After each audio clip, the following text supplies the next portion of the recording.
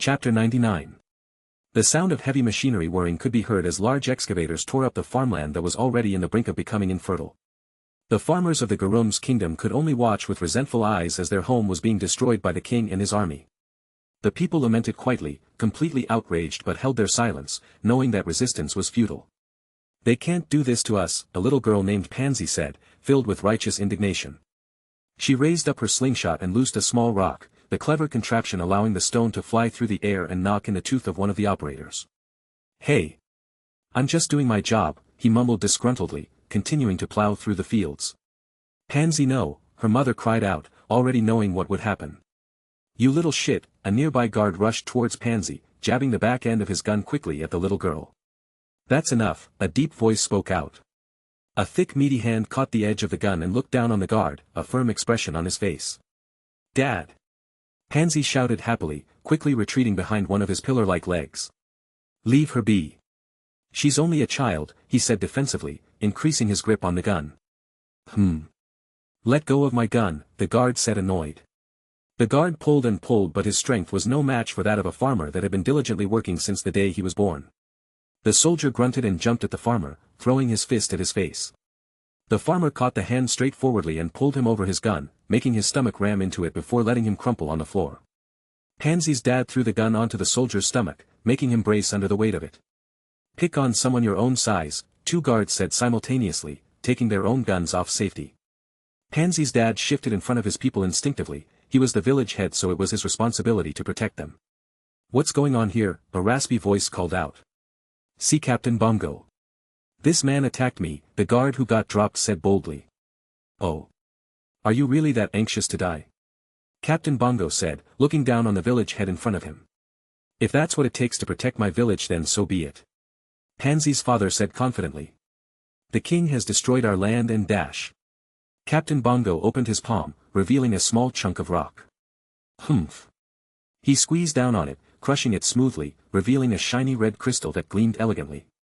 "The blood rubies are the only thing of value in your worthless land and the only problem the king is concerned with," Captain Bongo said simply.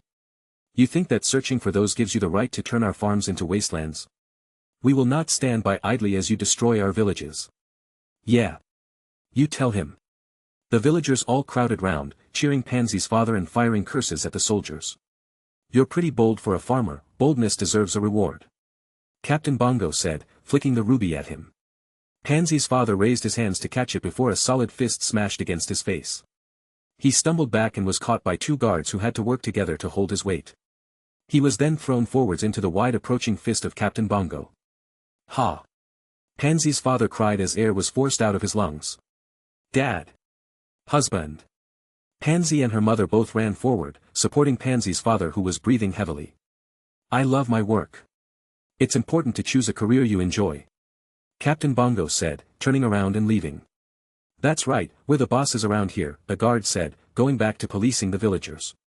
Captain Bongo then approached a car that was way too small for him, climbing into the back seat next to a thin woman with red hair that poked out of her helmet. "To the palace," the woman named Pasta said, commanding the driver in front. "This isn't the King Jerem's I know at all," one of the villagers said. "Those generals must have tricked him." Pansy looked at her father's face, which was bruising. "I'll show them," she thought, a determined look growing on her face. "You call this shit food?" King Jerem said annoyedly, throwing a plate onto the floor. "Everyone calls it food," his robotic assistant said snarkily. King Jerem's collapsed into his throne tiredly, his huge belly leaking out of his clothes. "I can't take it anymore. Ever since I ate that blood ruby on accident, no amount of food can satisfy my hunger." "I know, you've said that to me over 1,000 times, what did I say about eating everything you find?" the assistant said in a low voice. "How many of the Dragon Balls have we found?" "I need all 7 so I can wish away this horrible hunger," the king said, continuing to complain. Before the assistant could even respond, the palace doors were opened, revealing a tall stocky man and a shorter young woman. "Pasta. Bongo. You return with good news, I hope," the king said, forcing himself to sound excited. "Depends, what's in it for me?" Pasta said. "All the blood rubies we've mined." "Have you forgotten?" the king said irritatedly.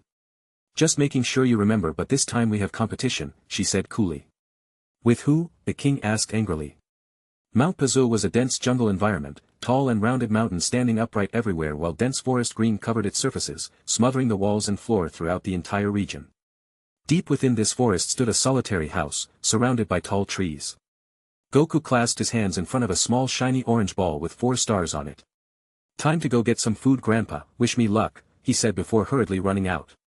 Son Goku was about 4'5", his small and childish appearance broken by the sleek and slender muscles that adorned his body. He had long spiky hair and big round eyes that made him look attentive. A small wispy tail swished from side to side behind him. Hop. Hop. Hop. Ha ha ha ha. Goku laughed childishly as he ran through the jungle, jumping from tree to tree like a monkey, then swinging off long vines that threw him high into the air. Goku soared before landing gracefully on 2 feet. "Look out, fishes, Goku's coming," he said triumphantly before making a leap towards a nearby lake, somersaulting 3 times in the air before diving cleanly into the water, performing breaststroke perfectly without ever being taught. Goku swam through the water slowly, casting his eyes over the various fishes in front of him, dissatisfied with their small bodies. "I'm super hungry, so I'm gonna catch a big one," he thought, setting himself a goal. A soft growling could be heard behind Goku, a growling so quiet that if you weren't listening carefully you'd miss it completely. Goku turned around and saw a huge fish with its jaws wide open, its thin yellow eyes peering out the corners sizing up its prey. "Hi-ya!" Goku said, flying out of the water. He grabbed the fish's tail and slammed it against a rock, causing its eyes to bulge out and its body to go limp. "I caught a big one," Goku said happily, lifting it onto his shoulders. HAREM. A long white motorcycle with a black, Capsule Corp logo sped up on the road, traveling hundreds of meters in just a second. The driver, a blue-haired teenage girl, looked up seeing a dark green aeroplane with a green Garum's Army logo fly through the air. "Doesn't look friendly," she thought to herself as she pulled out a device with a green screen from her pocket, a shiny orange ball with 2 stars coming into view for a few seconds. "According to my dragon radar, the Dragon Ball is just a few miles ahead. Nothing can stop me from making my wish," she thought assuredly, a sliver of drool falling from her mouth as she thought about the perfect boyfriend. "He has to be tall and have super big muscles. He should have a soft but deep voice and the dreamiest eyes possible," she thought, closing her eyes to envision him. Goku turned around. He could hear a faint whirring in the distance, but when he looked in that direction, he only saw a hill. "That's strange." Goku closed his eyes and focused on the sound, trying to make sure that he actually heard it. "It's definitely there. I can hear it getting closer," he thought assuredly. Goku opened his eyes, looked at the hill again, now seeing a long white motorcycle approaching him. "Ah," he thought surprised, but quickly regained his cool and readied himself in his battle position. "It's coming straight at me," he thought, narrowing his brows. "Ah!" Bulma screamed, flying over the hill. She struggled to control the motorcycle and shrieked when she saw the small child on the road. Before she could warn him, she suddenly felt weightless, realizing that the motorcycle was forcibly thrown into the air. "Ayawala!" She cried again, completely terrified, before landing and bringing her motorcycle to a screeching halt, performing a quick spin. "Who are you?" she said hastily, bringing out her gun and pointing it at Goku. Goku caught his fish which he had thrown above the motorcycle and looked back at Bulma, unfamiliar with the strange object in her hands. "Why do you look so weird?" he asked genuinely.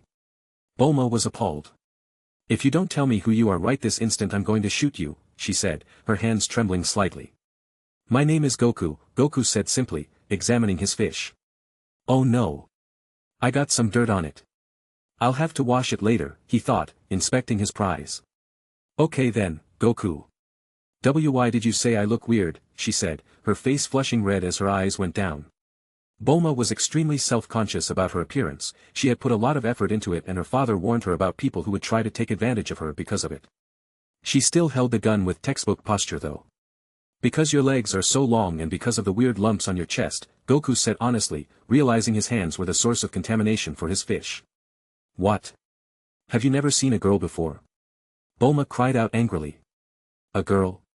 The only person I have ever seen was my grandpa, and that was before he turned into a ball," Goku replied, still contemplating how he would cut the dirty fish. "A ball? I bet the Dragon Ball I saw on my radar belongs to him." Bulma thought quickly. "Does the ball happen to look like this?" Bulma said, dropping her gun and taking her own Dragon Ball out. "Give me back, Grandpa!" Goku shouted, jumping at Bulma without any hesitation. Bulma threw the Dragon Ball at Goku and quickly veered left. Goku caught it and held it close to his chest, looking at Bulma angrily. "That confirms my suspicions. I can prove it's not yours, check the number of stars on it. Bulma said, slightly peeved at the child in martial arts clothes who jumped her. Huh. This one only has 2 stars. Mine should have 4. 'Cause it's not yours, she said loudly, taking it out of Goku's hands. DSH. King Jerem's helicopter landed. That's not good. What's not good? Goku asked confusedly. I have a feeling someone is after that Dragon Ball of yours, Bulma said sincerely. Goku's eyes widened. Grandpa, he shouted before taking off, dragging the fish that was at least 4 times his size with him. Storyteller, and so begins the journey of Son Goku. Will he be able to retrieve his Dragon Ball in time? And how was he able to lift a motorcycle with such ease? And just who are Bulma and the Garum's army? Find out in the next chapter of Dragon Ball Revised. Chapter 100. Why is he so fast? Bulma ran behind Goku frustratedly. She would turn 17 in a few months and had years and years of track and field training, being taught by the best coaches money could buy. She was arguably the fastest girl in West City, yet here she was being outpaced by a child that couldn't be older than 12. She ran her hardest and was eventually able to catch up to Goku, who was still lugging around the huge fish. If you care so much about your Dragon Ball, why are you carrying that fish around? She shouted between breaths. Because I'm hungry. Goku said, taking off right. Humph. Bulma said as she pushed herself to keep up with Goku. Goku and Bulma both approached Grandpa Gohan's house, quickly running up the stairs and reaching Goku's room. He opened the door hurriedly with anticipation written on his face.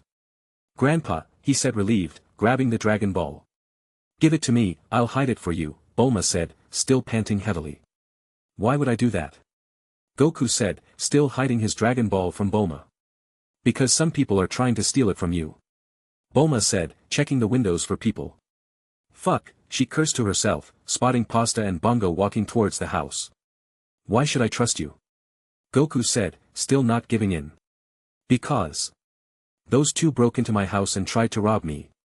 They waited for a time when my dad was at a meeting and my mom was out shopping and they just barged in.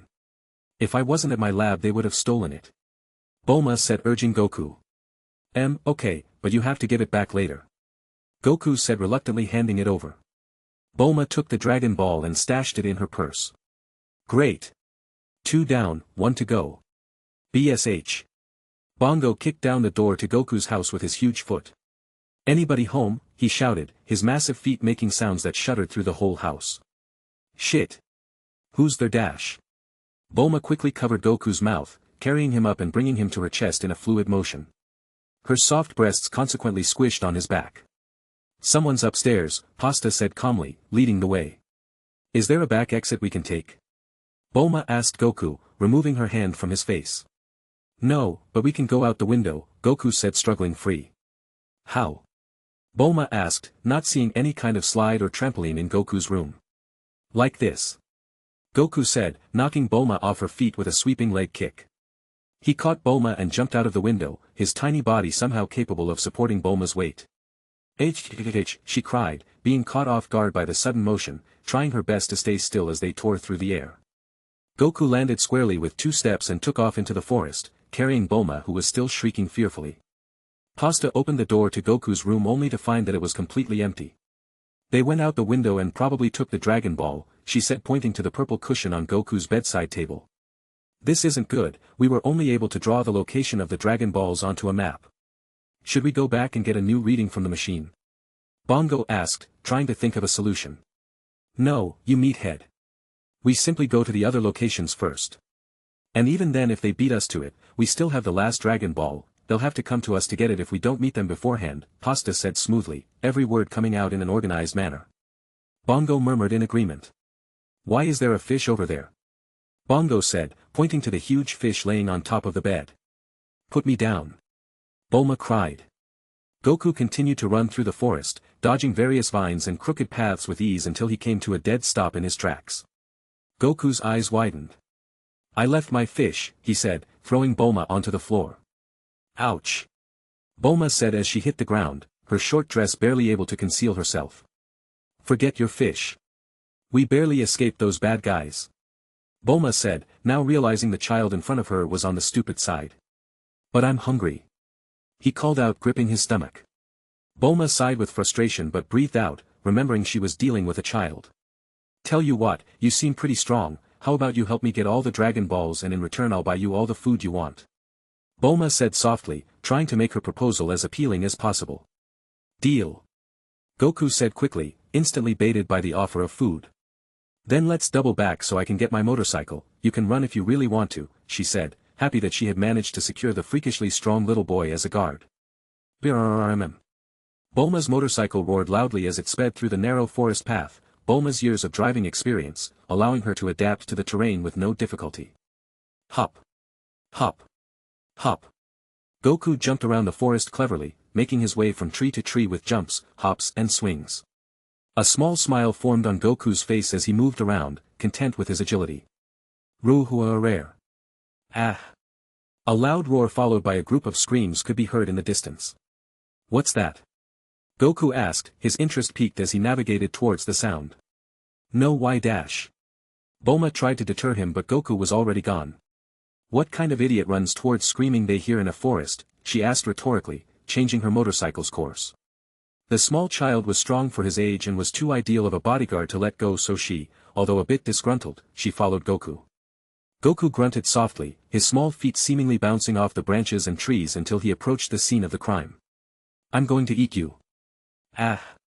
An 8-foot-tall red giant with stone horns growing out of its head, laughed maniacally as a horde of villagers with pitchforks and torches surrounded it. We're not going to let you keep scaring us. Our children can't sleep. Then do something about it.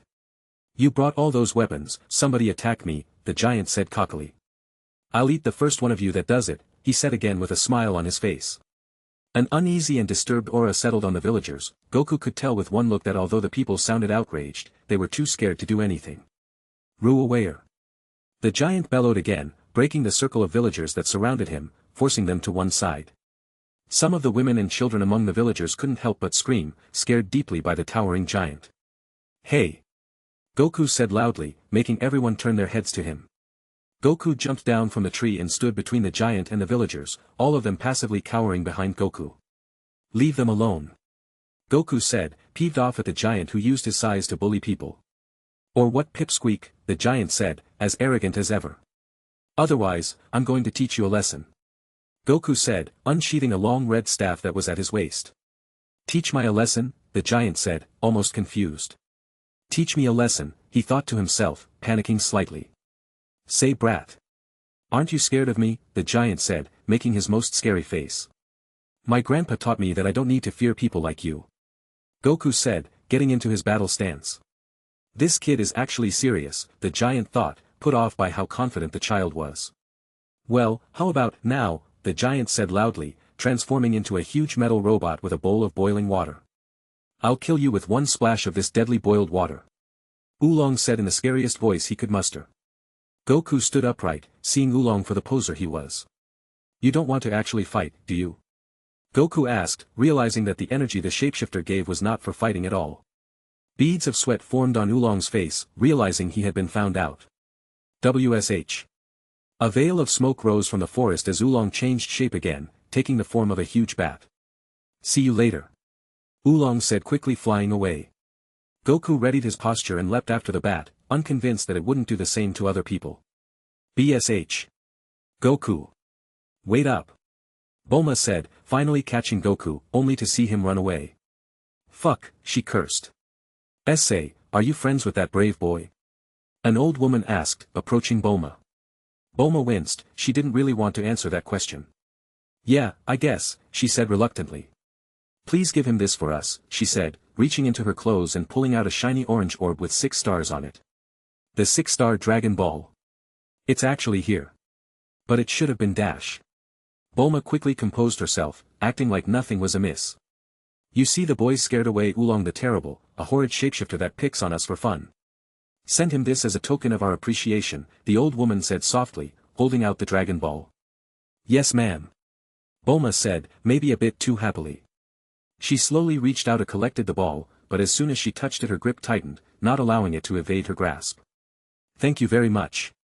Bulma said again, her eyes smiling. The old woman looked at Bulma before chuckling. You're welcome, she said gently. Bulma quickly stored the ball in her purse, so happy that she decided to follow Goku. She put her foot on the pedal and got ready to go. Wait, a small voice shouted out from the herd of villagers. Bulma looked back at the small girl that called for her. Can you take me to Master Roshi? Pansy said, pleading with her eyes. Oolong flapped his wing exhaustedly. Goku chased him for something around 10 miles and yet he still diligently ran after him, Oolong able to hear the sticks and leaves crunch under his feet. I can't take this anymore.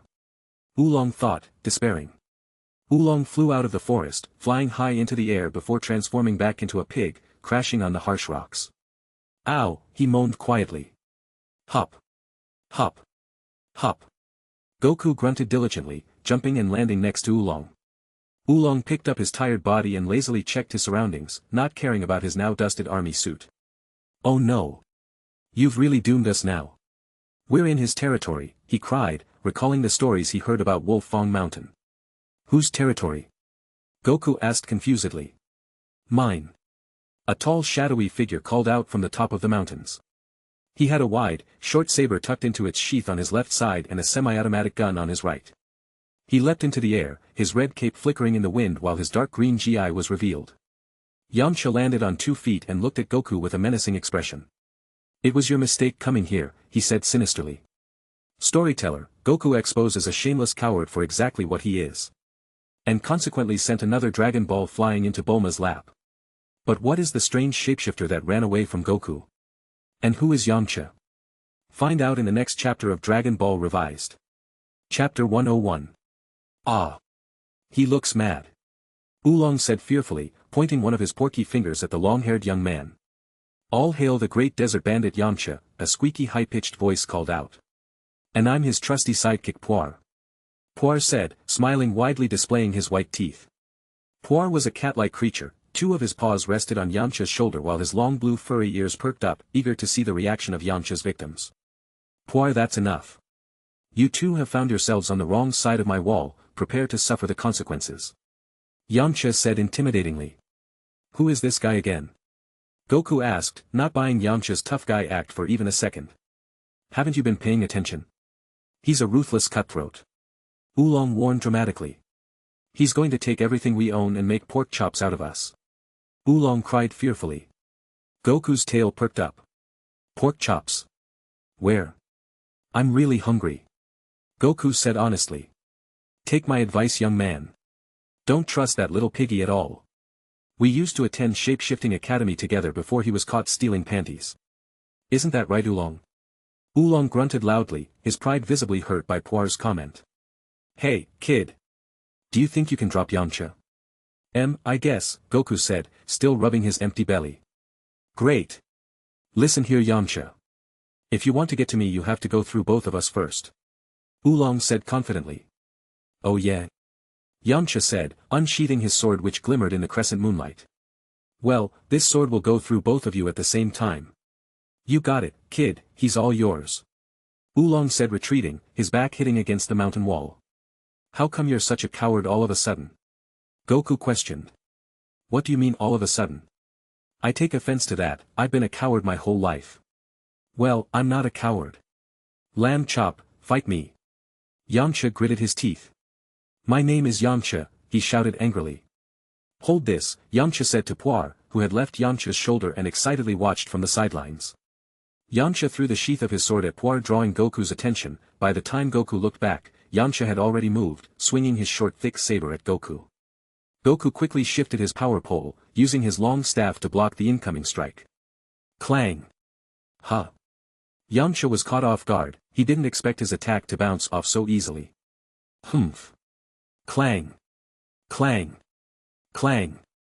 Yamcha swung his sword persistently, trying to catch Goku at odd angles but nothing worked. Goku managed to block each strike by shifting his body slightly while Yamcha made wide and wasted movements. TCH. Yamcha swung low, now aiming for Goku's feet but Goku jumped at the last second, leaping backwards and quickly scaling up the mountain. You can't get away from me. Yamcha said, running up the mountain tailing Goku.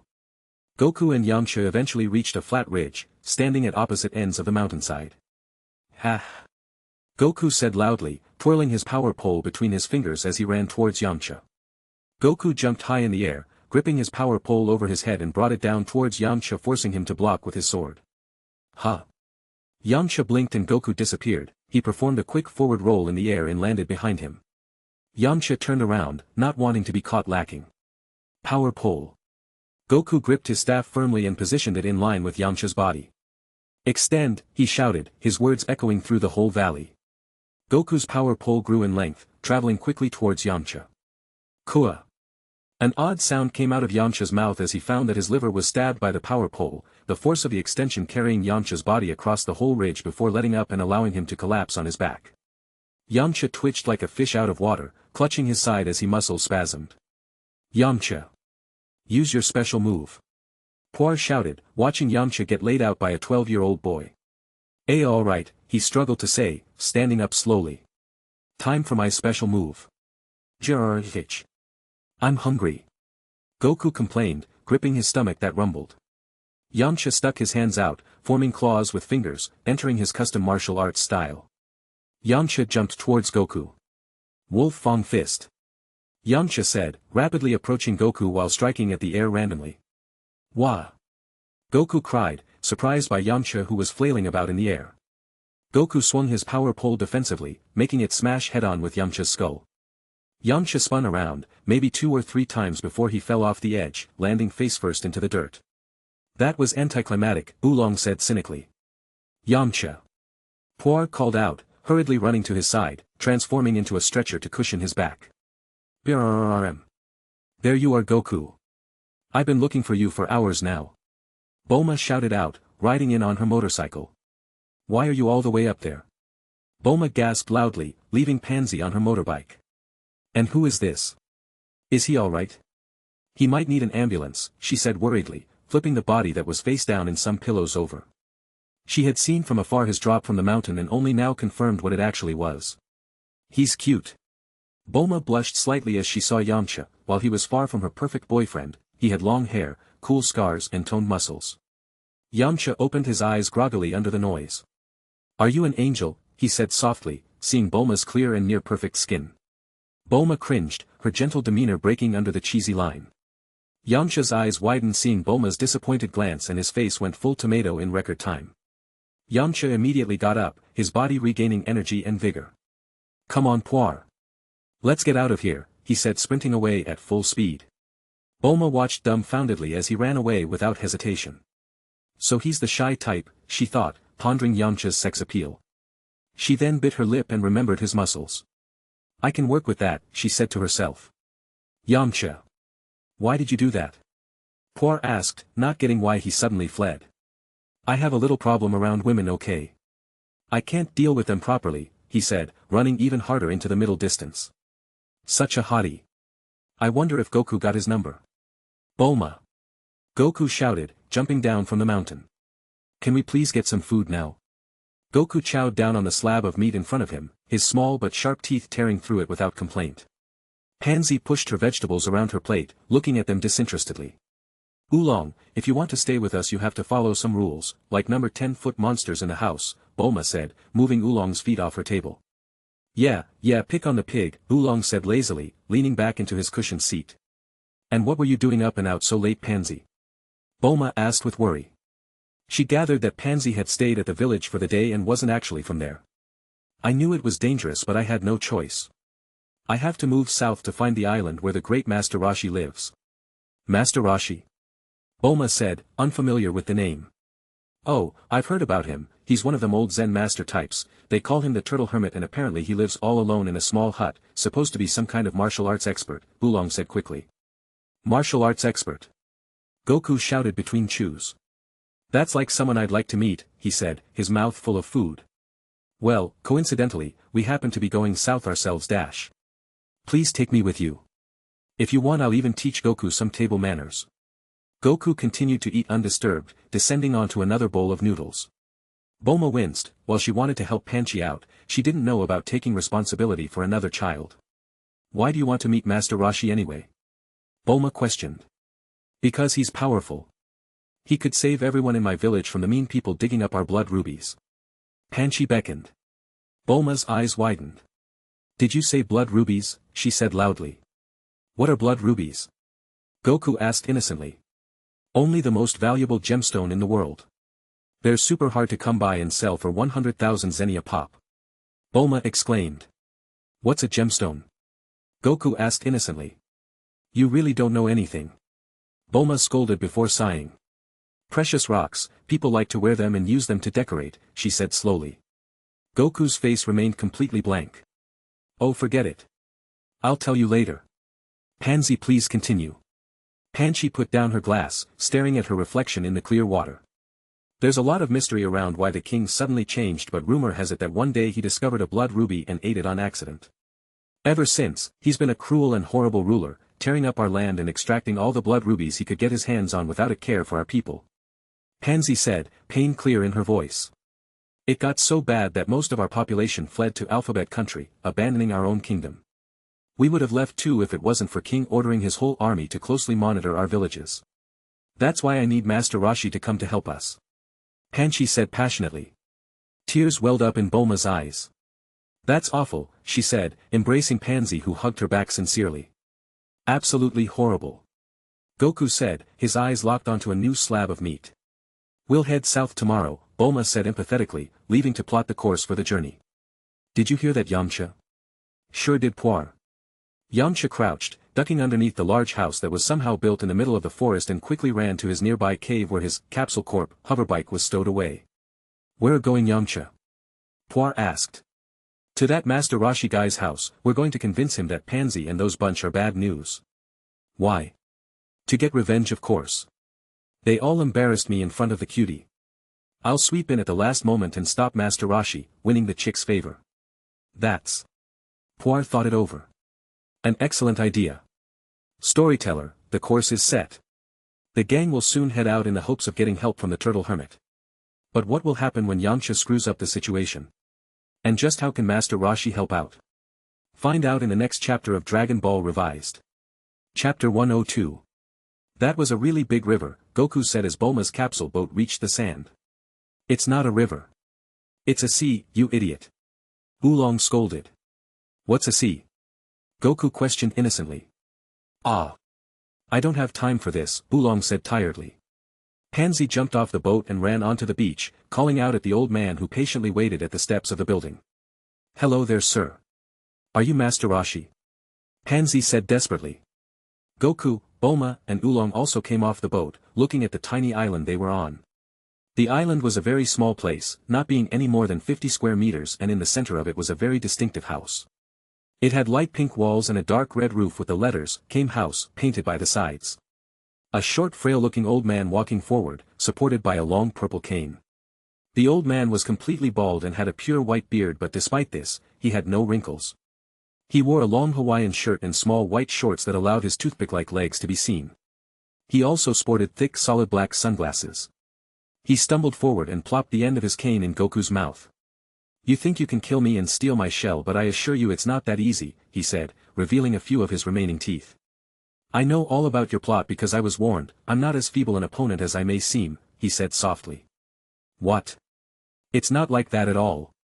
We need you to help liberate my people from the evil King Jerems. I swear. Honest. Pansy shouted passionately. Master Roshi looked confused for a second before turning back to look at his house. Did you hear that? He said, seemingly to nobody. I think he has a few screws loose, Oolong said, whispering to Bulma. Bulma's face fell. This kind of person didn't seem to have the aura of a martial arts master at all. Yamcha gritted his teeth, unsure of what to do. He realized he hadn't thought this through at all. Don't believe them. They'd say anything to get your shell. Especially that one, he said, pointing at Goku. Hey. You're that guy from earlier, Lamb Chop, right? My name isn't Lamb Chop. Yamcha shouted. That's the hottie from earlier.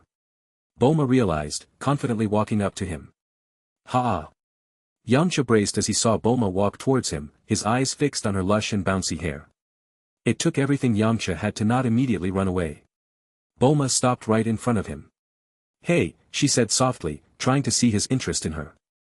Yamcha's face quickly tomatoed, Bulma's voice pushing all of his buttons without mercy. Without restraint he fled back towards Came House, hiding behind it trying to regain his breath. Bulma chuckled to herself. Either he's really shy or I'm just that hot, she thought, feeling herself a little bit. Master Rohi watched the whole exchange slightly befuddled. Well, there is only one way to confirm who is telling the truth, he said dramatically. Master Roshi raised his staff into the air, pointing heroically. Come to me. Flying Nimbus, he shouted.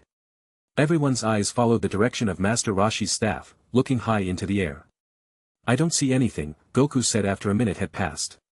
Yep, it was my mistake, this old geezer definitely has some screws loose, Oolong said shaking his head. It must be over here. Master Roshi said, performing a 180-degree turn. Flying Nimbus, he shouted again. WSH. A small yellow cloud flew down, appearing out of nowhere. Is that really a cloud? Bulma questioned, spellbound by the yellow floating thing before her eyes. Sharp as a sword girly. Yep, flying through the air is no problem with this baby. Roshi said smoothly. He actually has a magic item. Oolong exclaimed mentally, knowing how rare and hard to come by they were. This guy couldn't actually be the real deal, right? He questioned. That's so cool. Goku said, imagining soaring through the air. So anyone can fly on that thing? Bulma asked, not quite believing the strange old man yet. Not just anyone. It can only support someone truthful and pure of heart, it can't stand people who are dishonest and wicked in thought, he said descriptively. Here allow me to demonstrate, he said, jumping far higher into the sky than anyone could have guessed with his stick-like legs. Master Roshi fast fell, his body seemingly hated by gravity, causing him to plummet downward quickly. Who? PSH. Master Roshi's body fell through the cloud and landed chest first on the soft ground, his body crushing it while he grunted softly. Master Roshi quickly popped out of the hole but landed on his back, the shell he had making him spin around uncontrollably. Pfft.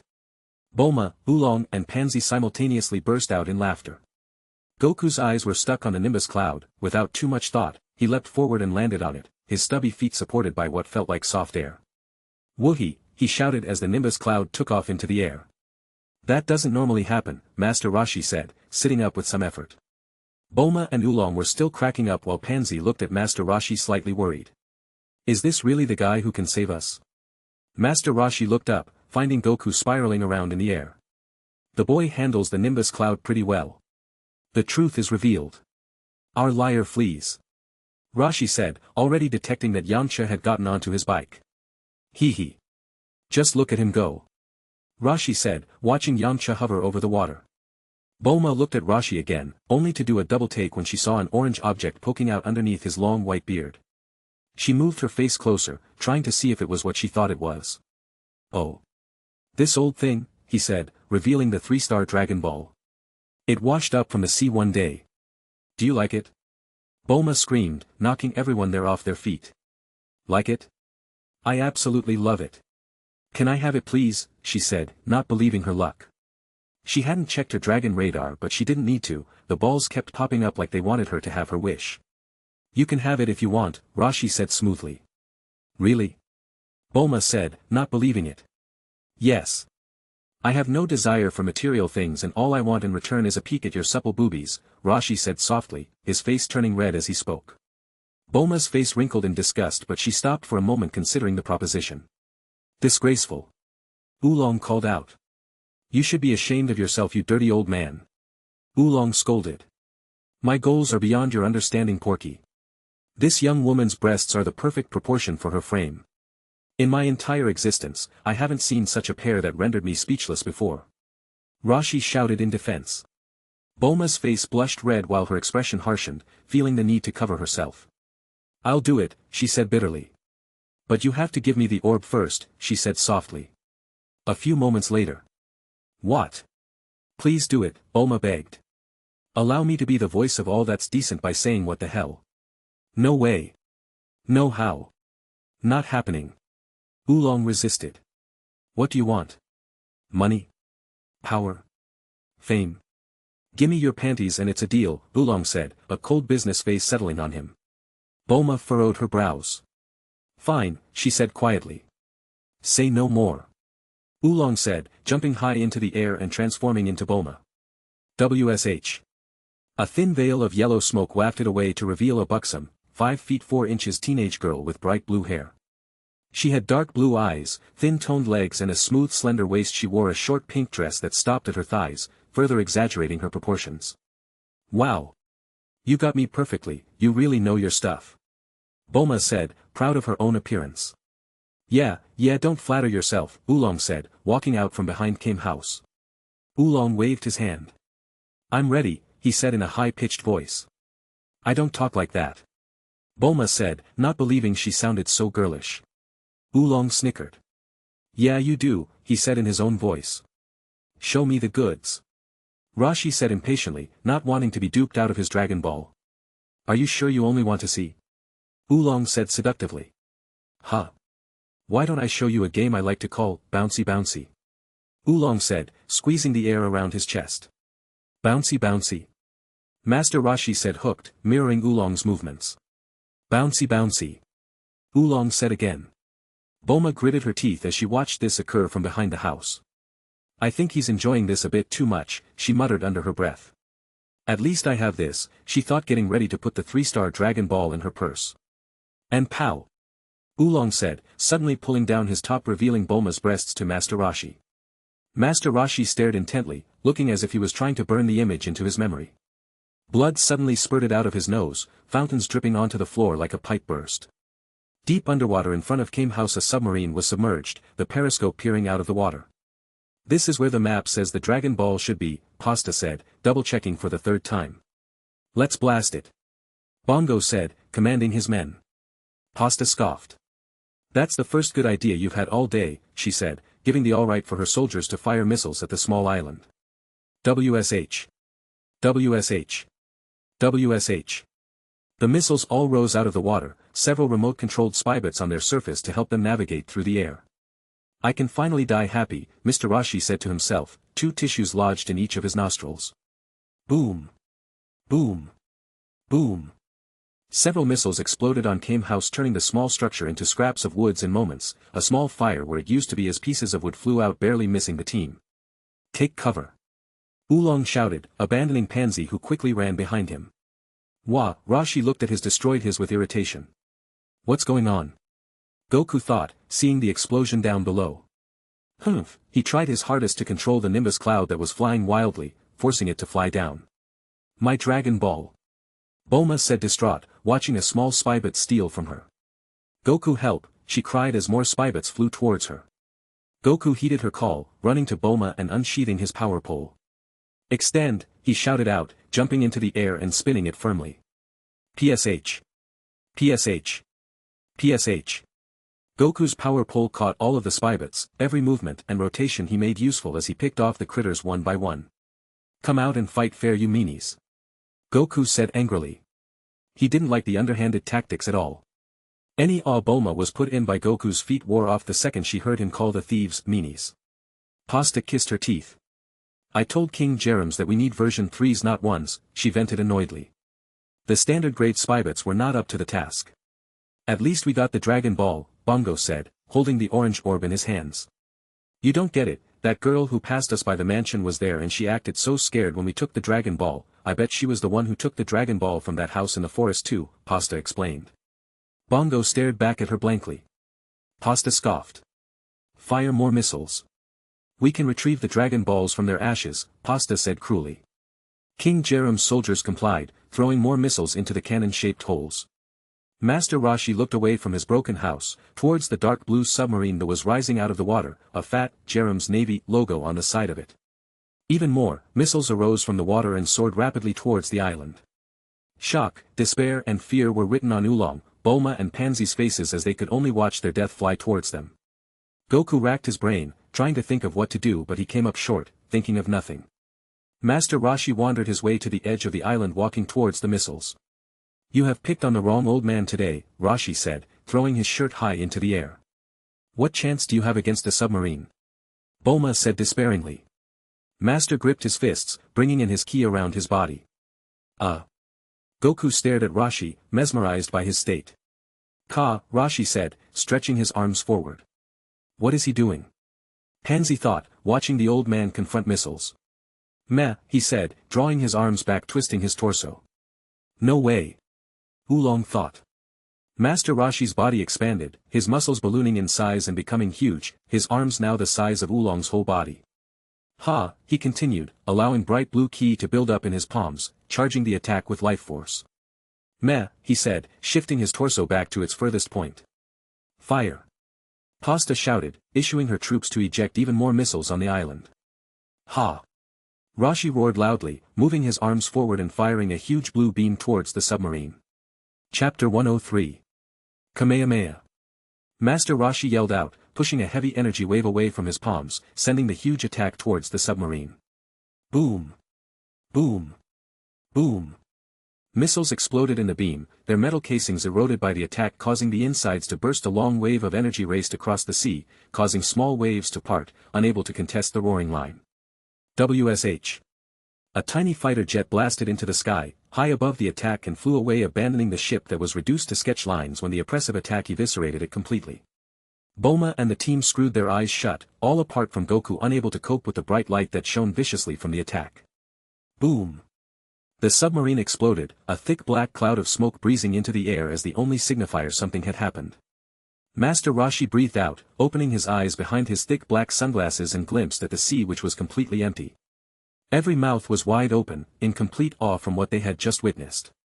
Master Rashi breathed out again, his muscles shrinking and his body reverting back to its former frail form. That was awesome, Master Rashi. Can you teach me how to do that? Goku said eagerly, jumping forward. I'm sorry, young man, but the Kamehameha is an extremely difficult technique that takes 50 years to even learn. Let alone master. Rashi said truthfully. 50 years. That's like.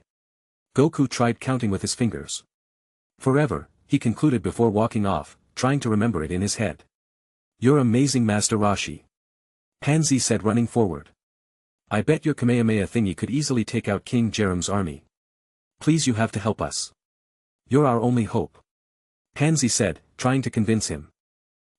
Master Rashi said, sounding as if he was considering, although he was really looking for a way out. Kamehameha, a voice sounded out. A thin wispy beam of ki rushed out of Goku's palm, the blue energy smashing against nearby rock. Master Rashi shouted, not believing his eyes. I did it. I did it. Goku said, jumping off the Nimbus cloud and cheering. 50 years, give or take. Master Rashi said again, pretending as if he did not see what he just saw. Are you sure the next Dragon Ball is over here? This place is deserted. Goku said, looking at the broken purple houses around him. Positive. The dragon radar doesn't make mistakes like that, Bulma assured. I don't know, I have a bad feeling about this area, Oolong said cautiously. You have a bad feeling when there is a bug on the floor. Bulma said, calling out Oolong's cowardice. BRRM.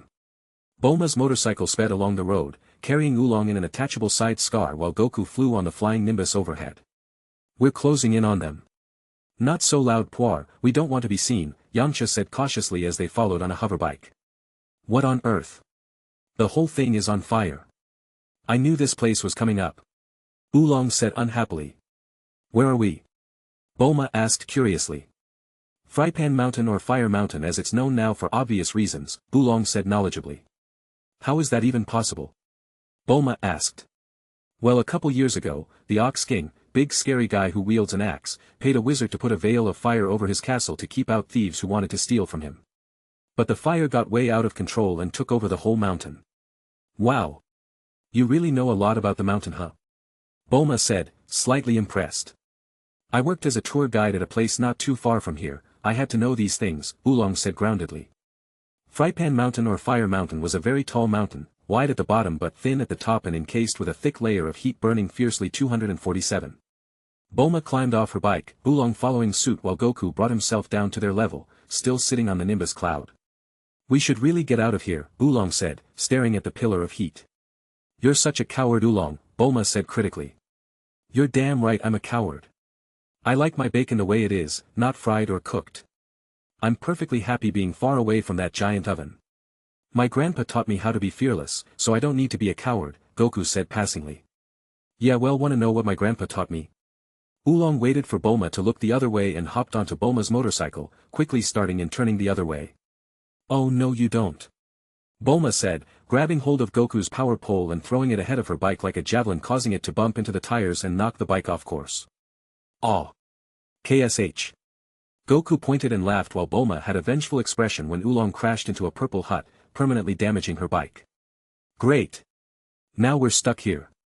Oolong said despairingly, forcing down the safety cushion that blew up in his face. Why are we here, Yamcha? Puar questioned. Although they followed Goku, they had yet to make a move and were watching the team from afar. Well, don't you want to see Goku get his chest caved in by the Ox King? Yamcha said simply. But he's just a kid. That little brat isn't normal and he's a jerk among all things. We're gonna wait for them to get the Dragon Ball then take it for ourselves. Yamcha said confidently. But Yamcha, they're gone. Puar said, pointing to the empty place where the dragon team were before. Yamcha panicked. He had lost them. No no no no, he cried as he started his bike trying to locate them. Yamcha drove around Frypan village, going in the complete opposite direction the dragon team had went. Who's that? Puar asked. A small child dressed in revealing body armor ran towards Yamcha. The most notable thing about her was that there was a huge axe blade sticking out from her helmet. As the small girl approached them, a big dinosaur chased her, the small girl only outpacing it by a little bit. Yamcha's jaw dropped as he saw the prehistoric creature dash forward. Yamcha. That girl is in danger. You have to do something. Puar beckoned. No, I don't. Yamcha said, almost turning around and fleeing. It was at this moment the unexpected happened. For some reason, the little girl turned around, doing a complete 180-degree turn, facing the dinosaur. Please don't eat me, she said hopefully. Now somehow, the little girl turned herself with such force that the axe blade flew off of her helmet, clipping and cleaving the neck of the dinosaur and attaching itself back in one clean motion. Now I've seen everything, Yamcha said, believing the girl was too lucky. The laws of physics were definitely lenient on the small girl. EEWWWWW, the girl cried seeing the bleeding dinosaur head on the floor and rushed forward in Yamcha's direction at an even faster speed. Yamcha was apprehensive, not wanting to meet the same end as the dinosaur. Don't be scared little girl, we're your friends. Puar said, being friendly. My dad told me not to talk to strangers, the girl cried as a long green laser beam flashed on Yamcha's chest before firing in his direction. Eek! Yamcha shouted, barely jumping up and dodging it. Wolfang fist, he said hurriedly striking the scared little girl in multiple places, causing her to collapse on the floor. I panicked. Yamcha shouted. This looks really bad, Puar said, aware of the crime that was committed.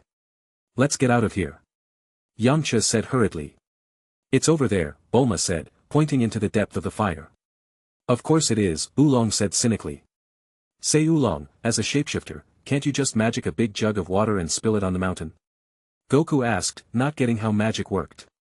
Listen here you little idiot, neither I nor any wizard I know has the magic power to pull off that kind of stunt and if it was that easy I would have done it by now. Oolong said irritated. It's not that bad, Bulma said softly. You're only saying that because you're relying on Goku. Oolong said accusingly. Who me? I would never do such a thing.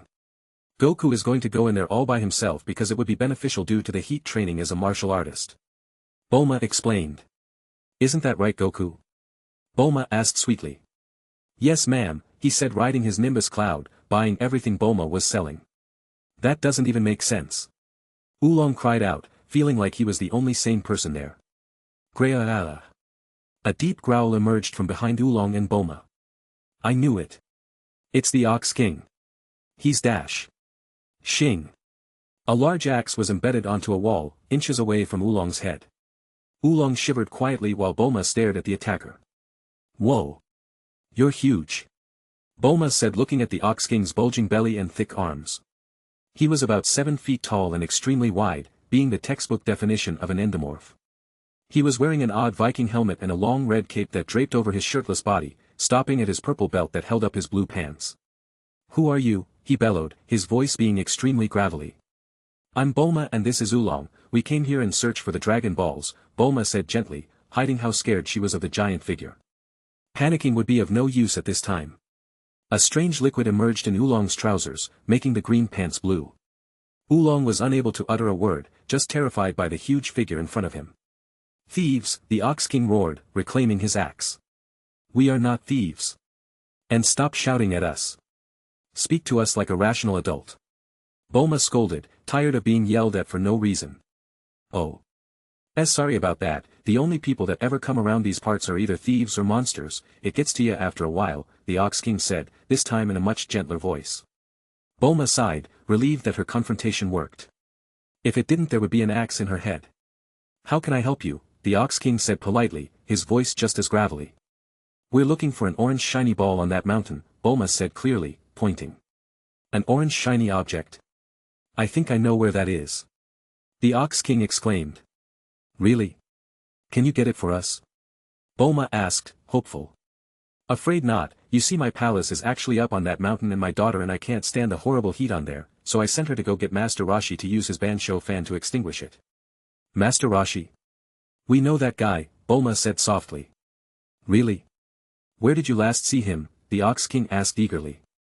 "Just off the coast, not too far from here. He lives on his own island in the middle of the sea." "Excellent," the Ox King said happily.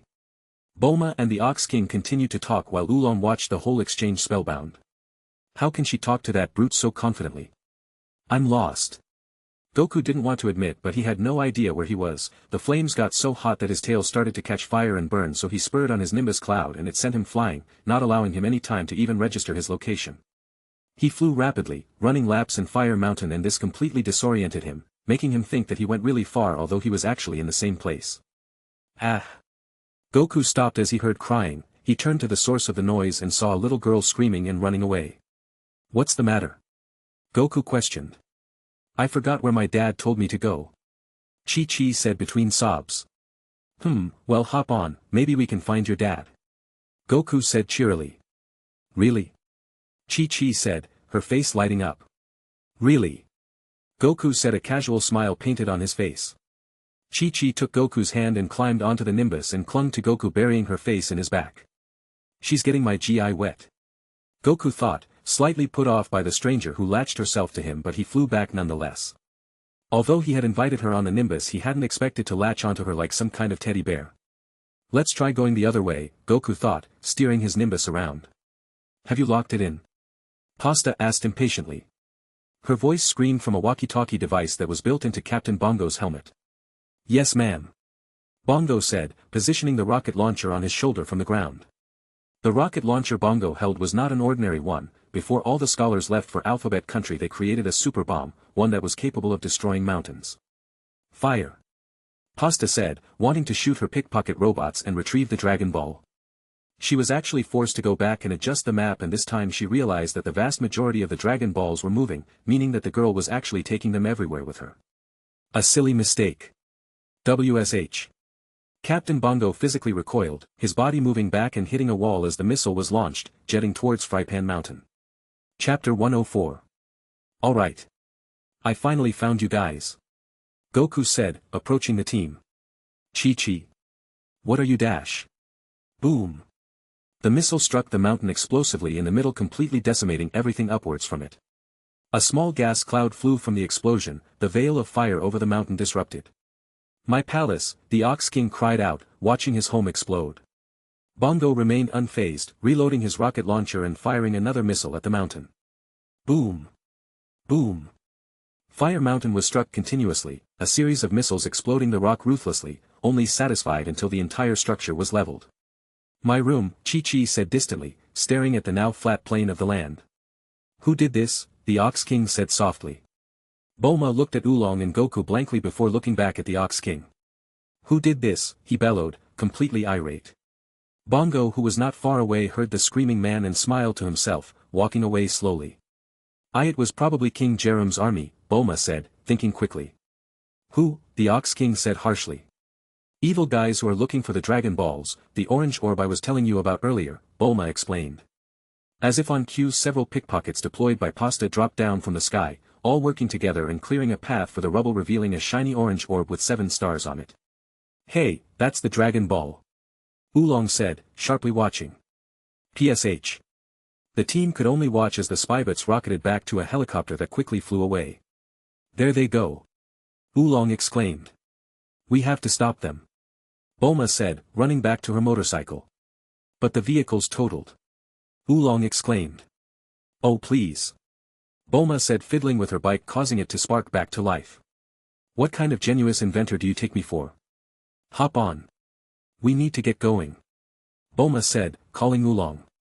"Take me with you," the Ox King said in a deep voice.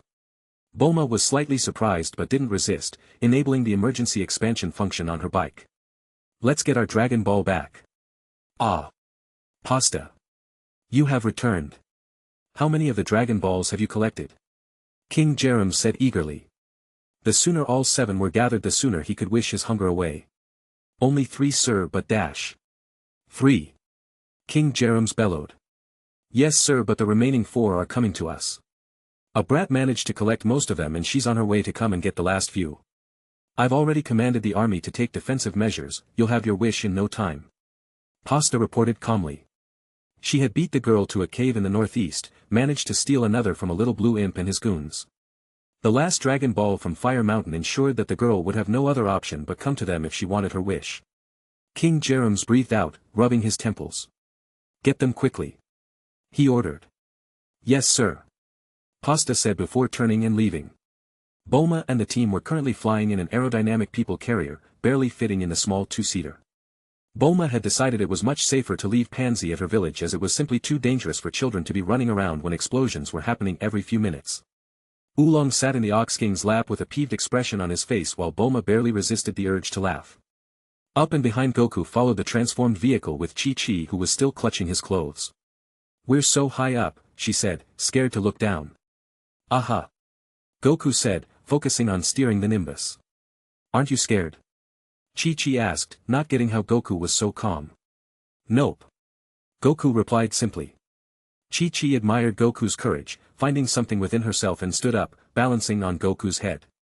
The palace, she called out, looking ahead. King Jerem's palace was much higher than the ground level around it, the surrounding atmosphere all mined away in search of blood rubies under the closed eye of the king. Streams of grey smoke wafted to the sky as machines worked the land, even more, searching and searching for blood rubies. Pasta looked at the reading on the machine and called out. Destroy that aircraft immediately. We can take the remaining Dragon Balls from the wreckage, she called. Ah. Some scary things are coming. Chi-Chi said, her keen eyes spotting many fighter jets on the skyline. Maybe they just want to say hi, Goku said, sitting calmly underneath. Pew. Pew. Pew. Clink. Clink. Clink. A torrent of bullets raced towards the dragon team while streams of bullet shells pooled on the ground like water. That's not good. Oolong said fearfully. Oh please. Do you have any faith in me at all? Bulma said, pressing buttons. Nope. Oolong said honestly. HHWRM. A thin blue force field materialized around the ship, causing the bullets to harmlessly bounce off.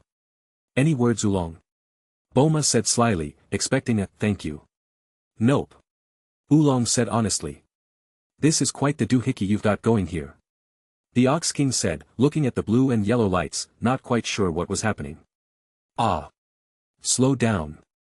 Stop turning. Chi-Chi screamed, unable to handle the rapid and sudden movements on the Nimbus cloud, her heart beating quickly. I can't. Goku protested, knowing that Chi-Chi could get hurt if he wasn't careful. He flew the Nimbus forward, using his keen eyesight and slender body to weave the bullets flying towards him, Chi-Chi forcefully copying his movements by grabbing onto his clothes. This is actually pretty good training. Goku thought, working up a sweat. They reached the castle, suddenly having to turn and weave to avoid it. WSH. Huh. What's that sound? Goku and Chi-Chi thought at the same time as they heard whirring in the distance. They peered around the corner to see a huge Captain Bongo spinning around a long metal pole with 2 huge chunks at the ends. Oh. Some kids. Bongo said aloud. He didn't even hesitate. Bongo flew forward, controlling his hoverboard and brought down an overhead smash on Goku who barely blocked it with his power pole, feeling the strain in his arms. This guy is so strong. I can't beat him like this. Goku knew his best bet was to regroup and fight him on land, not in air where Bongo could hit high all the time. Although he would love to fight, especially with someone else behind him, he couldn't take any risks. The Nimbus cloud responded to Goku, helping him evade the ruthless captain who flew behind trying to strike Goku and Chi-Chi. Oh. Bulma sighed, looking at her screen worriedly. Oh. Why oh? Oolong shouted, fearfully. So you're not going to believe this, but it turns out I forgot to fill up the gas so. Almost prophetically, the force field dropped.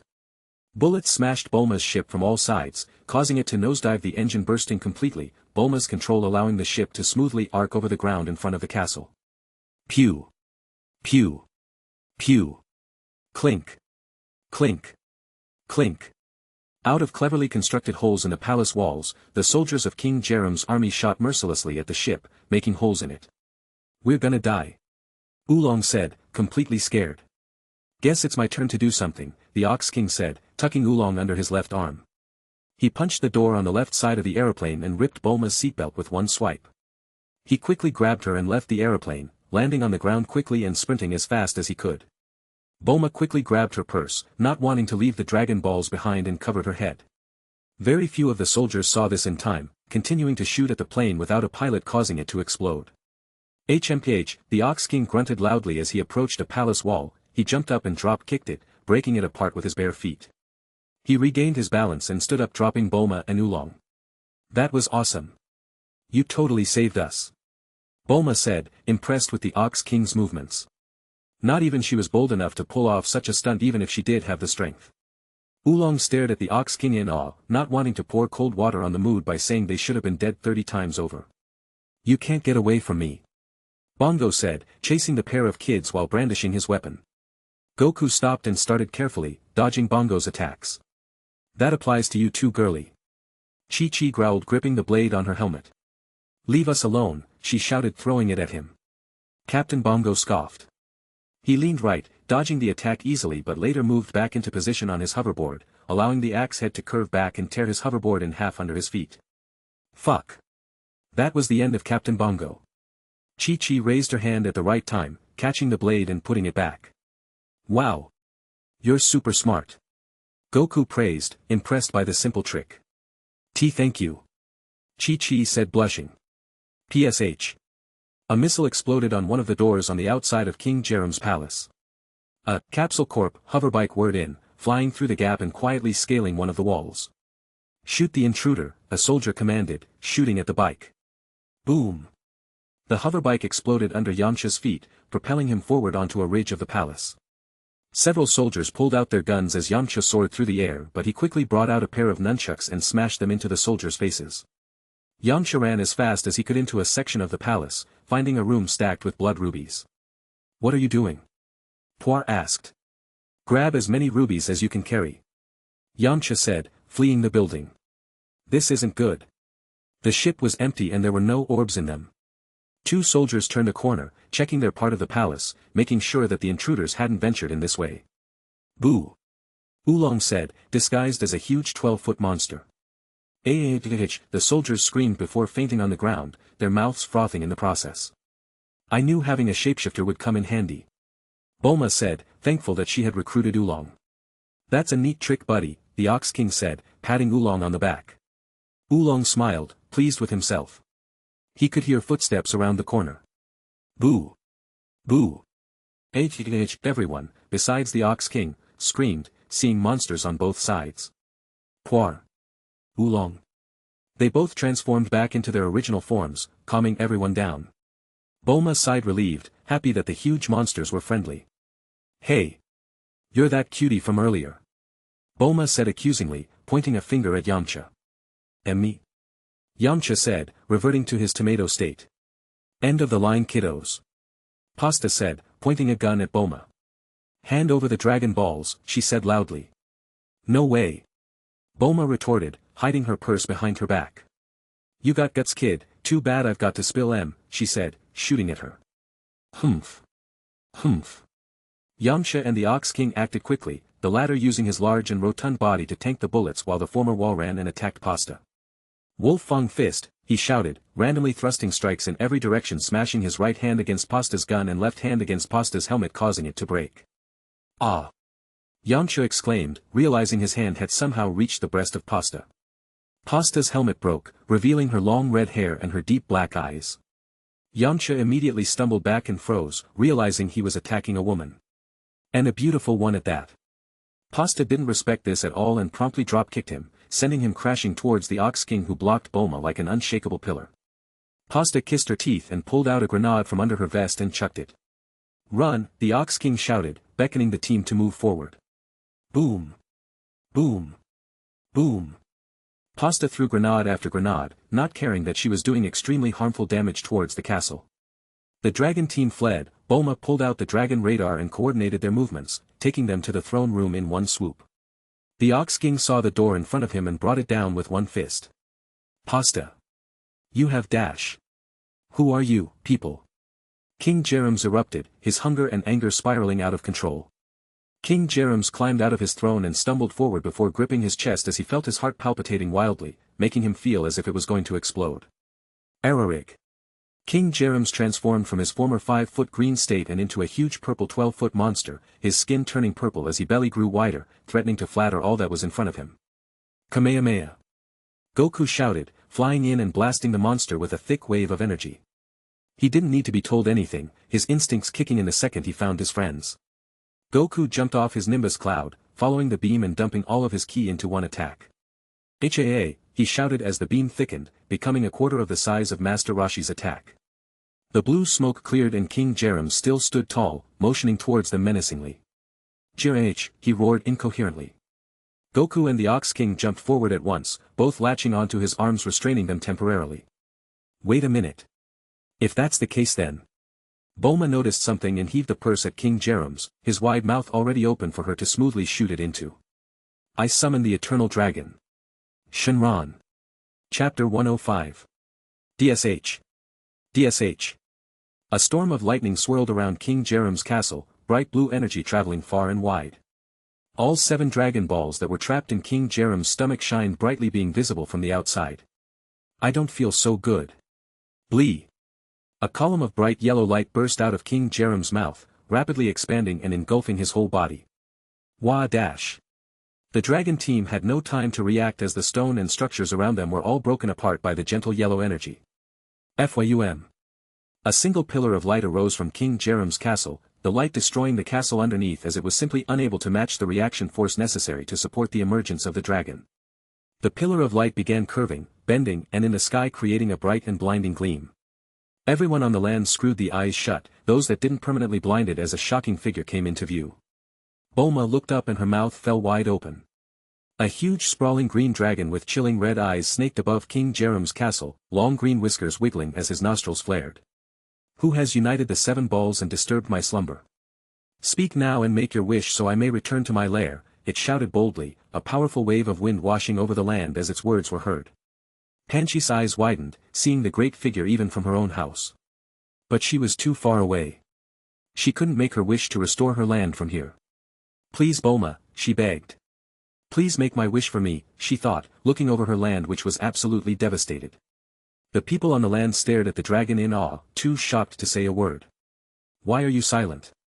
Don't waste my time. Speak, the Shenron roared angrily. Ah. Ah.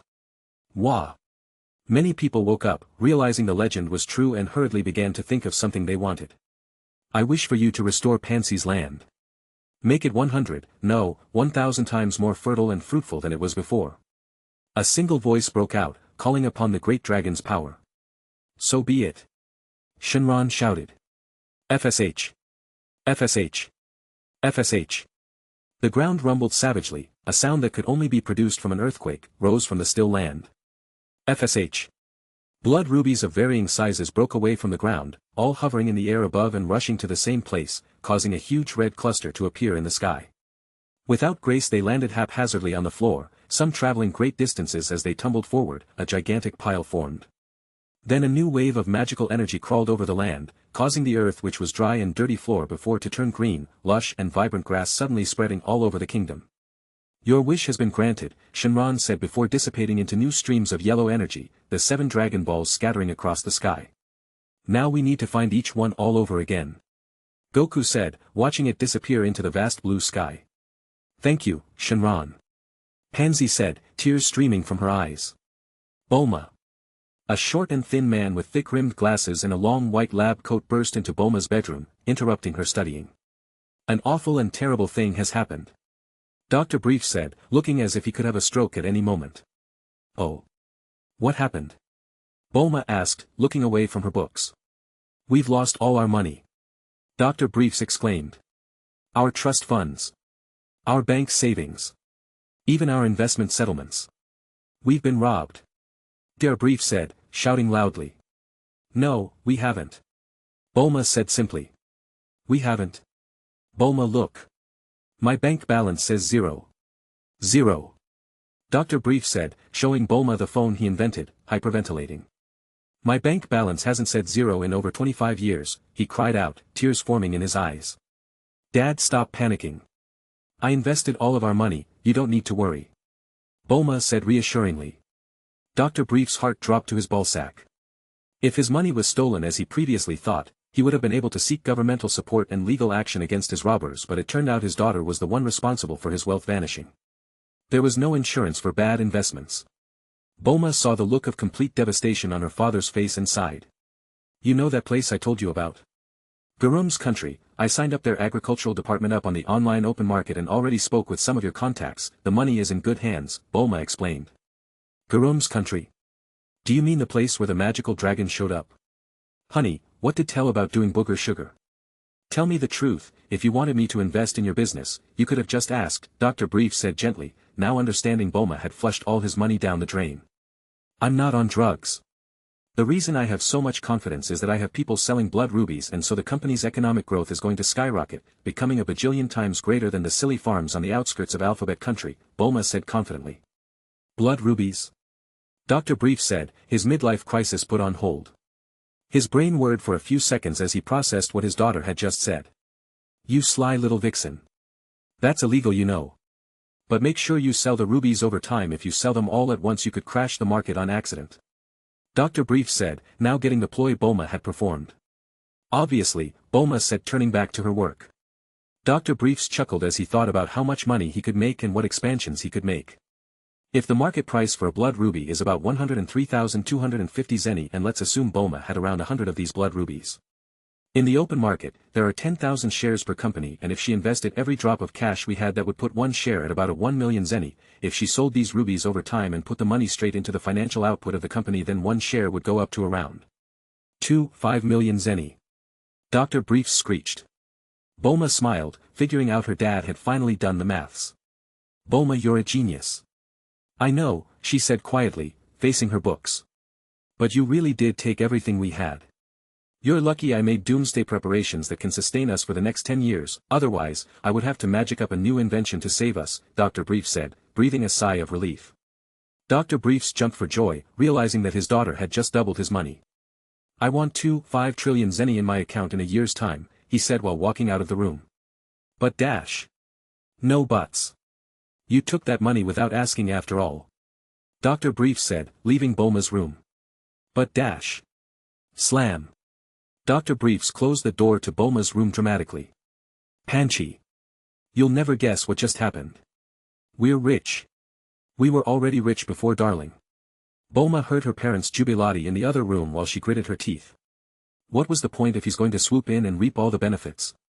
She angrily picked up her phone and dialed a number. Hello. Yamcha said, his voice going up an octave. Pick me up in an hour, we're going to see a movie, Bulma said angrily. Oh okay. Yamcha said, his face going tomato. Chapter 106. Queen Vegeta stared out of Broly's window confusedly. It's supposed to be here, right? She said, looking left and right for her home planet. Yeah, I must have made a mistake with the calculations, even accounting for the movement around the star, it should still be here, Broly said, going back to the supercomputer in his room. Broly? A word, Mr. Yellow said awkwardly, deeply disturbed by the conclusion he had drawn. Broly saw the arrangement of metal on Mr. Yellow's holographic face, knowing what emotion he was feeling. Dread. What did you figure out? Broly asked, preparing himself for any bad news. Well, I did some calculations and it seems that the nearby planets and asteroids that we flew past on our way here were all affected by a significant impact that occurred in this place, Mr. Yellow said gently. Broly's eyes widened. You don't think? It's more than likely, Mr. Yellow said, recapping the data in his head. Broly gritted his teeth and furrowed his eyebrows, his anger getting larger as his hands gripped tightly. The atmosphere around him turned heavy as a thin line of ki hummed around his body, his hair turning yellow and his eyes blue. Frisia, he whispered harshly, his ki fluctuating in his body as he spoke. Chill, brother. Now is not the time to lose your cool, especially when there is a bomb in the other room, Mr. Yellow said worriedly. Broly sighed and calmed down, letting his hair return to normal. He had never met anyone on his home planet and now he would never get the opportunity to, permanently robbed of that privilege by Frisia, whose name had suddenly jumped up the list of important things that needed taking care of. Although Broly had no attachment to the planet, it still left an extremely bitter taste in his mouth, and he felt that this was something he could not tolerate. I'll kill him, he thought decisively, unable to even think of why he should spare that tyrant. Broly loosened his fists and sighed out. How do you think she'll take it? Mr. Yellow scoffed. She's going to freaking explode. Mr. Yellow said, diving backwards. That's not funny, Broly said, a small smile on his face. Think about it, she grew up on that place and is beyond attached to it. She only left out of fear for her life and probably planned to regroup and attack Frisia later, spending the last decade deeply wishing that she could go back, Mr. Yellow said, thinking critically. Broly frowned as he realized the truth in Mr. Yellow's words. Queen Vegeta would surely snap if she found out. I don't want to tell her, Broly said, voicing his opinion. You have to, Mr. Yellow said softly. Broly frowned even harder. Why? Because especially after everything she's been through, she deserves to know, and it's not like it's your fault. It's either short-term conflict and long-term peace or short-term peace and long-term conflict, Mr. Yellow said wisely. Broly's face melted as he realized his only option. That's smart, he said, turning around to leave. You programmed me, Mr. Yellow said, plugging himself into his own computer. Broly chuckled wryly and left his bedroom, going to the navigation room to break the news. Queen Vegeta. Broly said, calling her attention. Did you figure it out the problem? She asked eagerly. Broly sighed and softened his gaze, looking into her agitated eyes. There's no easy way to say this, but... Queen Vegeta looked at Broly with panic written on her face. Please don't dash. Planet Vegeta was destroyed. Queen Vegeta's eyes widened as he body buckled, literally weighed down under the distressing news. Her teeth gnashed against each other and her fists tightened, a thin wave of pure white ki rose for her body and then expanded, sending a wind wave to the ends of the ship. It can't be. She wanted to argue and prove that Broly was lying, but his face was honest as always. He had a look of concealed anger as well. Her visage broke and her teeth cracked, a furious and bitter woman emerging from her aloof figure. Broly looked sympathetically at Queen Vegeta, understanding that this was a horrible thing to hear. Queen Vegeta's eyes were stuck on the floor, the imagery of her fellow Saiyans' moments before the deaths in their space pods, flowing through her head. She then remembered the defeated look on her husband's face as she left the planet reluctantly and how she wished every day for the last decade that she could go back. Frieza!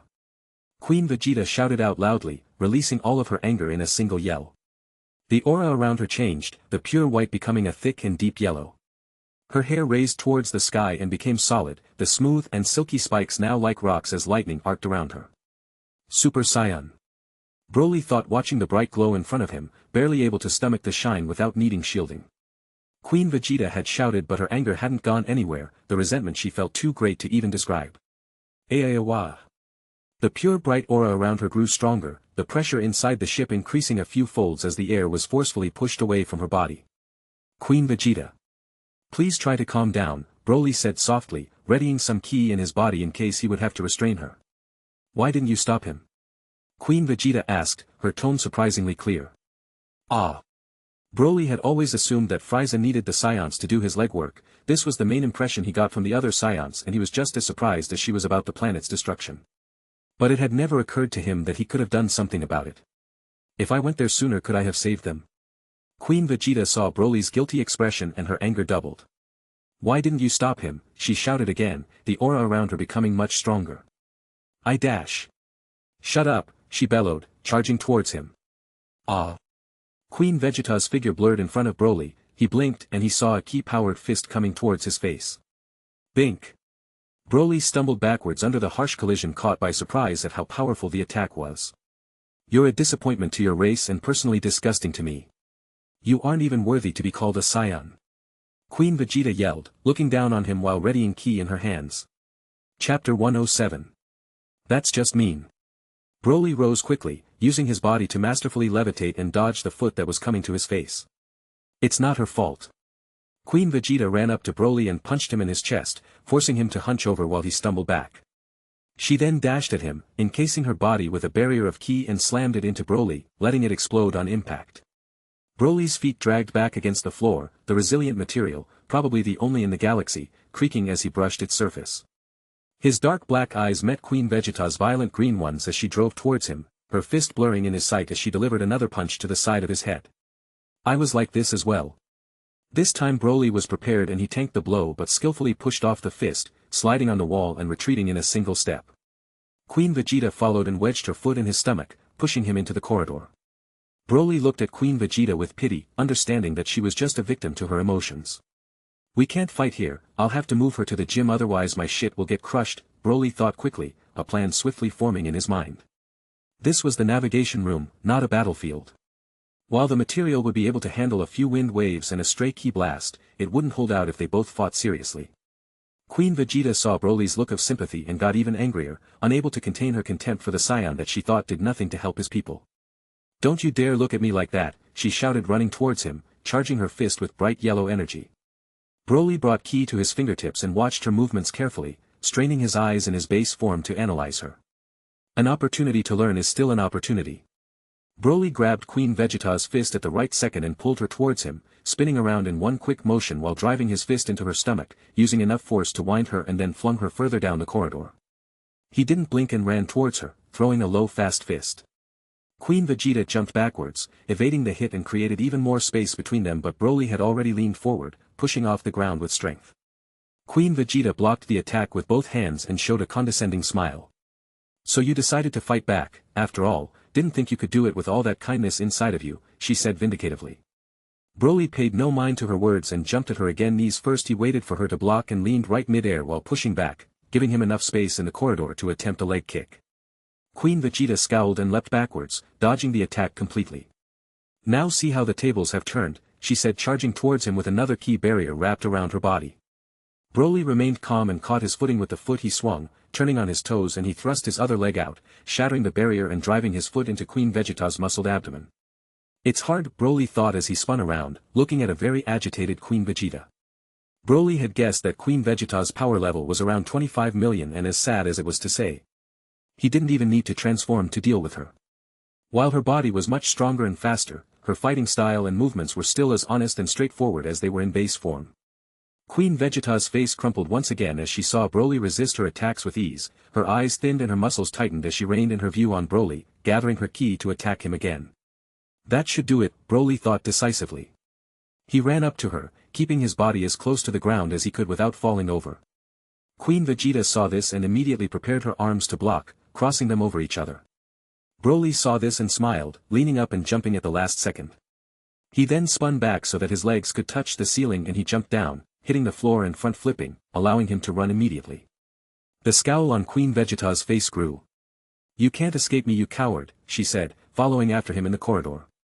Broly jumped again so that his legs would meet the ceiling and bounced off the walls, twisting his body at the right time so that he could fly through the air, entering the gym smoothly.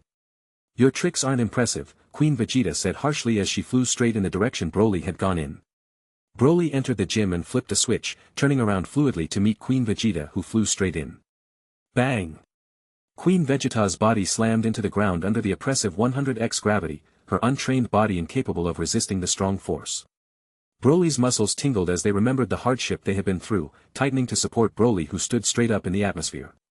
Queen Vegeta's teeth shattered as she refused to be put down, her anger boiling and her mind begging her body to overcome the strain. PSH. A much brighter yellow light poured from Queen Vegeta's body as her muscles' mass increased, the slender sections now becoming much beefier. Every nerve in her body concentrated, supplying her muscles with ki, and her hair became a much fainter shade of yellow. Humph, she said, flying in the air in her powered-up state. I didn't know Super Saiyan could become this. Broly said, shocked at her new appearance.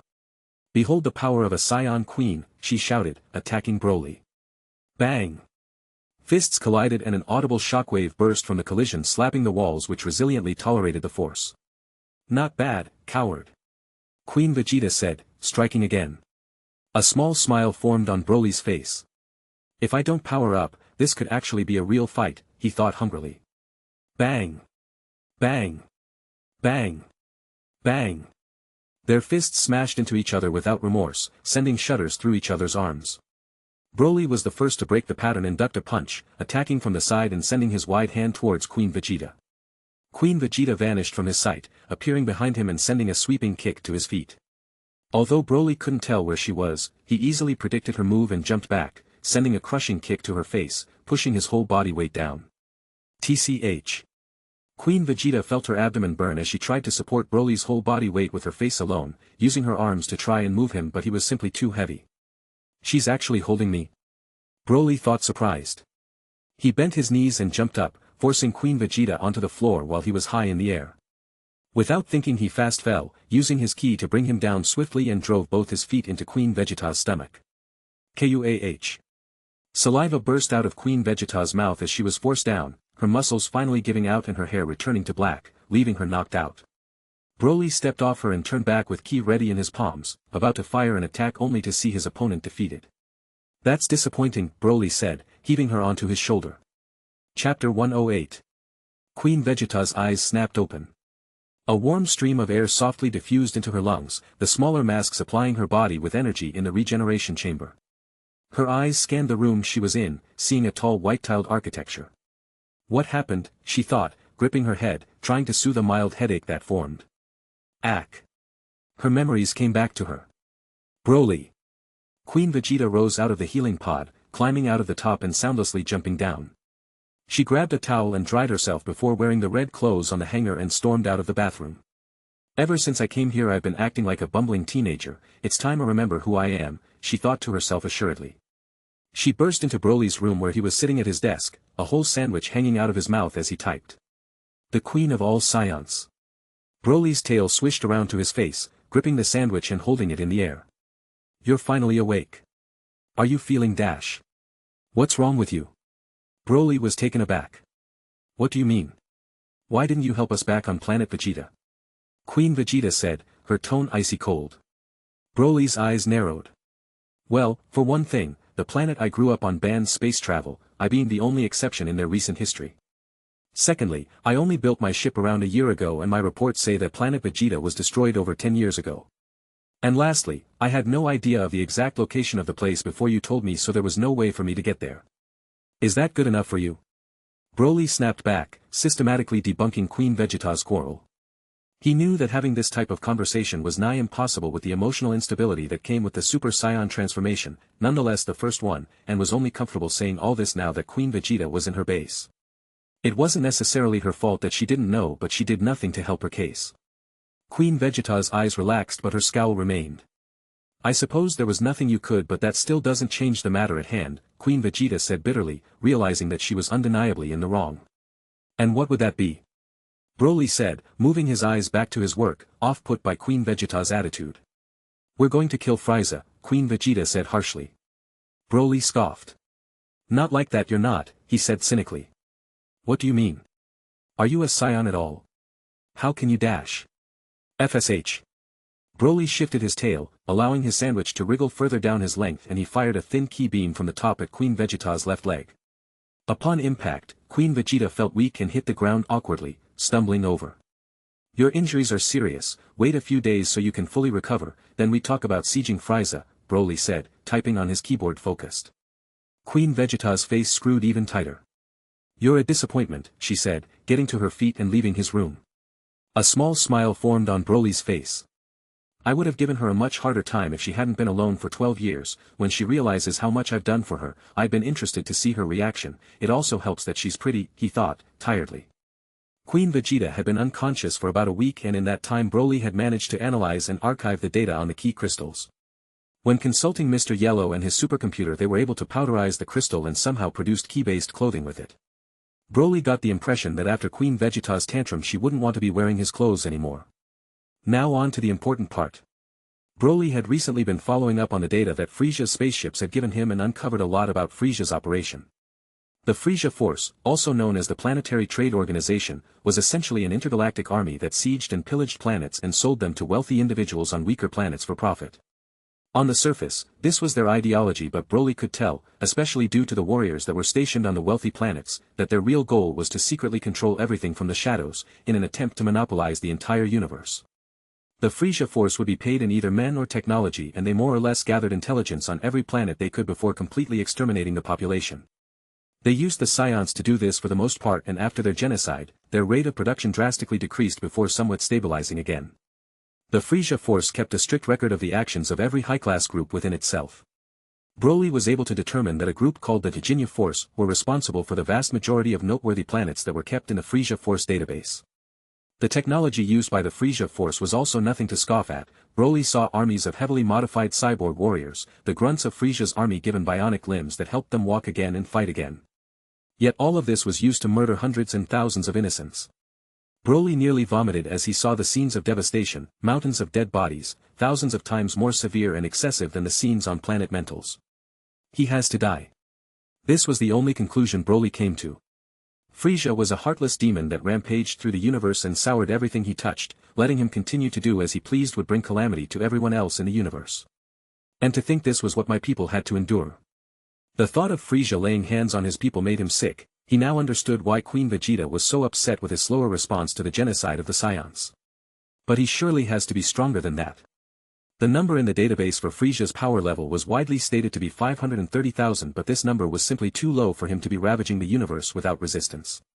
He's definitely hiding something. Now to Broly, the next action had never been so clear in his life. He had to train his hardest so he could beat Frisia into the dirt. Chapter 109. Heave. Broly pushed the weight up quickly, forcing his muscles to suffer for the maximum time they could, and then slowly brought his arms down, feeling his chest tighten and his sweat pool as he did so. This is the only thing I can do for now. Broly's yellow hair remained shiny and glossy as he pushed the weight back onto the rack. He was now lifting them at max settings and under the strain of 100x gravity in the hopes of reaching the clearer hair and stronger aura state he had seen before.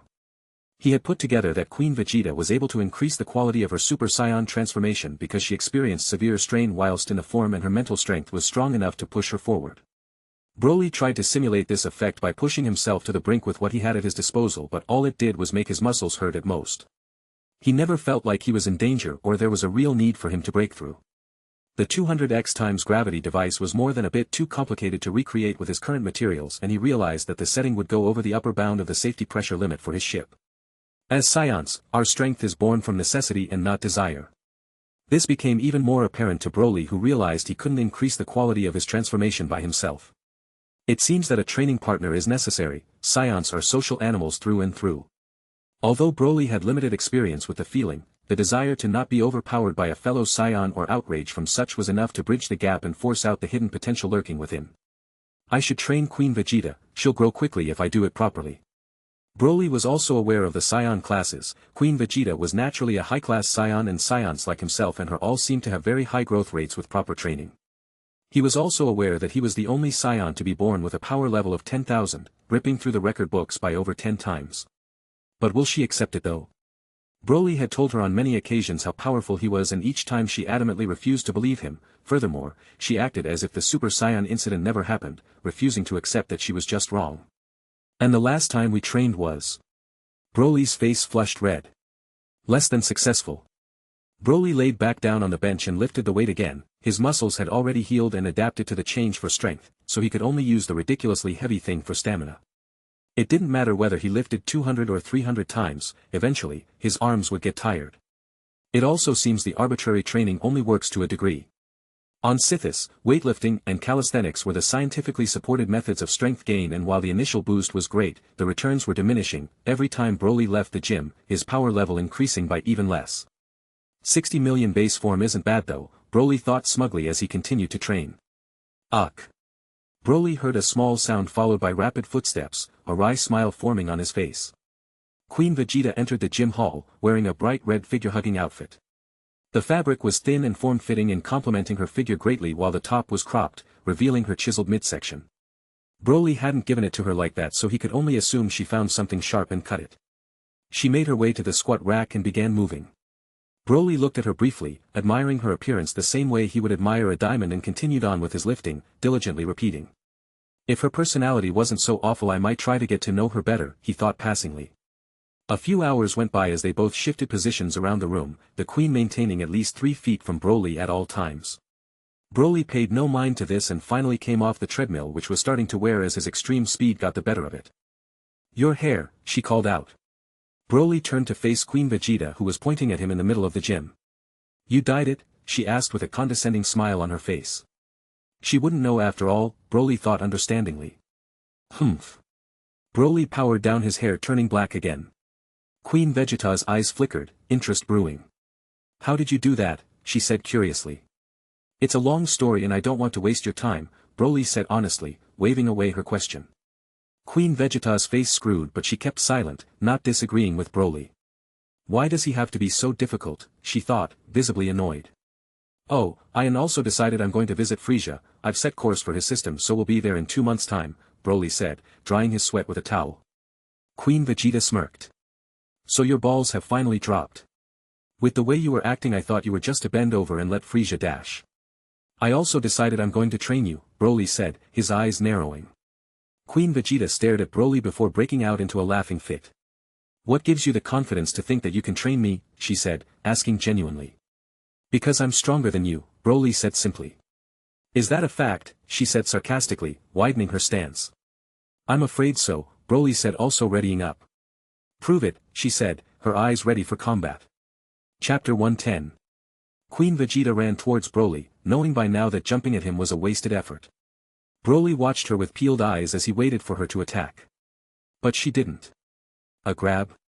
Broly pushed his palm out, wanting to swat her away from him but she moved quickly, rolling onto his massive arm and smacking her foot into the side of his head. Queen Vegeta waited for a split second and quickly registered that Broly hadn't moved from her impact at all. She utilized the stun from this attack and maneuvered around his back, driving an elbow past his hair onto the top of his head.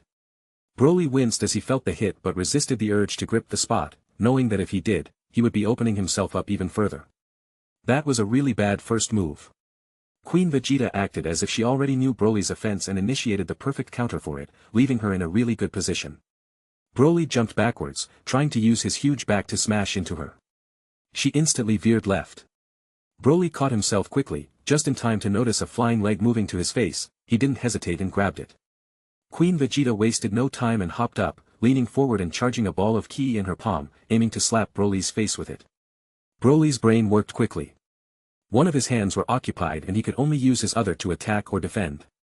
If he attacked, Queen Vegeta could just release the ball and it would smack his face, creating a smokescreen that would put him in a bad spot where he could grab her arm to stop the slap but even then she could still release her ki and hit him. An idea flashed through Broly's mind. He opened his mouth, revealing 2 cleanly stacked rows of pearly white teeth and a soft pink tongue. A small beam of ki began to grow, flying straight from his body and into the air in front of him. Queen Vegeta's eyes expanded. She quickly brought her palm down, slapping the ball against Broly's shoulder, making an imprint, and brought her knee in, hitting Broly's side and dodging the beam that streaked past her. Clever, Broly complimented as he wrapped his other arm around Queen Vegeta's back, pressing her against his body. Panic was written plain as day on her face as Broly's arms shifted, bringing her into a tight bear hug, her scowling face a few inches from his. Putu. She spat on him. Broly's expression cracked like a broken mirror, becoming genuinely angry for the first time he could remember. Ack. Broly's arms squeezed hard on her back, wanting desperately to meet with his chest but obstructed by the meat layer in between them. Broly's face was just a few inches away from Queen Vegeta's supple breasts but he was not in the headspace to find it enjoyable, angered by the profound insult. He released her and back dashed, allowing her to regain her footing. Dunk. Broly's foot found Queen Vegeta's chin as he powerfully kicked upwards her high in the air. Before she could hit the ceiling Broly pulled her leg down, forcing her back to her feet and delivered a crunching Superman punch to the side of her face, knocking her to one side and then followed up with a kick that smashed into the side of her chest, forcing her to bounce off the opposite wall. Queen Vegeta fell back, trying to shake off her dizziness while Broly took short steps towards her, using his thumb to scrape off her spit. Do you still think you're stronger than me? He said, a hint of satisfaction in his voice. FFFFFF. Queen Vegeta stuttered, unable to regain her breath.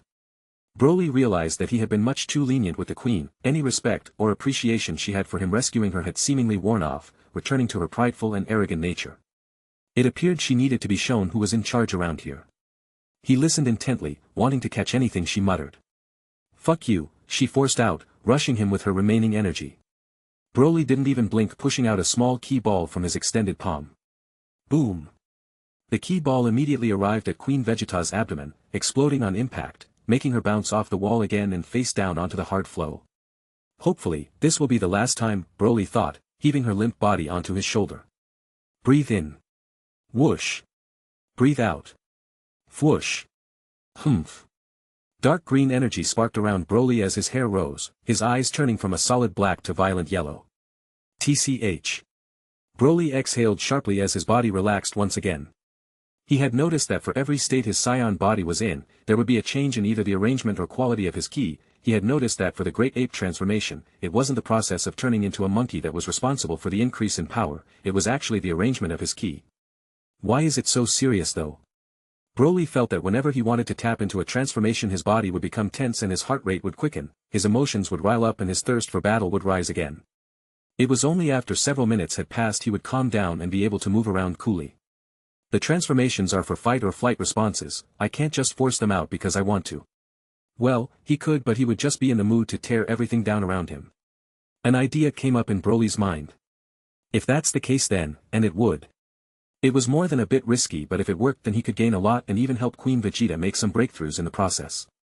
After this, I'll call it even, he decided, making the risky move. A few hours later. Queen Vegeta. Queen Vegeta opened her eyes immediately, responding harshly to her name being called. What? She said, still waking up, responding bluntly. You've been sleeping for over 12 hours now. Are we going to spar or not? Broly said passionately, trying his best to sound frustrated. Sleeping. It was a dream. She still remembered the fight they had in the gym and could swear that her jaw was still hurting. Broly saw Queen Vegeta's confused face and smiled internally, knowing that his plan was working. You know what? It's fine, forget that dash. No, it's fine, Queen Vegeta interrupted. We can spar after lunch, she said slowly, trying to remember what happened before her dream. Dinner, Broly said, unable to stop a scheming smile from coming onto his face. Chapter 111. Broly stretched slowly, readying his mind for the events that would unfold. Let's make a bet, he said, his eyes full of competitiveness. Oh. And what would that be? Queen Vegeta said, her interest piqued. We're going to spar and the first one to spend more than 10 seconds on the ground loses. What do I get if I win? Queen Vegeta asked, a fierce smile glowing. You get my ship and I have to be your personal servant for the next 3 weeks, Broly said, holding up 3 fingers as he weaved his tail. And what do you get? Queen Vegeta said cautiously, waiting for the fine print. Broly smirked, trying his best to appear as mischievous as possible. You have to sex with me, he said slowly, maintaining eye contact. Queen Vegeta's smile morphed into a deeper smirk, she had wondered whether Broly was interested in her and now she got her answer loud and clear. He did like her. You would like that, wouldn't you? She said, moving her foot backwards and readying her battle stance. To make things more interesting, Broly continued, mirroring her movements. I'm not allowed to use any ki, he said decisively, his tone extremely firm. Queen Vegeta furrowed her brows but kept silent. He'll have 3 weeks to regret his decision, she thought strongly. When do we start? She asked, her eyes glowing with bloodlust. Now. Broly said, taking the initiative to attack and dashing forward. Broly wasted no time and threw a punch forward, intentionally making such it was honest. Queen Vegeta quickly dodged, laced her fist with ki and punched the side of Broly's face, moving her body with textbook form. Just before her fist could reach his face, Broly moved his other hand, using it to soften the blow. Queen Vegeta quickly back-dashed, not allowing Broly to grab her fist and jumped back, throwing a ki blast. Broly tanked the impact without blinking and dashed towards the queen, punching out again. Queen Vegeta didn't try to block, instead avidly weaving each attack while charging her fists with ki, giving them time to be fully energized. So far so good, Broly thought, following through with his plan. He chased down Queen Vegeta around the room, giving her enough time to move and dodge where she needed to but exaggerated his movements to make it seem like he was trying his best. I need an opening. Queen Vegeta was unwilling to try and open up Broly, he was much slower than what she remembered in her dream and she already had an idea of his fighting style so all she had to do was wait for the right moment and strike. Broly reeled back, taking advantage of his long arms and winded up a strong punch, throwing it forward as fast as he could without using his ki. TCH. I have to hit back. Queen Vegeta now had a feel for his speed and could tell she couldn't dodge in time, blocking would put her on the defensive so to break even she had to punch back. Clang. It's softer. Queen Vegeta braced herself for the recoil of Broly's attack, expecting that his large arms and thick muscles would outclass her smaller frame but it felt much more manageable than she remembered, she would even dare say she held a slight advantage. I'm going to win easily. Clang. Clang. Clang. Queen Vegeta and Broly stopped moving altogether, standing like turrets and smashing their fists against each other, both of the fist arcs meeting in the middle and sending shockwaves through the gym. Great. I've locked her in position, now I'll have to rely on my acting. Broly slowly but surely increased the force of his attacks, every 5 strikes increasing the force of his blows by 1, doing it with a focused expression to make it seem like he was giving everything he had. This kid really has a lot of stamina. Queen Vegeta couldn't help but exclaim, noticing that Broly's fists were reaching a little bit further than they were before. Her eyes glowed with competitive spirit as small energy brewed within her. Clang! She now noticed a strong shudder that agitated her bones and muscles, indicating that she couldn't keep going like this. She hurriedly dropped her fists, ignoring the bruised red color on her otherwise tanned skin, and weaved the attacks carefully. Bingo! Broly called out excitedly. Bink! Bank! Bonk! He smashed his fists 3 times powerfully against Queen Vegeta's face, knocking her about with each punch. Her legs dragged as her back met the wall, coming to a halt. Despite the shocking display, she had taken little visible damage, but her mental state was frazzled. Why is he getting stronger, she thought, looking down at her own palms. Broly snickered dramatically. If you wanted to sex with me so badly you could have just asked, he said as condescendingly as he could. Stop talking, Queen Vegeta said, her face extremely serious as she spoke. Broly smirked villainously. You didn't have to throw the match, I would have no problem spreading your legs apart and dash. Broly was silenced. Not because he felt he went too far, but because there was a fist pressed against his face. I said stop talking. Queen Vegeta said, her eyes flashing green as her hair turned bright yellow, the aura around her changing completely. It worked. Broly thought, concealing his smile. Broly wanted to have another fight with Queen Vegeta's special Super Saiyan transformation, but didn't want to deal with the attitude she would give if he asked nicely. He knew that if he genuinely pissed her off, she would have no problem trying her hardest to beat him up. Not that he was worried she could anyway. Queen Vegeta reeled back and delivered another devastating blow to the side of Broly's face, causing him to wince on impact. She hopped up again and threw her fist forward, meeting Broly in the middle once again. She's actually a little bit stronger than me. If I don't use ki, Broly thought, feeling his muscles tingle a little bit. What's wrong? Upset that you're getting beat by someone half your age? You old hag. Don't worry, you'll experience all my youth when I win. Broly said snarkily, pushing himself to maximum douchebaggery. PSSST. Bright yellow ki burst out from Queen Vegeta's body, shockwaves flying away from her as the pressure around her increased and her muscles swelled. Keep running your mouth. I dare you, she shouted viciously. This is the most important part. She can't lose her anger. Whoa. Your hair turned yellow, he said, trying to sound as ignorant as possible. The fuck you talking about, you prick? Queen Vegeta said genuinely, charging her keys savagely, in order to attack Broly at once. Look at the mirror. Broly said, pointing. Queen Vegeta grunted, turning her head for a second, then turning back, not trusting Broly, only to do a double take when she saw her reflection. What the fuck happened to me? Chapter 112. Opposite Queen Vegeta was a 6 feet 5 inches savage warrior woman. The sleek muscles on her body expanded again, becoming much wider and firmer, her height increasing by 3 inches as her body straightened. Her hair also became thicker and heavier, bright yellow ki bursting out from her like a valve. Congratulations, you've just turned Super Saiyan, Broly said, taking a few steps away from her, admiring her figure. Queen Vegeta scowled. You mean that old legend, she said, sounding unconvinced, still wanting to attack Broly. Humph. Broly said, transforming. How do you feel at the moment? Like ripping your head off, Queen Vegeta said honestly, peeling her eyes at Broly, whose hair also turned yellow. Remember that emotion and focus on everything in your body, even down to the way you're standing. Remember every single detail, then force all of your ki towards your spine, Broly said softly, completing the final step of his plan. Queen Vegeta scoffed. Why should I listen to you, she said, her eyes icy and cold. Broly's aura changed as his face turning harsh, becoming much more menacing and intimidating. Just do it, he said, his soft and gentle tone gone. Queen Vegeta flinched but complied, only because Broly was also giving off the same energy she had now acquired. Humph. DSH. The air around her became lighter, her muscles softening and decreasing in size while her hair turned black again. Queen Vegeta exhaled sharply as she looked back at the mirror, seeing her regular appearance. Good, now transform again, Broly said, his tone just as strict. Queen Vegeta grit her teeth, not liking being commanded, but she could tell her current energy was no match for the energy Broly was giving off. She widened her stance, nearly crouching, and gathered her energy, trying to recreate the state she was in a few moments ago. Since the emotion she felt was still fresh in her mind, it didn't take much. Under the push and pull of her will, she forced her body back into Super Saiyan. Excellent. Now try as hard as you can to draw ki from your spine, even if there's nothing there, just pull it, Broly said, ordering her smoothly. Just what are you making me dash? I didn't tell you to speak.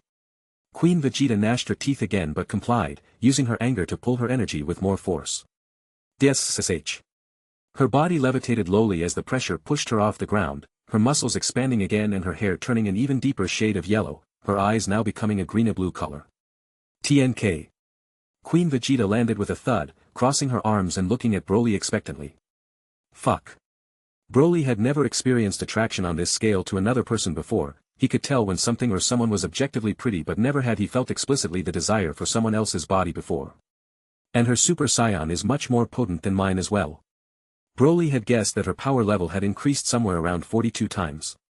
This is Super Saiyan. It's a transformation that allows a Saiyan to increase their power dramatically. The legend says that when Master Dash, a Saiyan can increase their power by 50 times. Queen Vegeta exclaimed. Everything became crystal clear in her mind. Her memory before waking up in the medical machine was really hazy and she was too distracted to bring up what exactly had happened. She only now remembered the sequence of events that led to their third fight. It wasn't a dream. Then that means that he... Broly kept quiet, looking at Queen Vegeta who appeared as if she was having a revelation. WSH. She vanished in front of his eyes. In the silent room, Broly could the sound of something, realizing that Queen Vegeta's soft lips found his cheek. Her breath brushed against his face. I don't owe you anything, she said softly before disappearing again, sashaying out of the gym room. Broly exhaled softly, his heart beating thunderously in his chest. What did she do to me? Broly was breathing heavily and he found himself off balance, on the verge of falling over. He had never seen this technique before. Queen Vegeta smiled as she made her way out of the room, not looking back as she walked, her enchanting figure swaying from side to side. I don't understand that woman at all. 5 days later. This armor is insane, Broly said admiring his reflection. I don't think it's flashy enough, Mr. Yellow said, his mechanical brows relaxed as he discredited Broly's fashion sense. On Broly's torso was an expanding crystalline armor that shimmered lowly. It was the results of redesigning the traditional Saiyan armor with a lighter and thin material, then synthesizing it with flattened fire crystals and allowing the concurrent compound to soak in saturated lightning and wind powdered crystal solution. The following piece of clothing was then thinly lined with key crystals again, giving it a dim colorful shine. From his waist he wore the Saiyan sash that Mushro had gifted him, which he had also done this rigorous process to, using his tail as a kind of belt to wrap the long red sash around him. Beneath that poked white silky pants and off-white sneakers with a rubber layer on the bottom. Bluntly said, he was wearing soft crystal-made clothing underneath crystal armor. He still wore his key guards which remained untouched out of the fear of blowing up everything in North Galaxy. HYAH. Broly shouted loudly, puffing out his chest as he transformed into a Super Saiyan. His muscles expanded, pushing out against the fabric, causing the sleek material to fold over and encase his sash and legs, thickening the armor there while his chest was revealed, bulging biceps and heavy-set abs on full display. You programmed your clothes? Mr. Yellow said, admiring the work Broly had done. Why not? At this time Queen Vegeta stepped into the gym, earphones lodged in as she moved. She was quite addicted to working out, especially when the option had been removed for her for so long. She gave Broly one look inside out. Where's mine? She asked with her arms crossed. Where's your what? Broly asked confused. My armor. Where did you put it? She asked resolutely. Well dash, Broly stuttered, freezing up. It's not finished yet, Mr. Yellow interrupted. Well, go finish it. Queen Vegeta commanded. Okay. Broly said, leaving the room with a red face. AI. Mr. Yellow said, shaking his metallic head as he followed Broly. Queen Vegeta smirked as she got to the bench press, changing the weight to twice what it was when she came the last time. He's not like the other Saiyans at all, she thought, remembering the face he made. Chapter 113. Another few days later. Broly brought his crystal sword out of its metal sheath, admiring the jagged and shiny surface. Without delay he agitated his ki, commanding it to supply his body with more power. In an instant his hair flashed yellow and the aura around him changed. He then pumped his ki, which was the same kind of deep green ki that came from his legendary state, into the sword, the dense and powerful energy converting into elemental power. FSH. Crimson red flames shot out from the sword, sparking for a moment before mellowing down and dressing the edge of the blade savagely, giving it a gruesome look. Broly felt the heat sear against his body, his skin wriggling slightly as the intense heat from the sword simmered. Completely unfazed, Broly channeled his ki towards his eyes, enhancing their functions and allowing him to see the arrangement of the ki-induced fire. Difficult but not impossible, he thought to himself, thinking of a way to reproduce the effect. He threw his burning blade into the air and sent a ripple of ki after it, using telekinesis to suspend without much thought. Broly took a deep breath, using even the smallest unit of space in his lungs to hold air. He then materialized a small ball of ki in his mouth, the dense sphere crackling slightly as Broly shaped it. WSH. Deep red crimson flames burst out from his mouth, scorching the air in front of him dramatically. Broly blew even harder and the deep red flames turned blue, bringing the temperature in the room to a very high number. Broly exhaled sharply, ceasing his fire breath. Not as useful as I thought, but it's still a good trick to have up my sleeve. The fire Broly breathed out wasn't really a beam or concentrated attack, more of a spray that would do area of effect damage, which was good for many weak people instead of one strong person. But he already had his eraser cannon for that. Let's move to the next one. Broly ripped his sword that was stagnant in the air, applying his ki to the hilt this time. Although the temperature of the room was high and the heat from the sword still lingered, the ice diligently froze over the blade, engulfing and enunciating its edges while creating more tiny ice shards that held their peace in the hot room. A little bit more interesting. Broly thought, slightly intrigued. He concentrated his ki into his palm, allowing the surface to bubble with energy. He then thrust out his hand, allowing a palm-shaped pillar of ice to grow from it, embedding itself onto the opposite wall before freezing over the whole side. I wonder if I can. Broly exerted his will over the ice, allowing the single beam to jut out from various points on its length, attaching itself to the walls on the sides, the ceiling and the floor. This is a bit too easy, Broly thought, slightly disappointed that he got everything on the first try. At least my ki control is getting better, he thought optimistically. Broly had a very hard time getting his ki to be still, and this was even worse in his Super Saiyan form, but he was more or less able to accurately judge the way in which his ki would bubble, vibrate, or explode, and so he willed it to certain parts of his body as well as allowing his hair to take the excess to mitigate most of the damage. He was certain that if he wasn't as smart as he would have exploded a long time ago. Broly then moved on, materializing a new ball of ki in the palm of his hand. He watched it fizzle, crackle and spark in his hand, letting it move about recklessly. Ever since I absorbed the super lighting ki crystal, my ki seems to have lighting properties. The piercing issue that Yami mentioned is no longer a problem, Broly thought as he pushed out one of his fingers, a thin lightning spear instantly rushing forward and cutting air before retreating back. Broly brought his hand back to his chest. But it made the strain on more body worse. If not for my healing factor I would have been in serious trouble. Even though it's a slight inconvenience at best, it's still a little worrying. The intensity of low-level stress on Broly's body increased sharply with the new properties of his ki. For the time being, his power level would steadily increase until his body was able to handle the stress easily, but that meant that Broly wasn't in a very good position, especially when he planned to take on Frieza, as he was already taking weakened, no matter how small, before he was attacked. But there's the legendary form for that. Broly thought to himself, extremely confident in his own power.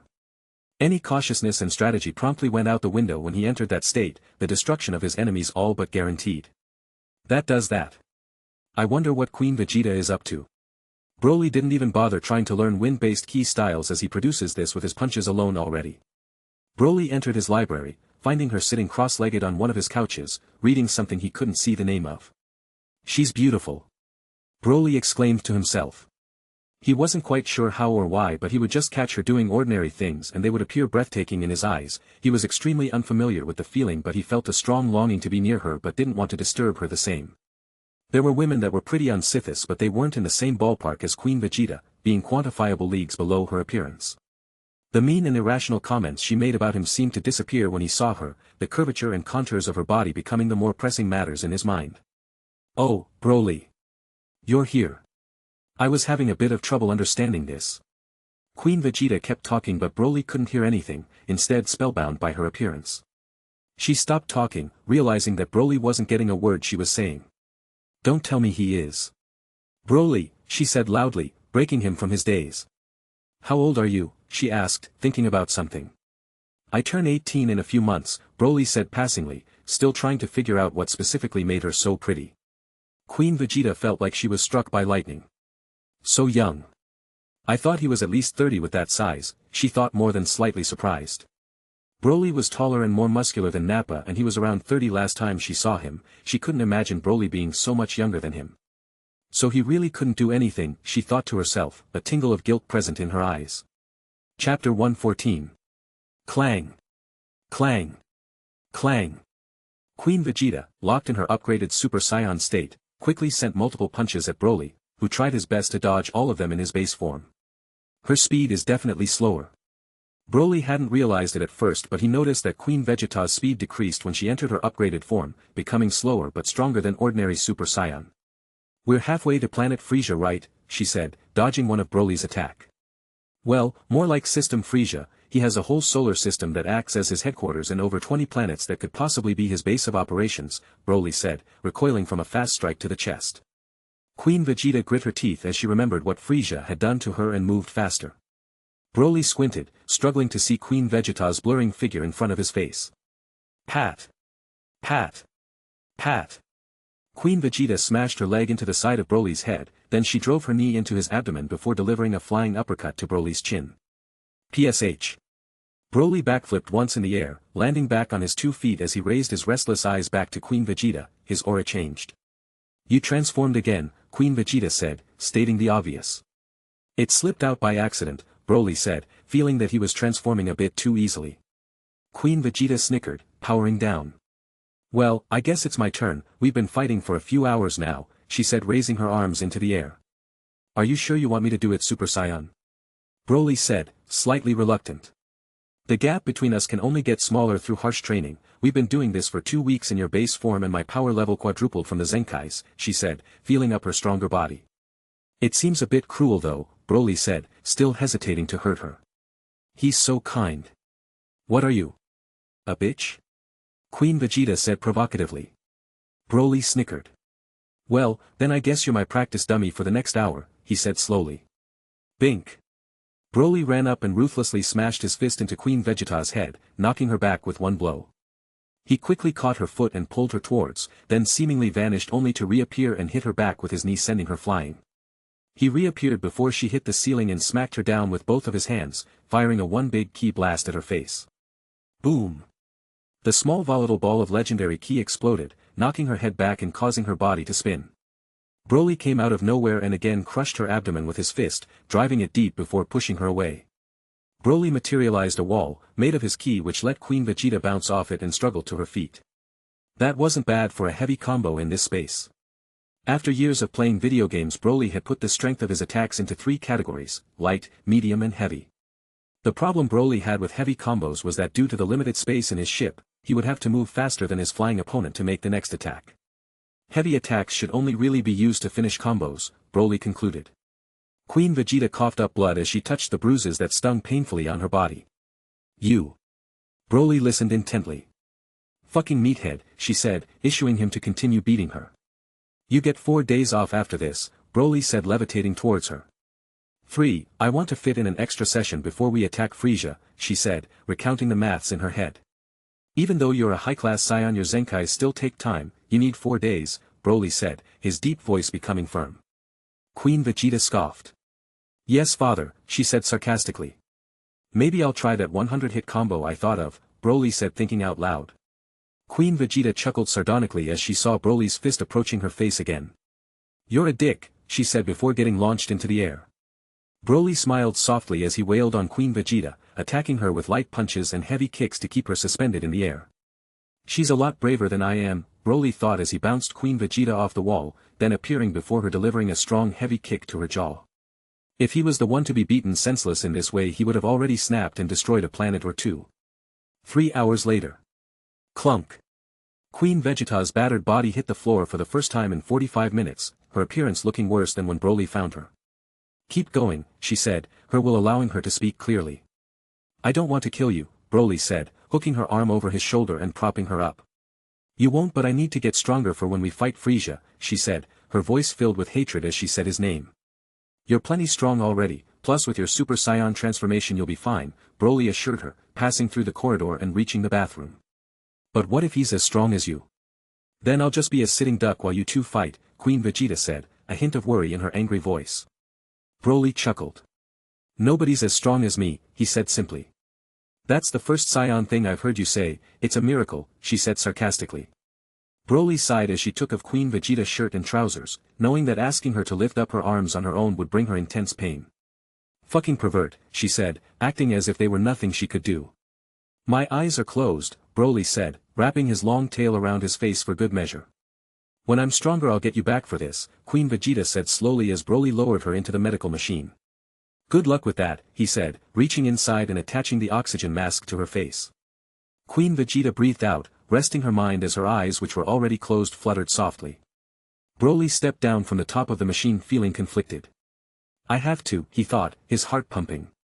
He lowered his tail and took in Queen Vegeta's naked figure, seeing her slim and slender waist without the obstruction of clothes.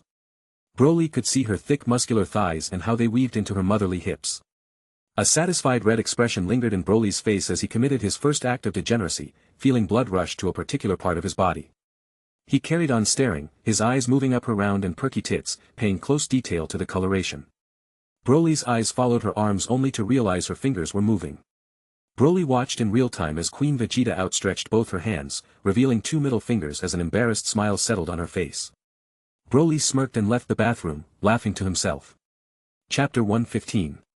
Queen Vegeta sat at the lunch table, meeting Broly who was already descending onto his third bowl of noodles. "How much food do we have?" she asked, satisfied but slightly worried about their rate of consumption.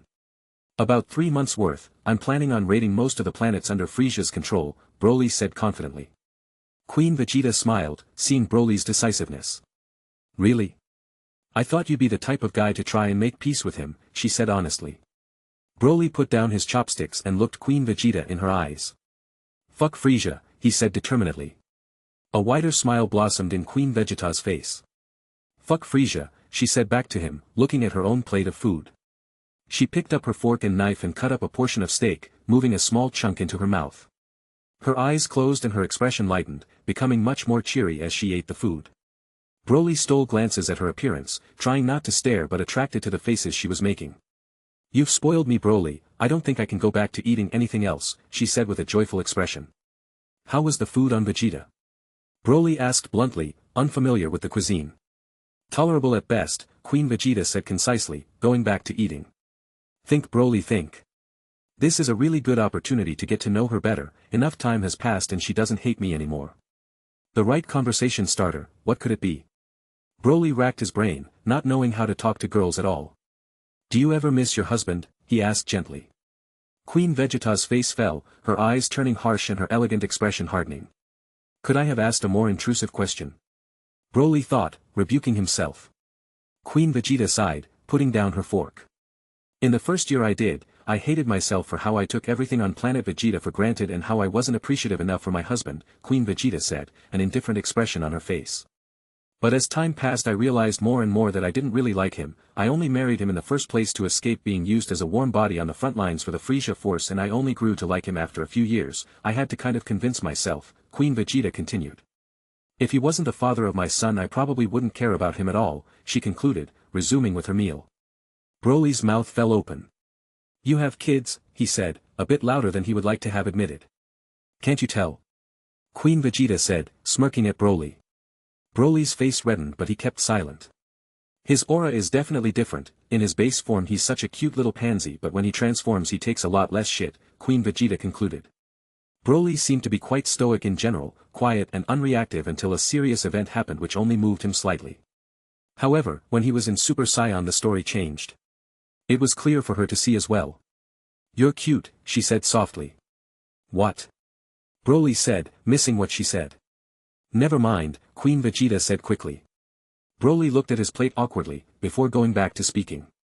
"I used to miss my family a lot when I first moved out," Broly said, still looking down at his food. "But ever since you came on it's been a lot better," he said honestly, looking up at her. Queen Vegeta's face reddened considerably, looking at Broly for a few seconds before regaining her cool. "What are your parents like?" Queen Vegeta asked, unable to look Broly in the face. "My dad's a real meathead, any time he doesn't spend in the gym or sparring he spends cooking or researching cooking so that he can make tastier food, a lot of the stuff I can make comes from him and he's a much better cook than I am," Broly said honestly. "That doesn't sound very Saiyan," Queen Vegeta thought surprised, slightly confused with Broly's description. "And your mother?" Queen Vegeta thought passingly, wondering who could have given birth to such a muscle-bound god. I never met her, she died on a mission shortly after I was born, Broly said softly, not really bothered. Unlucky, the same thing happened to my father, Queen Vegeta said, sharing something on the topic. That killed the mood really quickly, Broly thought, downing a jug of mineral water. You said you grew up on. Queen Vegeta tried to remember but she just couldn't get it. Sithis, Broly said gently. How were things over there? Queen Vegeta asked, genuinely interested. Perhaps that place was responsible for Broly's pansy nature. Broly chuckled. Compared to Planet Vegeta, it's a miracle land, the dominant species over there are the Tuffles and although their bodies are really weak dash. They're super smart, Queen Vegeta said coolly, finally connecting the last puzzle piece. Out of all the planets he could have landed on, he got onto one that directly contradicted his Saiyan nature, no wonder he's soft, Queen Vegeta nodded finally understanding. I knew guys on Planet Vegeta that would kill their own family just to move up a rank in Frisia's empire, compared to those people, you're super soft, Queen Vegeta said honestly. I'm not that soft. Broly protested, standing up for himself. Memory foam, Queen Vegeta said, slipping another piece of steak into her mouth. Broly laughed even louder. Was it really that bad on Planet Vegeta? Broly questioned, no longer interested in his own food. Before Frisia life, for the most part, was good, we were building libraries and schools, we had just won a war that killed off the neighboring species, the future seemed to be sunshine and rainbows, Queen Vegeta said cynically. And then? Broly said in an apprehensive voice. King Cold came and beat my husband to a pulp, disgracing him in front of our entire race and only stopping when he swore his allegiance to him. He wouldn't leave the castle until I dash. Queen Vegeta stopped. He doesn't need to know that yet. Broly waited, his eyes locked on Queen Vegeta's. He took a lot of convincing, then he grew delusional and started cheating on me. Queen Vegeta's eyes narrowed. A lot, she said, still somewhat annoyed as old memories resurfaced. But as time passed tensions only grew, you already know how I was able to escape and the rest is history, here I am getting beaten senseless by you every week, she said somberly. I'm sorry, Broly said sincerely. Queen Vegeta stared at Broly for a few seconds before picking up her crystal knife and slashing his forehead with it powerfully. Why? Broly asked, bringing his key to the wound. Stop apologizing for things that aren't your fault, it's unbecoming of a Saiyan. If you say so, Broly said softly. Queen Vegeta smiled and looked down at her plate only to see that she had finished everything. Without blinking she moved her own plate to the sink with telekinesis, moving it in one short step. Thanks for the date, she said, getting up. Broly's face scrunched, confused. Like the fruit, he said, not getting it. Queen Vegeta opened her mouth to correct him but held her tongue and smiled, leaving the dining room. Chapter 116. It's ready, Mr. Yellow said to Broly excitedly. Did we really need to make it this complicated? Broly asked, content with the super armor he had already built. He squinted again at the results on his monitor, leaning forward in his chair. Yes. What scientist in the history of ever has settled for the inferior when they could make something superior? Mr. Yellow asked outraged. I think what Broly is trying to say is that he's already strong without the need of armor yet he made an incredibly strong one and now you want to make that armor even stronger. It's impossible for him to find a good opponent now, Queen Vegeta said somberly, leaning against the wall in the research room. Broly smiled, looking honestly at Mr. Yellow. Who invited her? Mr. Yellow said irritatedly. I invited myself, Tin Can, Queen Vegeta said sourly. Broly's smile grew even wider. Do you even understand what's going on? Mr. Yellow said, confronting Queen Vegeta. Broly covered his mouth, forming his typical I wouldn't have that expression while facing Queen Vegeta. She smirked. As a matter of fact, I do, she said walking up to the screen depicting their research. The material the armor was made of before was a kind of composite, the crystals mixed with the metals Broly brought from Sithis but the supercomputer concluded that since the crystals had similar physical makeups, a polymer material would be just as protective while enabling all of the special key functions, Queen Vegeta said concisely. How did you know that? Mr. Yellow exclaimed surprisedly. I'm not a meathead, she responded simply. In any case, Broly said interrupting. Ultimately, a composite structure would be beneficial towards creating the most objectively defensive armor dash.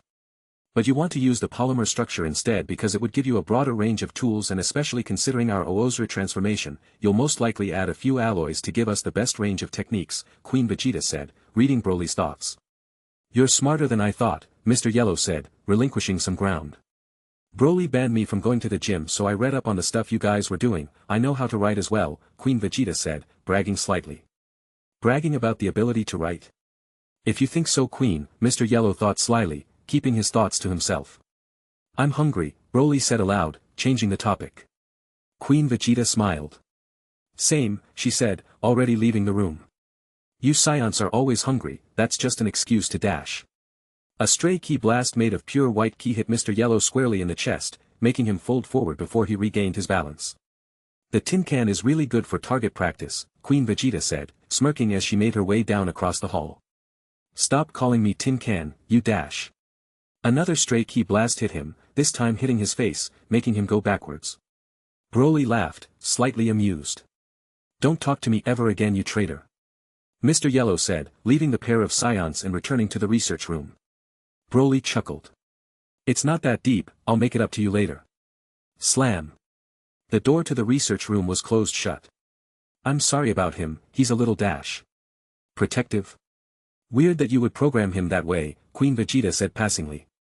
He made a series of updates by himself, jacking himself into the Skynet and downloading a bunch of modifiers and information that I didn't put into him, Broly said tiredly. It was becoming a problem. Is that so? Queen Vegeta said rhetorically, pretending like she knew what Broly was talking about. They both entered the cooking area, but when Broly was about to step into the kitchen, Queen Vegeta stopped him. I want to make something for you, she said, telling rather than asking as she stepped into the kitchen, leaving Broly at the dining table. That's hot, Broly thought as his mind whirred and his face reddened. Broly found this innocent gesture to turn him on much more than it was intended to, he wasn't sure why, but anything Queen Vegeta did riled him up, causing him to feel strange. He recollected his breath and sat down by the table. Tell me your secret, Queen Vegeta said, taking some vegetables out of the fridge. Secret? What secret? Broly racked his brain before finally saying. Every time I put you in the medical machine, I look at your naked body, Broly said honestly. No, not that dash. Queen Vegeta processed his words. Every time, she said outraged, her face tomatoing as she narrowly avoided cutting herself. I'm sorry, Broly continued honestly. I knew he looked, maybe once or twice but not every time. So he is a man after all. Not that secret, she forced out. Tell me how you're so strong, she said, recalling that she had never seen him genuinely attack her with full strength. That's a hard question to answer, Broly said honestly. We have some time, spill the tea, she said, sincerely wondering what supplementary drugs Broly had taken. Well, apparently, I'm the legendary Super Saiyan, Broly said, slightly embarrassed to say it out loud. Queen Vegeta's eyes widened. She disappeared from the kitchen and reappeared in front of him, gripping his face with her two hands. The legendary Saiyan that appears once every 1,000 years. Don't lie to me, boy, she said seriously, her expression extremely tense. It's true. Broly ripped the black band around his neck, allowing it to materialize into a tablet and quickly pulled up the camera footage as well as statistics from his legendary form. Queen Vegeta practically snatched it out of his hands and looked at the screen, a plethora of thoughts going through her mind. Her eyes fell on a green-haired Broly, taking in his dominating figure. It's true. Could have saved Planet Vegeta. No, he was too young. It's a miracle he made it out alive. And my idiot husband tried to kill him. Legendary. Queen Vegeta felt her legs go limp as she saw Broly's statistics, completely in awe from how high his power level is. Queen Vegeta dropped the tablet and gripped Broly's face again. You are the peak of Saiyan power. You have to help me kill Frieza, she said, moving her face towards his face. Of course. Broly responded, spurred on by the beautiful woman who was commanding him. This explains everything, she said, hopping off the table and heading back to the kitchen. To think, I was rescued by the legendary Super Saiyan. What were the chances? Queen Vegeta continued to mumble to herself happily while she prepared dinner. She seems really happy now, I should have said that earlier. Broly thought in hindsight, realizing he had kept his cards too close to his chest. Chapter 117. Out of the 447 planets under Frieza's control, the two planets that are most likely to act as his headquarters are Planet Frieza 17 and Planet Frieza 79, Broly said, driving Zelta manually in the navigation room. Queen Vegeta walked towards him, decked out in the new and improved, Saiyan-style battle crystal armor Broly had made. That arrogant bastard. He had the audacity to name an entire solar system after himself. Queen Vegeta said, her voice holding no mercy for that particular alien. I was able to conclude that Frieza is currently on planet 79 now, so we'll attack 17 first, steal and regroup then attack 79, Broly said decisively. The whole planet? By ourselves? Don't you have like a robot army or something? Queen Vegeta said, still not 100% confident the two of them could do everything. Broly scoffed. Your power level is around 7 million, add that to Super Saiyan, what chance do they have? Broly asked, not sure why Queen Vegeta was doubting herself and him. Even still, do you think it will be enough to take everyone on the planet? We are just jumping straight into enemy lines after all, Queen Vegeta said, still apprehensive. She's still scared. It made sense. For the last few weeks, she had been getting beaten senseless by Broly, and while they sparred and she still didn't hold a significant advantage over him in the slightest. The only proof she had of getting stronger was growing numbers on a screen and not actual combat evidence. This wasn't enough to combat the years of fear and hesitation to go against Frieza that was instilled into her on Planet Vegeta. Broly got up out of his seat and faced Queen Vegeta, once again reminded of how tall he was when he had to look down on her. He reached for her hands and held them tightly, a warm expression forming on his face. You're much stronger than you know, and way out of the league of Frieza's soldiers. I believe in you and you should believe in yourself, Broly said softly, his deep voice doing wonders to move Queen Vegeta. Her face reddened again as she looked up at Broly, almost lost in his deep black eyes, her heart double pace as she felt something she hadn't felt before. Broly was the first to break away as he still had to wear his armor, although it could barely be described as that. Broly's words were also not lies either. The average power level for a Frieza Force soldier was around 1 to 2000, laughable at this point. Do you think we should use the Great Ape just to make things quicker? Broly asked, picking up an augmented helmet. Back on Sithis, there was already a multitude of devices that could channel or process certain energy waves, so Broly had done the same thing to Moonlight, using his supercomputer to process the reactions with his eye cell and singling out Blutz waves from this. It really was very simple with the Tuffle technology. Just to be on the safe side, and we can siege some other of his planets in person before we go for him, Queen Vegeta said quietly, still thinking to herself. That means I would have to cut off communication so that no distress signals went out. It's a bit of effort, but if it makes her feel better it's worth it, Broly thought quickly. It's not an issue, just give me a few moments to get ready, Broly said, turning around to go and make the preparations. It was then he felt a soft sensation on his back, 2 soft sensations to be specific. Thank you, Queen Vegeta said even quieter as she embraced Broly, moving her arms around his slim midsection. Broly's heart nearly skipped a beat, thumping thunderously in his chest as the feeling from before resurfaced with new strength. Without waiting for him to respond, Queen Vegeta detached from him, going back to the control center. Queen Vegeta pricked herself. I said I wasn't going to act like some lovesick teenager, but Broly. She too put her hand on her chest, feeling it pumping as well. Banyu looked at her screen from her station, slightly confused. According to what was displayed, Lord Frieza himself had requested for practically all of the food and precious resources in storage to be transported to a location about 250 kilometers away from the actual military base, looking as if he wanted to separate the two. What's more is that he stated that he wanted all of his soldiers, including guards, to take part in a rigorous military exercise that would mean for the next 24 hours the goods would be undefended. This looked extremely suspicious. What's more, was that Frieza hadn't given any kind of warning for this drastic event to have taken place, not even mentioning it as a topic for the summit that was soon to be taking place. Banyu squinted at her screen, trying but failing to understand what logical reason Frieza could have to make this kind of decision.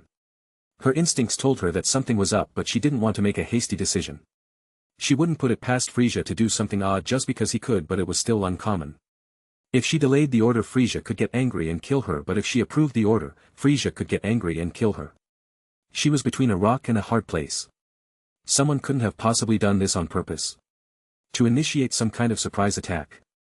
But who would be bold enough to impersonate Lord Frieza? Let alone attack his base of operations. She sighed before approving the order and assigning the corresponding personnel to carry it out, trying to get on with the rest of her work, but a nagging feeling gnawed at the back of her mind.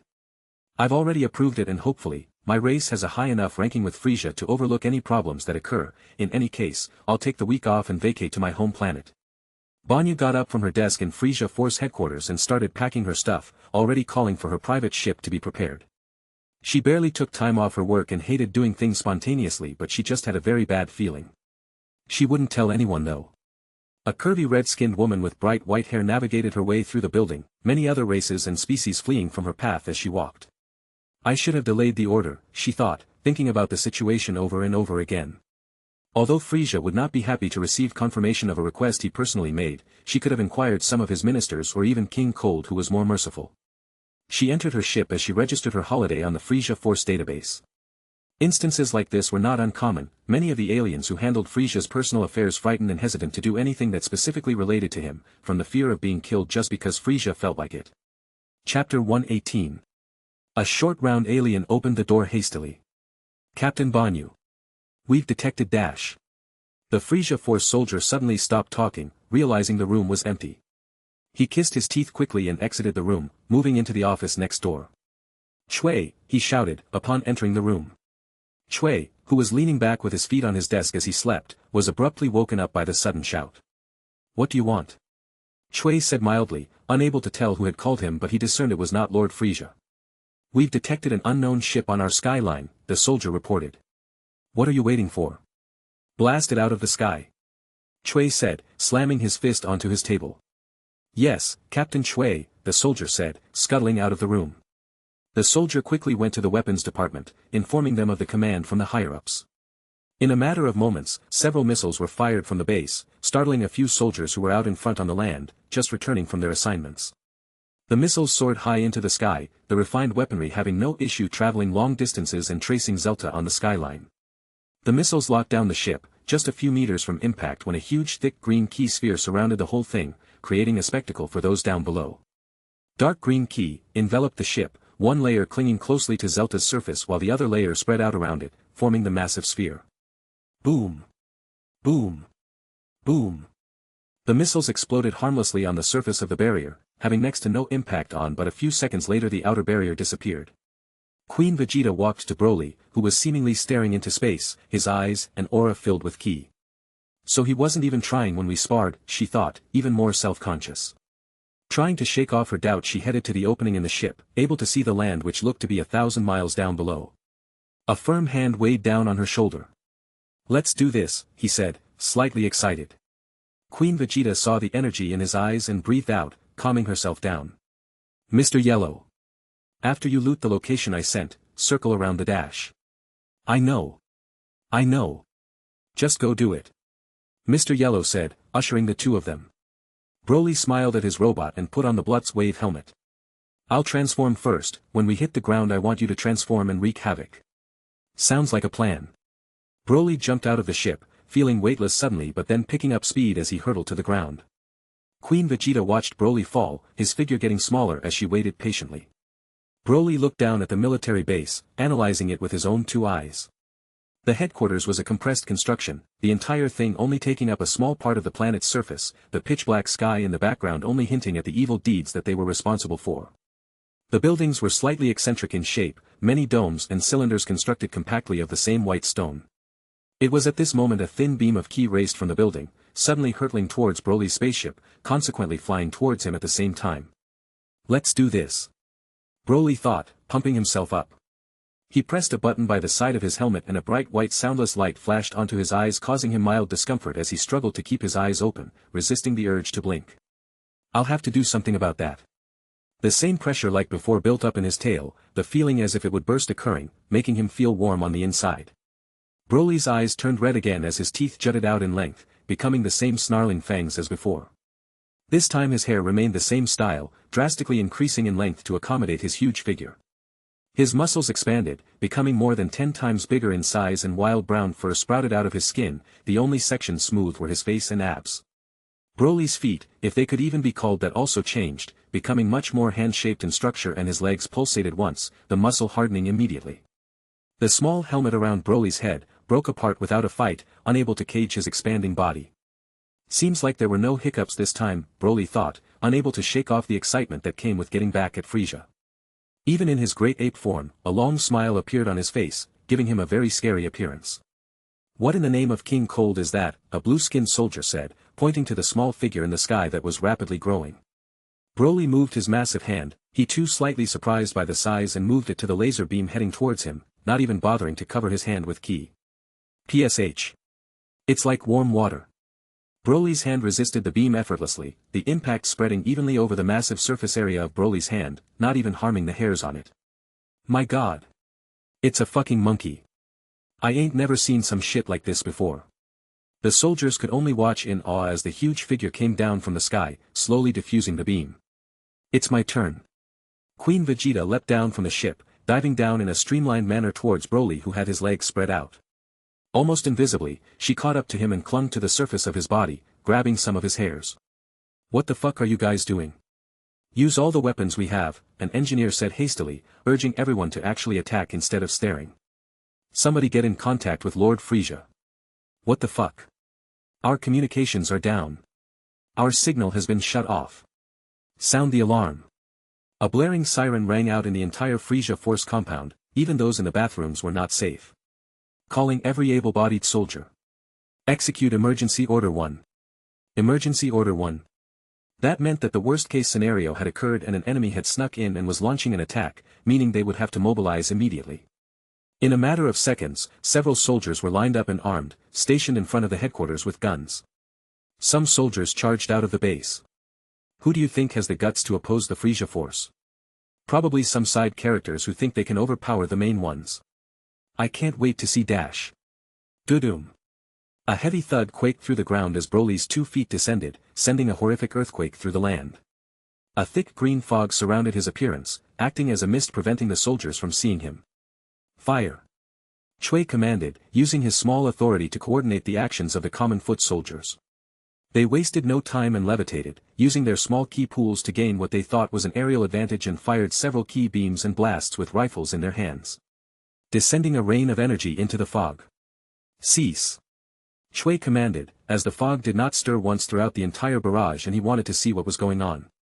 Broly's big red eyes flickered once, slowly creeping out as his heavy footsteps terrified the soldiers. Ruhuer. A huge monster leapt out of the fog, another great ape jumping high into the air before spreading wide to tackle the soldiers on the ground. Great Ape. Chapter 119. KSH. KSH. Dumb. Dumb. Dumb. The Frisia force grunts didn't even have time to scream as 2 100 Saiyan-grade monkey fists smashed them into a paste, some of the slower soldiers completely flattened, their armor crunching horridly. A few that managed to escape watched terrified as they saw the multicolored pool of blood where they were a few seconds ago.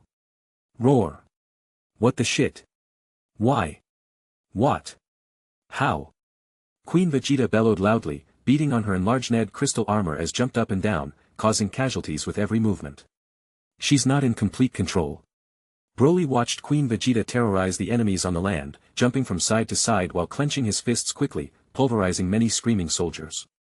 Broly jumped high in the air, leaping over Queen Vegeta, locking a cylindrical building in his sights. Dush! His 8 feet crashed down on it, leveling the structuring in seconds, reducing it to a pile of rubble underneath his feet. What the fuck is that? We're gonna die. Prepare the defenses. Metal casings began to crawl over the surface of the remaining buildings, trying to add another layer of protection for the endangered base. Broly saw this and swiped his hand furiously, erasing the top of the building easily, sending it flying high into the sky before it crashed down, crumbling to pieces. A few scared Frisia force workers could be seen, staring at the humongous armored ape figure who stared at them back with hatred in its eyes. It's the Saiyans. An alien had a revelation, recalling the huge asset to the Frisia force army that was eventually terminated. Broly didn't reward this intelligence though, bringing up his foot and pressing it down on the whole building, forcing it to spread out under his feet. This is kind of fun. As maniacal and psychopathic as it was to say, Broly enjoyed himself, understanding his fellow Saiyans as jumped from structure to structure, tearing them down with swipes and kicks, many aliens desperately trying to evade his grasp but ultimately dying from a collapsing structure or being squashed underfoot. No rest for the wicked. Broly laughed loudly and jumped into the air again, channeling a huge ball of violent green ki in his hands. Lightning energy crackled around it as Broly dumped his ki into it, his life energy volume increasing with his size. Whoosh! Broly heaved the ball down, throwing the orb that rivaled the base in size. Boom! The Doomsday Bomb exploded, tearing down all the structures on the descent and the moment it hit the ground. The violent lightning energy sparked away from the huge ball, overloading all the technology and electrocuting many enemies before the wave of destruction hit, completely eviscerating everything in its path, creating a veil of dark green smoke that wafted sinisterly over the land. Broly looked back at Queen Vegeta, who seemed to be having a fun time wiping out some of Frisia's armies, many of them taking to the sky as she blasted a long cannon of ki from her mouth, hosing all of them down. Broly levitated in the air, quickly realizing that destroying the base was much easier than he anticipated. He knew he was strong but he was expecting some resistance, it was as if they had no chance at all. Queen Vegeta. Broly called out, his great ape voice somehow being deeper and stronger than his own regularly. The giant monkey in front of him turned and faced him, a smile fully stretched. Give them hell. Broly shouted, allowing his ki to fully surface from his body, dark green ki surrounding him. They can fucking fly. Hacks. Cheats. Bullshit. Queen Vegeta obliged, flying into the air similarly and descending onto another group of soldiers, clearing them out with swipes of her hands at a time. What in the name of the Frisia force is going on down there? Good thing we decided to fly away before the alarm sounded. They're massacring the soldiers. Look. They've destroyed the base. Frisia's going to have our heads for this. The officials and ministers of the Frisia Force Empire, some arriving some leaving, stared in awe at the worst-case scenario appearing on land. Fuck. What happened? One of the monsters is flying towards us. Say you swear. On my wife's life. Broly decided against firing a ki beam and wanted to destroy some of the remaining ships with his own two hands, using his legendary ki to propel his body into the sky, soaring at breakneck speed as the ships got closer and closer in his sights. Eraser cannon.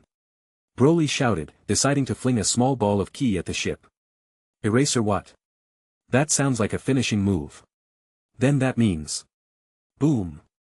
The ki ball exploded on impact, scattering the pinnacle of Frisia Force technology in one blow, streams of broken material and mangled flesh falling hopelessly towards the ground. Broly approached another ship, gripping it with his ape hands, rendering the thrusters useless. Terrified faces looked back at him, surprised by the huge giant with scary red eyes. Broly didn't think. Instead, he yeeted the ship down, the pressure difference causing the wind to break at the edges of the ship, many parts catching fire, and the whole vessel collapsed as the wind and gravity rammed the whole thing down, sending them barreling towards the ground. Super meteor shower. Broly's ki barrier formed around him, humming into existence immediately. Then numerous tiny ki blasts rocketed out of it, shooting away from his body in all directions, some sniping multiple ships on the skyline, others missing entirely and streaking towards the ground below. Boom. Boom. Boom. Many ships exploded mid-air, the momentum forcing their pieces down to the ground, creating a rain of destruction that inspired despair unto the soldiers that were on the land. Just what the fuck is going on? Why are the great apes attacking? This is what you get for murdering our people. Queen Vegeta cried out, copying Broly's technique and creating her own barrier, launching ki on the ground. PSH. PSH. PSH. Many of Frisia's ships finally collided with the ground, making the former base an eyesore as fires broke and long smoke clouds littered the area, robbing the base of any dignity it once had. DUUM. Broly landed again, smashing his feet into the ground but using his ki to spiral the force in the land, instantly spoiling the soil as well as causing another earthquake to rumble. Nobody was left on the planet to be scared. Broly walked up to Queen Vegeta, his elongated clean armor shimmering in the crescent moonlight. Chapter 120. Why are you still in your Super Saiyan form? Han Asia had noticed that Broly hadn't powered down in a few days. I want to see how long I can stay in the form. If I don't power down it seems I can just be in the state forever, Broly answered. Must be nice, I get really bitchy if I stay in the state for too long. Broly smirked. He felt that to a degree as well, but as time passed, it decreased, and compared to the rage he felt in the legendary state, the Super Saiyan form seemed much more manageable by comparison. Alright, come at me. Broly said, readying his battle stance. You're the legendary Super Saiyan, I'm not going to beat you, Queen Vegeta said, entering Super Saiyan. I know, but I'm not going to fight back, I'm just going to dodge, Broly said, itching to go. Queen Vegeta raised her eyebrows but remained silent. She concentrated her ki, allowing it to flow through her body and expanded her muscles, growing size instantly. For some curious reason, the size of her breasts seemed to grow as well. Broly looked in admiration. He tried to copy this effect but his muscles refused to get any bigger. 9 feet seemed to be his genetic limit. Han Asia stopped growing, making sure that her muscles were the right size so her speed wouldn't be brought down. You're getting better. I'm still not nearly as strong as you. Broly chuckled. Second place in the history of your race isn't that bad. Han Asia smiled wryly. Enough talking, she pouncing at Broly. No block, just dodges. Broly also moved forward, trying his best to engage Queen Vegeta while not getting hit. She struck at him quickly, using little of her own strength so that she could hit as fast as possible, aiming for the huge target that was Broly's upper body. Humph. She didn't waste any time and enveloped her body with ki, moving much faster than before, Broly consistently making last-second dodges. You're very fast for someone so big, Han Asia said frustratedly, now using kicks to try and catch Broly. Broly smirked. You know that better than I do. His words didn't go over her head and she kept quiet as her face reddened, moving with even more speed. She's getting faster. Broly's eyes dashed around their sockets as they kept up with Queen Vegeta's movements, tracking her down with just enough time for Broly to move. PSH. A small ki wave burst out of Broly as he added energy to his steps to continue to dodge in time. Just get hit already. Hanasia said, getting impatient. Broly ducked, weaved, backdashed, jumped up and jumped over, systematically dodging all of Queen Vegeta's attacks with vigor. Once every so often, he would let his guard down and she would do something unconventional, but he would still be able to evade the attack without so much as a graze. Humph. Hanasia grunted as her aura thickened, the yellow energy around concentrating as she got fed up with hitting air. I will hit you, she declared, moving at Broly with conviction. Broly's eyes widened, watching her fists blur in his vision. Even in Super Saiyan. He dodged them hurriedly, moving from side to side, weaving each individual strike. What is this feeling? Broly's hair changed to black. Hanasia didn't blink though and continued to press Broly, jumping and moving all her limbs in coordination to attack him. What is he dash? Broly moved his arms up and down, feeling the air around as he embraced the new state he felt. KSH. He extended both his palms, striking Queen Vegeta fiercely in the chest, sending her rocking into the opposite wall. Seemingly in response, the wall shifted apart, pushing out a thick metal barrier. Clang! Queen Vegeta's body dented the sheet of metal before dropping down to the ground, the wall closing back together and releasing the metal. What the fuck? You said dash. Queen Vegeta's eyes found Broly, who felt lost in his own energy, his key signature blurring as the whitish aura enveloped him. Broly's eyes snapped open. It's gone, he said despairingly. What's gone? Hanasia asked, not getting what was going on. The feeling. It's gone. Broly continued, upset that he couldn't even grasp the power before it disappeared. Queen Vegeta sighed. She walked up to Broly, levitating so that they were at the same height, and looked him in the eyes. She smiled warmly and sealed his lips, biting them slightly before breaking away. Do you feel better now? Why yeah, Broly said slowly. Good, now get ready, we're going to go again, she said, getting back to her feet and readying her stance. What the fuck was that energy? Yami said, unable to recognize it himself. I have no idea, Broly replied honestly. You're a freak that can only get stronger, Yami said, not even able to be surprised anymore. Broly continued to dodge Queen Vegeta's attacks, but he was unable to feel the same energy as before, frustrated that he couldn't produce the feeling he couldn't describe. 6 hours later. Bang! Finally. Queen Vegeta cried victoriously, successfully hitting Broly. Why are you celebrating? Broly asked. Hanasia's eyebrow raised. Because I hit you, she said simply. No you didn't. Broly said, feigning outrage. Queen Vegeta's face broke, her expression becoming harsh and fierce. What do you dash? Broly disappeared from in front of her, reappearing behind her and moving his arms to trap Queen Vegeta in a hug. Relax, it was only a joke, he said, feeling up her abs before moving on to her chest.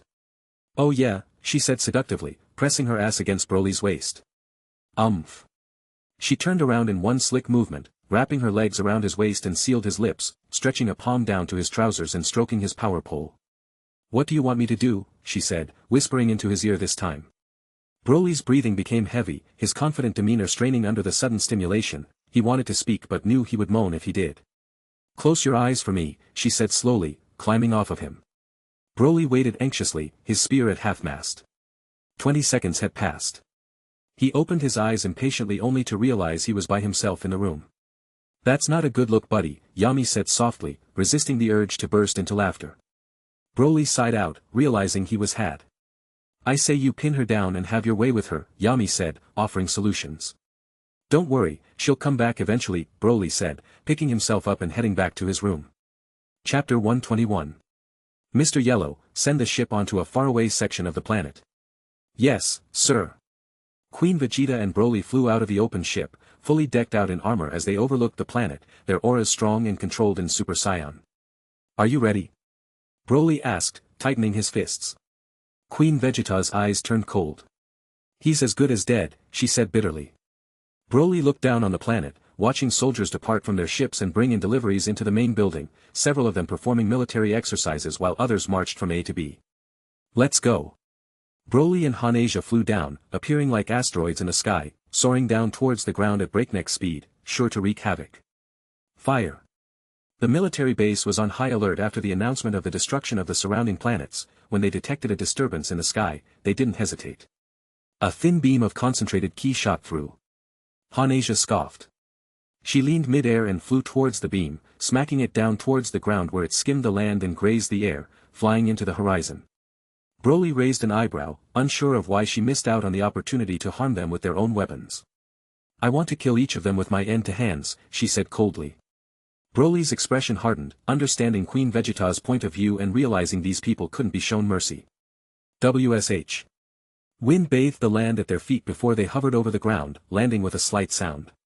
Who the fuck are you people? A soldier questioned, his gun already raised. Hanasia seemed to snap, her blood boiling, but she looked back at Broly, waiting for his command. Go ahead, he said simply. A wicked smile grew on Hanasia's face as she darted towards the soldier. What the dash? Hanasia disappeared in his line of sight before reappearing, sending a crushing kick to his head, wiping it clean off and sending it crashing into the head of another soldier, concussing him on impact. What dash? No way. Fire. The soldiers who were already on high alert hastily aimed their key rifles at the Saiyans, blasting them as soon as they could while others charged them. I've got these few. Broly flashed forward and swiped his hand powerfully, his fists blurring green as his powered hand cut through his opponents, beheading them instantly. Pew! Pew! Pew! Many ki beams smashed into Broly's chest uselessly, being absorbed by the armor as he scowled at the soldiers firing in front of the base. Scum! He jumped forward, attempting to punch one of them, but his hand squished the head in impact, liquefying the brain of his enemy immediately. Broly recoiled, still slightly off-put by the sensation, but steeled himself. How many people have these men killed? Queen Vegeta didn't wait for Broly's permission anymore and didn't show anywhere near as much hesitancy, pouncing from opponent to opponent in seconds, cleaving through their bodies with mere swipes. Broly watched her move, steeling himself mentally.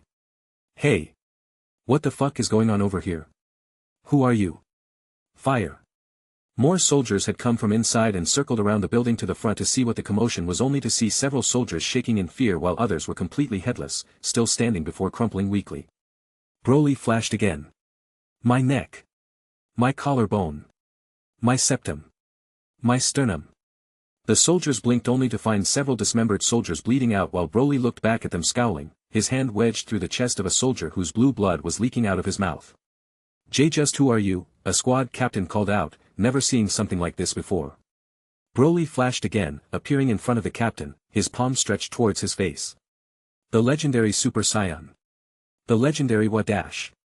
Broly gripped the soldier's head, pulling it off the rest of his body immediately, then pushed it back into his chest, firing a small ki beam that eviscerated the soldier before severely damaging the base, causing rubble and debris to fly away while a green smokescreen settled.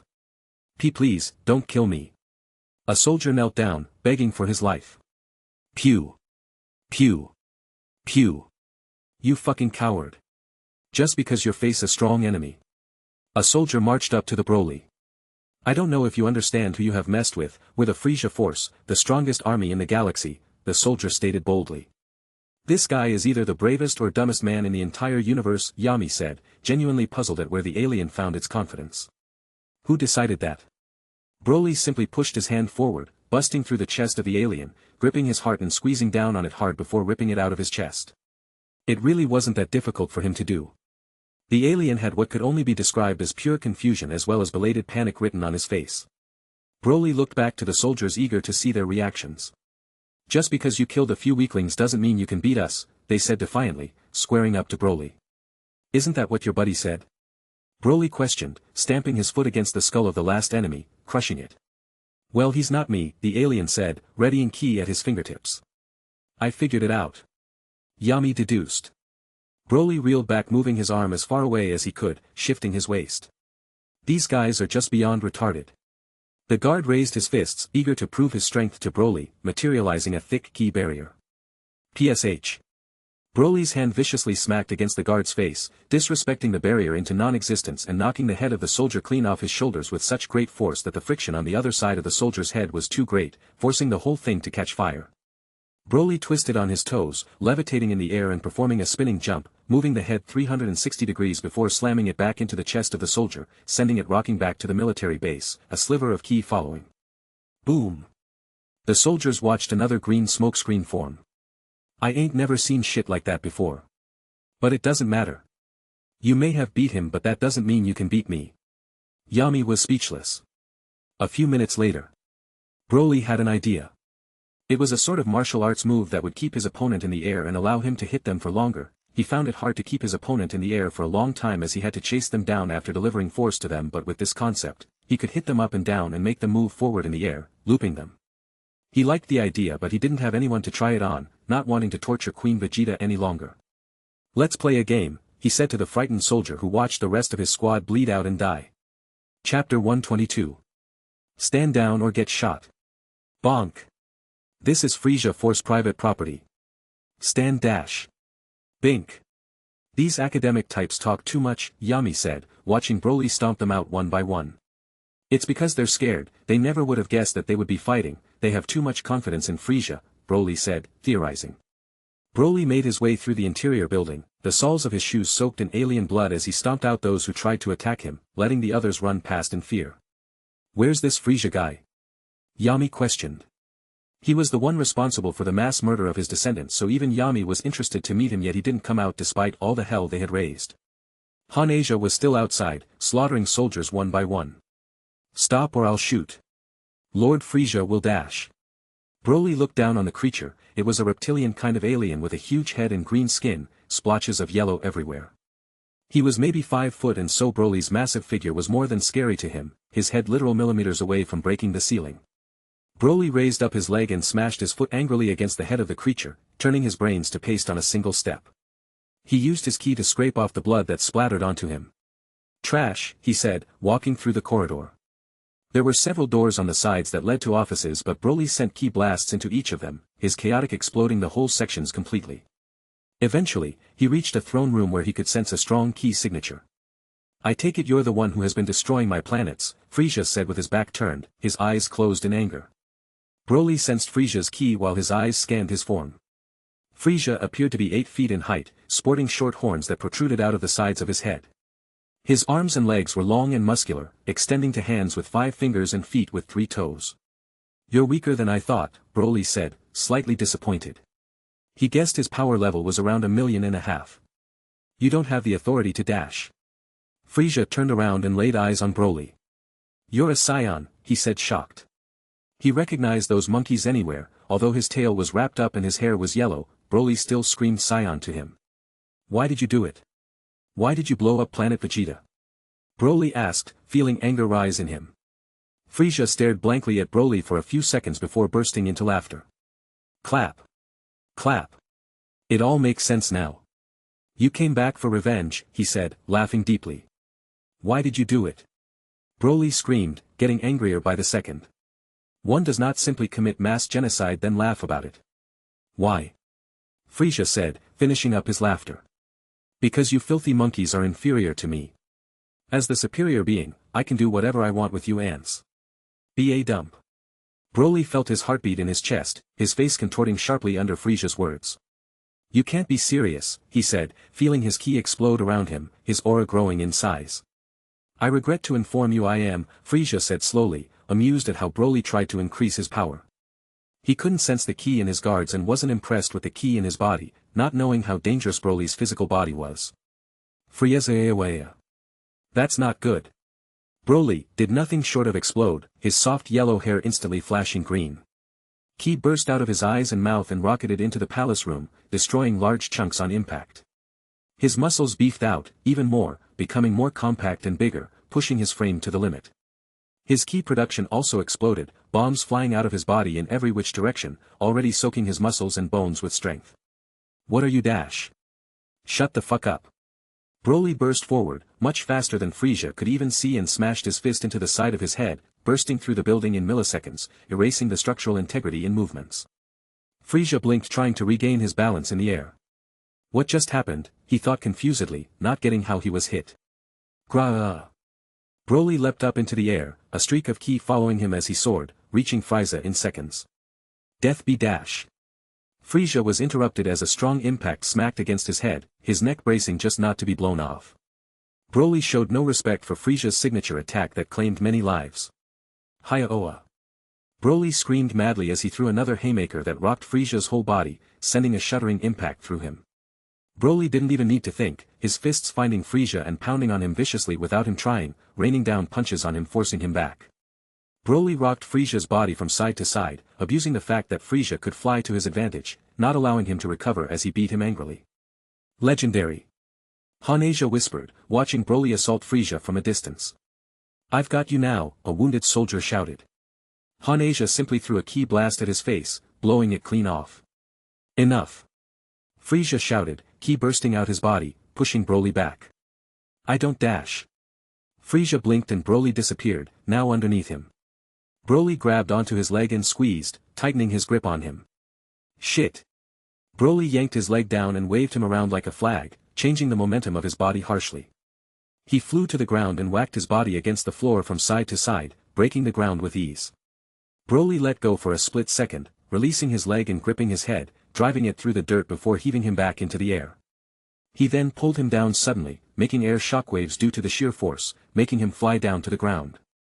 I've got a present for you, he said madly, condensing a compact ball of legendary ki in his hand. Eraser cannon, he yelled, driving his palm into Frisia's chest, releasing the small ball of ki that rapidly expanded becoming a huge bomb that rapidly descended below. Hanasia. Look out, he warned, a huge smile on his face as he watched Frisia plummet towards the ground. Hanasia side dashed quickly, flying up and around the massive bomb that was still expanding heading towards Frisia's military base. Why you got even bigger, she said, looking at his massive size in awe, not understanding how strong someone could be so huge. How strong are you now? Around 55 billion, he said nonchalantly, looking over at her. B-billion.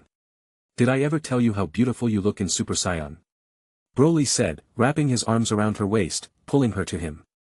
He had asked her to tie her hair up and she put it in twin tails which grew and made him feel hot when she was in Super Saiyan.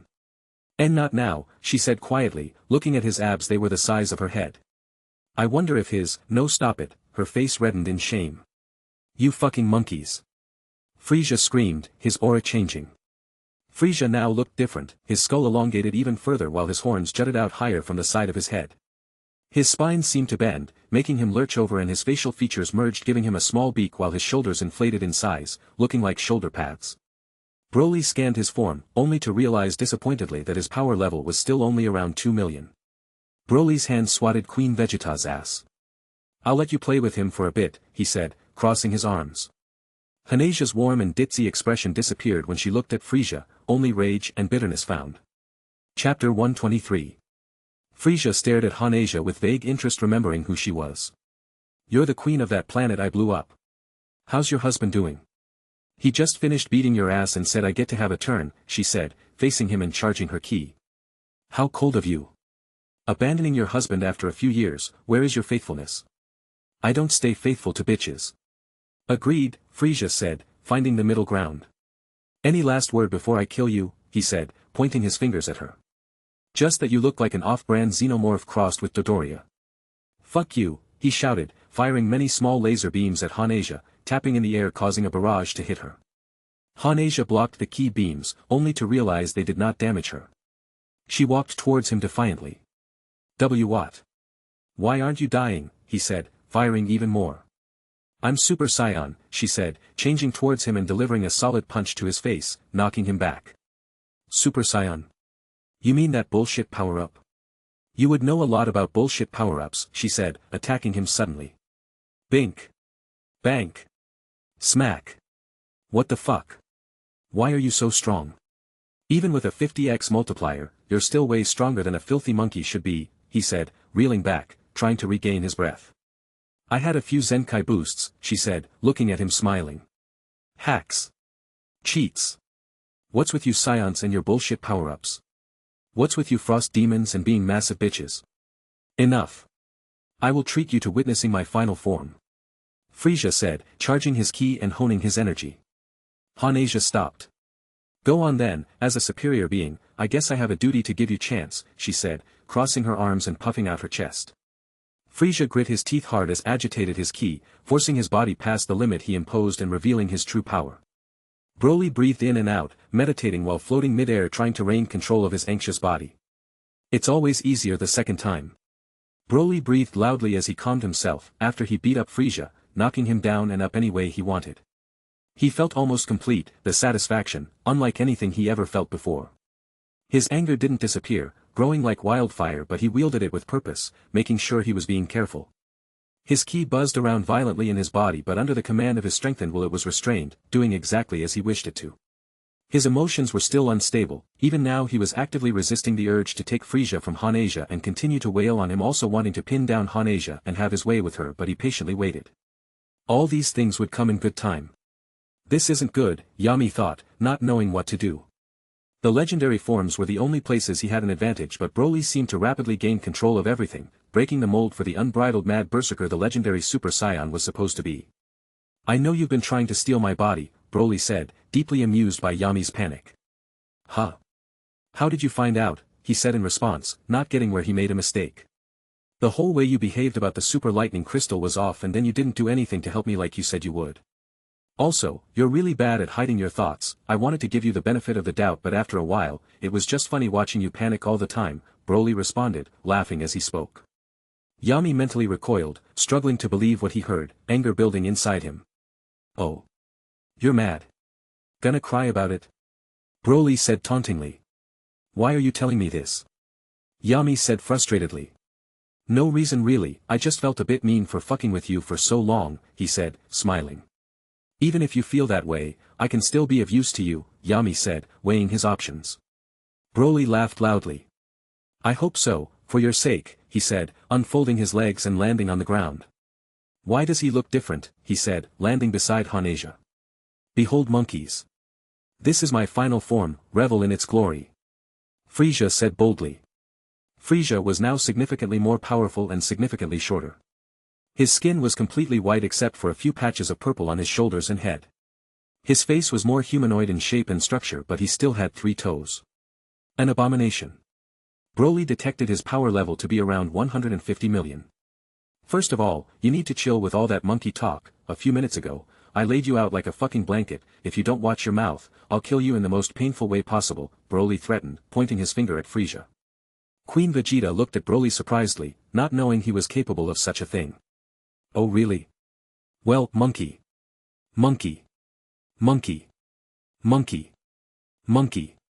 Monkey. Monkey. 2 little monkeys about to be slaughtered, like the rest of their monkey race. How can you call us little when you a whole 4 feet shorter than me? Shut your dumb ass up. No you. Broly flashed, disappearing and reappearing behind Frieza. He stepped on his tail and grabbed his arms, holding them behind his back. Hanasia. I just found a new sparring dummy. Let's use it. Say less. Queen Vegeta flew up and delivered a crushing blow to Frieza's sternum, causing his spit to shoot out at her, splashing against her armor. I love therapy, she thought, driving his fist against his face. Several hours later. Just kill me already. Frieza vomited another heap of blood, adding to a nearby pool that was growing on the floor.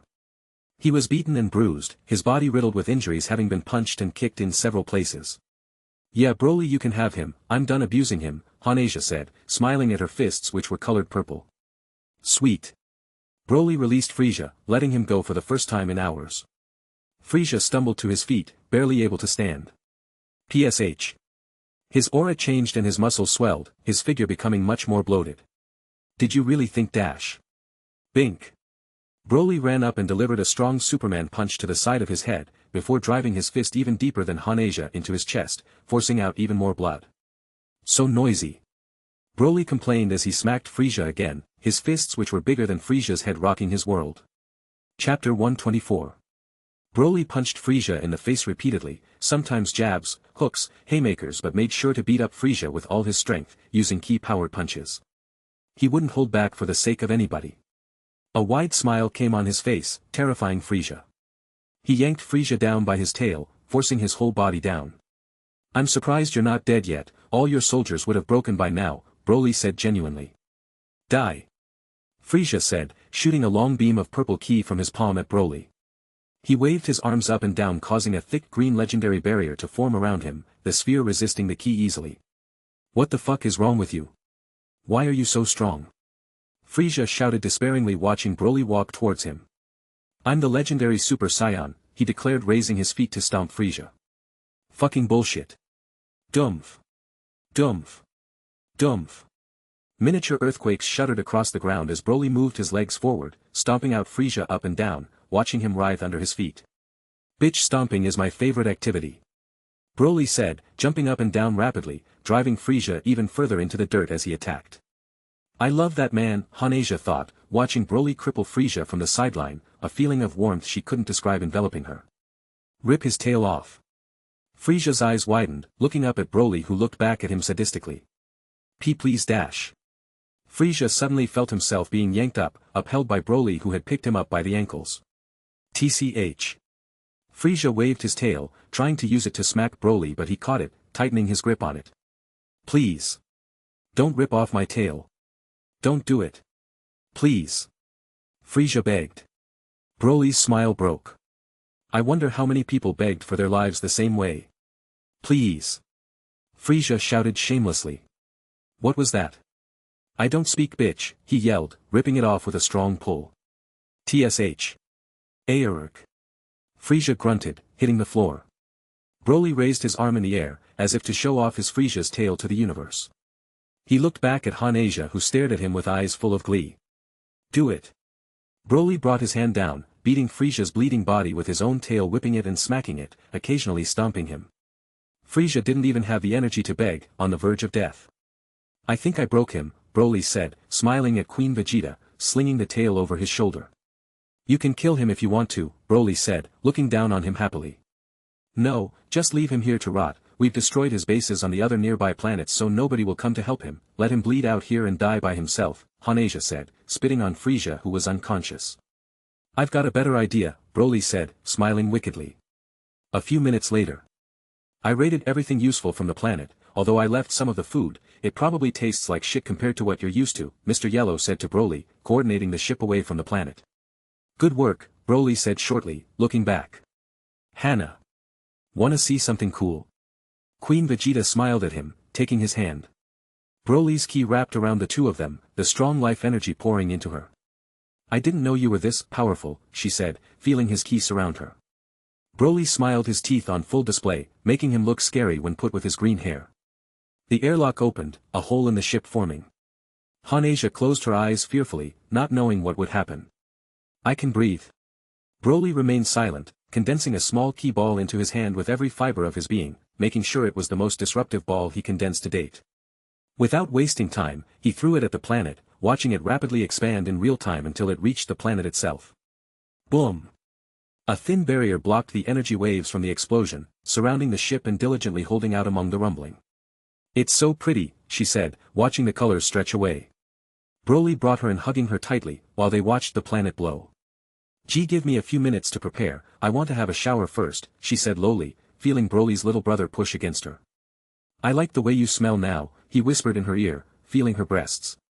Queen Vegeta squirmed playfully in his grasp before relenting, bending over and rubbing against him. Broly blinked and she was gone, hurried footsteps sounding behind him. He smirked, turning around and heading straight to his room. Chapter 125. Whis double-tapped his wand and the scenery around him changed, transporting him to a small planet with a purple sky and one great temple built in the center.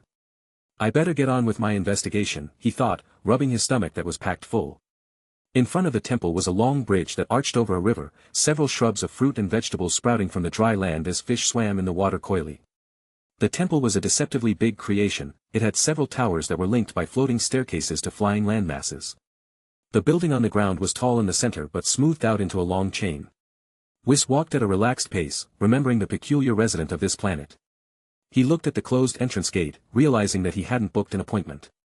Oh well. He double-tapped his staff and teleported inside of the temple. What do you want? A chubby purple-skinned man inside some kind of floating cauldron hovered toward Whis, his expression troubled. Several attendants identical to him peeked out from the corners of the room. They were told to leave Zuno alone, but curiosity had gotten the better of them. You knew I was coming? Whis said, slightly surprised. I know everything. Now, what do you want? You just being here increases my chance of death by 40%, Zuno said, somewhere between scared and annoyed. I've come to see what you know about the legendary Super Saiyan, Whis said, his tone involuntarily coming out as indifferent. Legendary Super Saiyan? Master Zuno said, thinking, sorting through his knowledge. Okay, the legendary Super Saiyan is a terrifying existence that occurs once every 1,000 years. He or she is a freakishly powerful being that when mature can destroy galaxies and even universes with the wave of a hand, Zuno said stoically. That sounds like someone that's definitely at God of Destruction level. Who is the legendary Super Saiyan this millennia? Whis asked, intrigued. Not so fast, I gave you the first question out of respect. If you want more answers it is going to cost you, and don't even think about rewinding time because my knowledge is multiversal, Zuno said, his eyes narrowing. Whis raised an eyebrow but eventually sighed. What do you want? A kiss, Zuno said, his face incredibly serious. Whis' eyes narrowed. This matter was incredibly serious and could not be taken lightly. How many questions will a kiss get me? One, like everyone else, Zuno said, bargaining. I see, Whis said, in deep contemplation. Without wasting time he tapped his staff twice on the temple floor. Seemingly from thin air, a tall blue-skinned woman appeared, wearing clothes and holding a staff similar to Whis. Vados, please kiss the man, Whis said, his face very serious. Forgive me for asking but for what reason? Vados said, more upset that she was summoned. Lord Kampa's life is on the line, Whis said, his face turning dark. Vados' face fell and she didn't hesitate, walking towards the purple-skinned man pecking him, placing her soft blue lips on his cheek. Zuno's face lit up like a Christmas tree as he looked back up at the pretty woman. He looked down on him with a serious expression. Ahem, he said, clearing his throat. The legendary Super Saiyan in this timeline is a peculiar fellow named Broly. His father and a few friends escaped Planet Vegeta and grew up on Planet Sithis, ironically, home to Tuffles which his race had driven there in the first place, Zuno said quickly. And he wants to kill Kampa. Vados said, looking back at Whis. More like he will, the oracle fish predicted it, Whis said, thinking deeply. Let's kill him then, Vados said, deciding quickly. It won't be that simple, Zuno interrupted. The legendary Super Saiyan is a freak among freaks. Throughout history, they have only died either by old age or from the collective efforts of countless people on many planets, Zuno said wisely. If you approached him now, he would only get more powerful and most likely kill Lord Kampa sooner, Zuno interrupted. So what do we do? Whis said. Simple, in a few years he will contract the super heart virus, kill him then, Zuno said, providing a solution to his problem. Whis and Vados were intelligent enough to figure out what Zuno meant by this. Where is he now? I'll have to place him under surveillance, Whis said, carefully. Zuno opened his mouth, about to ask for another kiss but decided against it, a reality without him quickly being generated in the multiverse. He's flying through space, not necessarily with a destination but my best guess is that he's heading to Planet Sithis soon, Zuno said, sweating under the heated gaze of the angels. Vados and Whis looked back at each other, nodded and tapped their staffs simultaneously, disappearing without a trace. Zuno exhaled sharply, happy that he got to live another day. Broly opened his eyes lazily, his heart full of happiness as he felt a familiar and comfortable weight on him. Hanasia had elected to use him as a bed and despite growing to about 7 feet under the repetitive use of Super Saiyan Grade 3. She still fit snugly on Broly's huge 9-foot body. She stirred a bit, wriggling on Broly who had just got up. You really did whatever you wanted yesterday, she said, feeling her lower abdomen which was bloated, running her hands of the bruises on her ass and legs. You asked for everything I had so I gave you everything I had, Broly said, feeling an emptiness in his balls that was becoming more common. I don't believe you, surely the legendary Super Saiyan has more in the tank, she said, gripping his power pole.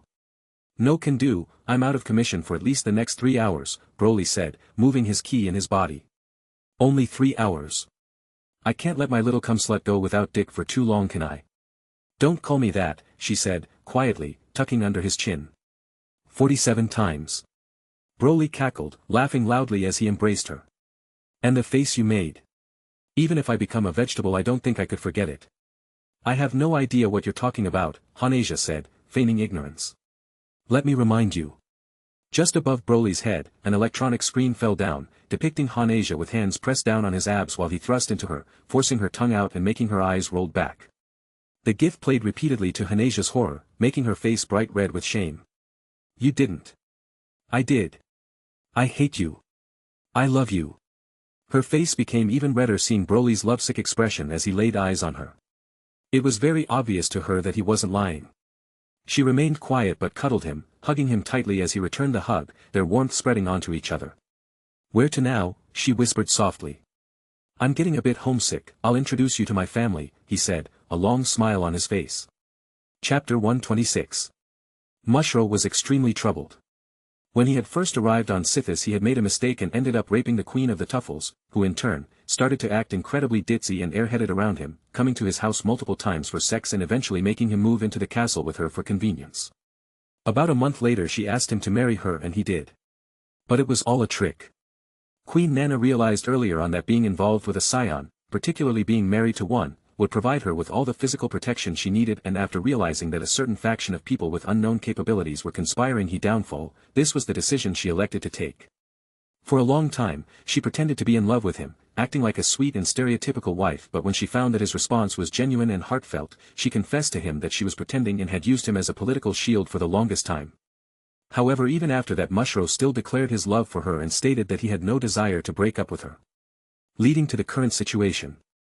Mushrow paced back and forth in the royal bedroom, still considering his options. What if she says no? How sad would it be for a Saiyan to? His heart beat quickly as he contemplated the outcomes of the conversation, thinking of what he could say in response to what she would say. As a Saiyan, it hurt his pride when he thought about how little control he had in the relationship, but he understood that his former thinking was a bit outdated. The door opened. Queen Nana walked into the bedroom, wearing a traditional Tsufurian dress, the long nightgown accentuating her curves. She took one look at him and sighed out. What is it? Huh? Why are you worried? She said, able to read him easily. Mushrow looked at her and then at the floor, then back at her before saying. Can we please have a child? He said, asking awkwardly, closing his eyes and clasping his hands. Nana looked at him with a dumbfounded expression. Whether it was faked or not, Nana and Mushrow had been having unprotected intercourse for years. He wasn't well versed in the ways a woman could repel pregnancy, but he could only assume she had been doing something since nothing had happened yet. Mushrow felt his heart beat thunderously, unsure of how she would react, especially considering the nature and start of their relationship, and he could understand why she would say no, but he could only beg her to say yes. He felt warmth around his hands. If you really want to, I would be happy to bear your children, she said softly, whispering into his ear. Nothing short of childish glee lit up on Mushrow's face, being moved so much that he immediately embraced Nana, his hulkyish figure barely able to touch her with closing in on itself. He's so simple yet so refreshing. It was a huge breath of fresh air and a little heartwarming that she had someone so straightforward and honest in the first place. That was why she came clean to him, not really knowing what she wanted, but he still liked her anyway. She pulled away, seeing nothing short of complete joy on his face, causing her cheeks to redden. I knew he liked me, but it's still nice to see. What are you doing? Mushrow said, watching her disrobe. You said you wanted kids, right? Is the army ready? Yes, sir. Two hooded figures could be seen conversing in an alleyway, catching the eyes of many, but nearly all walked away not wanting to be involved in some organ trade scheme.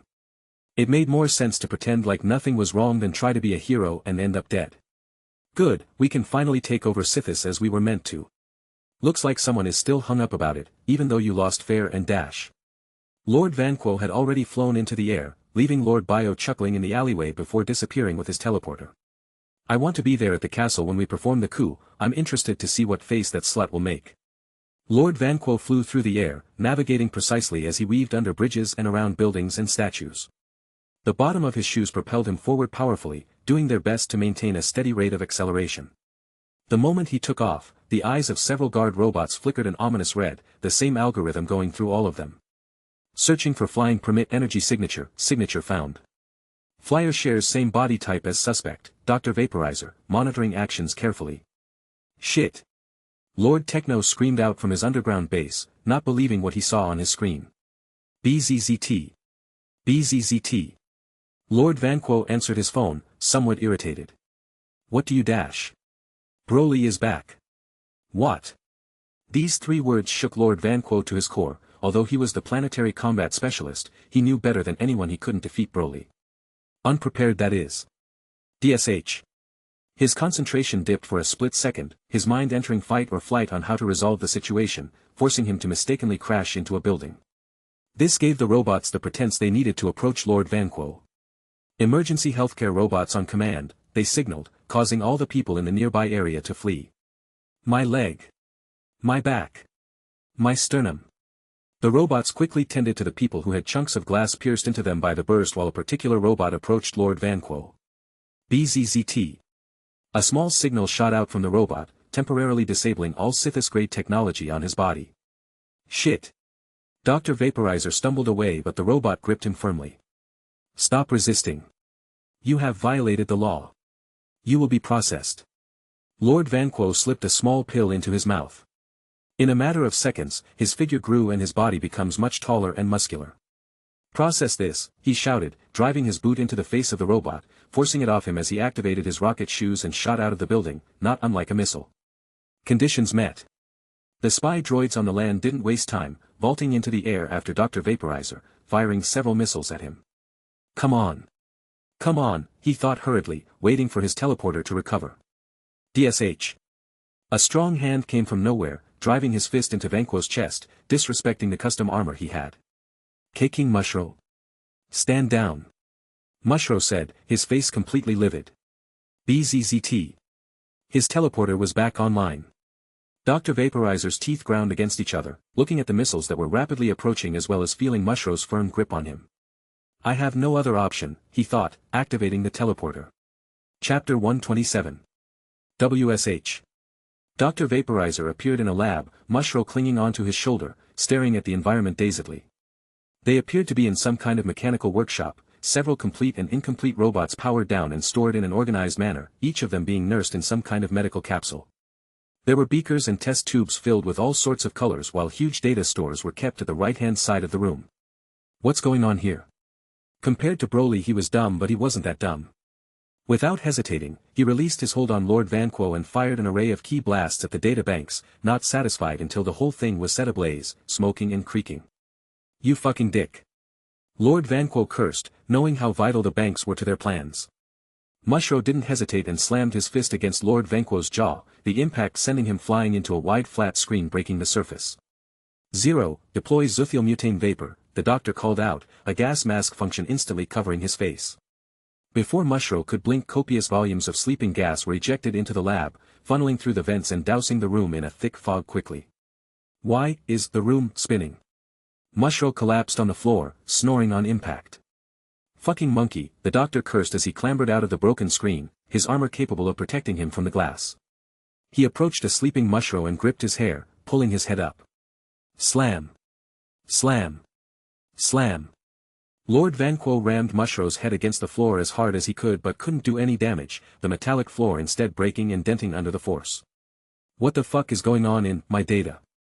Lord Bio entered the room belatedly, watching his backup server smoke and burn while the screen he used completely wrecked, his lab ruined. No. No. No, he ran to the broken material, trying to see what he could do. Spark. Boom. A small explosion burst out, the intricate and delicate balance of the machinery thrown off by the attack, causing it to burst. Lord Bio turned around, completely irate looking at Lord Vanquo whose nose was bleeding.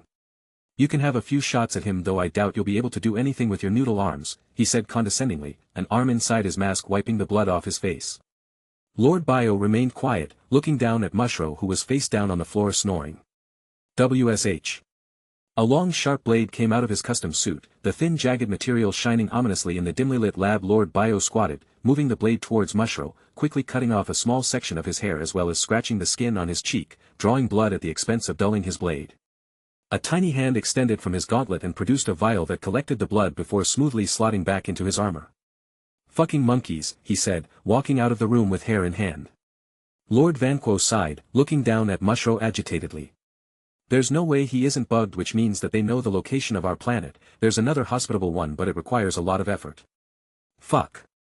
They were ready to attack, but the appearance of Mushro threw a wrench in their plans. The worst part is that we can't fucking keep him. We can use sleeping gas, but his monkey brain will just create a bullshit enzyme that renders the effect useless, and if we rough him up too much it'll be obvious. Fuck. Lord Vanquo cursed viciously in his mind, deeply annoyed by how the situation turned out. Reluctantly, he picked up Mushro's sleeping body and heaved him onto his shoulder. Fucking monkey, he thought as he disappeared. Broly smiled as a large cerulean blue planet came into view, two huge landmasses boldly imprinted on its surface. There were bright white clouds that lingered over the planet, barely concealing the shimmering blue of the ocean depths beneath. Home sweet home, Mr. Yellow said, a mechanical smile forming on his face. Back to Softball Central, you truly do hate to see it, Yami lamented, not wanting anything to do with Sithis. Broly smirked, his eyes flickering with childish mischief. I've come a long way since I left the planet, to think I was still scared of you when we left, Broly said, sounding as if he was disappointed in himself. Keep underestimating me, fuck around and lose your body, see what I'll tell you, Yami said, not even hiding it anymore. I challenge you, see if you can do anything, Broly said tauntingly, amused by Yami's struggling. Broly forced his will against Yami, pushing him into his corner. You can't. Broly thought as he stood up, a shit-eating grin on his face. He walked into his kitchen, his hair shimmering yellow under the fluorescent light, finding his lover bent over, examining the contents of the oven. Putting the oven lower down was a genius move, Broly thought, soaking in the view. Good morning, breakfast is nearly done, she said studiously as she checked the temperature for the 5th time. Especially after Broly had treated her to delicacies, she wanted to return the favor, not wanting to look bad in front of him. There are some snacks on the table if you're hungry, she said consciously, bringing the tray out and adding an assortment of spices and sprays. Broly smiled genuinely. He thought about making some kind of joke or playing around, but he could see that she was really concentrating, so he waited for her to finish, sitting at the dining table, entranced by her figure. So, what do you think, she said, her big eyes locked on him while her fingers twitched nervously. Honestly, it's good, slightly better than when I started but not as tasty as what I could make on my own. It tastes excellent, Broly said, smiling at her as he took another helping. So it's just mediocre, huh, she said, slightly disappointed in herself. I didn't say that. But you didn't deny it either, she said, looking into his eyes, glimpsing at his soul. Broly stuttered, not able to word his response properly. I knew it. You have talent, much better than when I started cooking. How old were you? 12, he said, downing a canister of water. Hanasia smiled as she watched him eat, a small warmth in her chest growing. Chapter 128. Zelta touched down on the surface of planet Sithis, the air blowing gently onto the forest, sending a healthy rumble through the trees. Broly stepped out of his ship, his foot landing on the platform while he remembered the scent of the fresh Sithis air, completely unlike the other planets he visited, the gravity strain basically non-existent on his muscles. Welcome back, Broly, a familiar voice said to him. In front of his ship was Queen Nana herself, hovering a few meters off the ground with a pair of modded rocket shoes. Beside her were 2 tall matte black HIATUS. However, Broly could tell some upgrades had been made, the surface of them less glossy and more rugged, looking harder and sharper than before. Thank you for coming in person, my queen, Broly said, trying to be respectful. Nana made his parents swear allegiance to her but did no such thing for Broly, putting him in a weird position technically, but he had no problem bowing to the ruler of the people who took in his family. Who? A sharp voice cut in from behind Broly, her figure unable to be seen behind his hulkish figure. Hanasia softly pushed Broly, moving him out the way to see the woman he addressed as queen. Broly? You brought back a woman? Nana said, more surprised than disturbed. I'm not just a woman short stack, I'm the queen of all Saiyans, you may call me Queen Vegeta, she said harshly, her voice sounding much sharper than before. Nana's eyebrows furrowed before raising again. Mushi told me about this woman. And so I assume you visited your native planet in your time away, all is well over there, right? Nana asked, wording her question carefully. It doesn't concern you, Hanasia responded quickly, her tone very hostile. Queen Nana couldn't help but cast a glance at Broly, who smiled back at her apologetically. In any case, you'll want to meet the other Saiyans, follow me, she said, blasting off into the air. What is your relationship with that woman? Hanasia said quickly, her eyes peeled. Broly embraced Hanasia from the back, carrying her up into the air as they flew slowly, following the queen. She's the queen of the Tsufurians, Mushro's wife, and I only know her from family gatherings. We've talked before but not quite like with you, Broly said assuringly, trying to calm her down. So it's like that, Queen Vegeta thought, relaxing slightly. Why did she get so aggressive? Broly thought, not getting what he was missing. Queen Nana, who was still in earshot, smirked as she listened to the calm assurances Broly gave. I guess he resonates more with his own people than with us. It was a very simple concept. Broly, as a 9-foot muscular man, wouldn't be attracted to 5-foot feeble-bodied women, instead opting for a muscular 7-foot tall woman. Hanasia relaxed completely in Broly's grip, understanding the situation much better. Mushro actually got together with a Tsufurian woman? We don't talk about it that often. The group of them landed in front of Tuffle Queen Castle without much trouble, either by sheer luck or coincidence. Nobody had seen or at least exclaimed at their arrival, many people paying attention to the damaged building that was undergoing reconstruction. Did anything important happen while I was away? I'd tell you, but I think the Saiyans would want to tell you themselves. If you really want to know, come talk to me later, she said, sounding dismissive on purpose in order to not antagonize Queen Vegeta. I'll leave you two here, Queen Nana said, veering towards the elevator. I trust Broly to show you around the city, and if you need anything just call. Your people are welcome on Sithis, she said clearly, sounding like some kind of diplomat. Thank you, Queen Vegeta said shortly, pulling Broly's hand and walking away. I don't like her, Hanasia whispered after the queen had left. Why? Everything she says sounds robotic, I can't explain it but I don't like the vibe she gives off. Broly squeezed her hand and kissed her forehead, making her blush slightly. We'll be fine, he said confidently, taking her to the Scion's mansion. Nana smiled and went back to her room, taking the elevator to her floor. He was away for just under a year but he seems to grown up a lot, still as quiet but a bit more confident, although his height again spiked by another full foot. It was nice to see and although she felt a bit old as she remembered various stages of Broly's youth.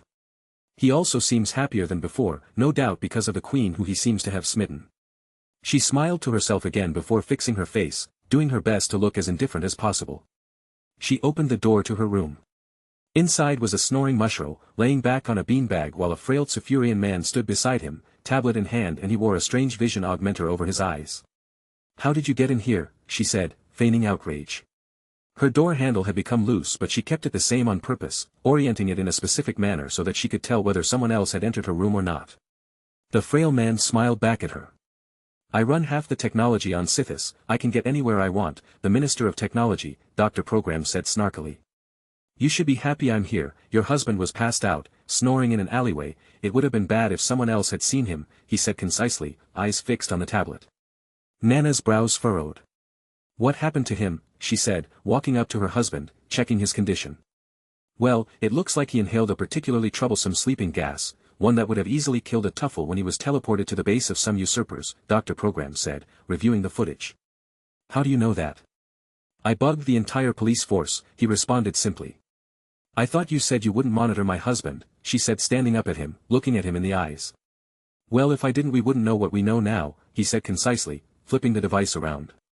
Nana's eyes widened as she saw the contents of the screen.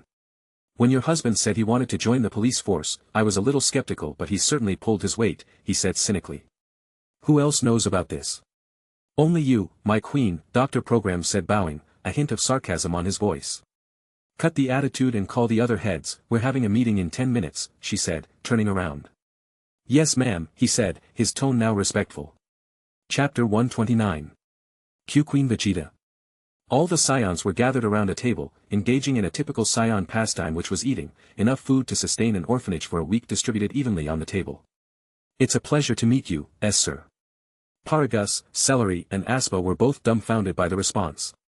Hanasia was very much their superior as far as social status was concerned but she was attending the gathering as Broly's girlfriend which meant she had to be respectful to his elders, making her think that a formal response was needed.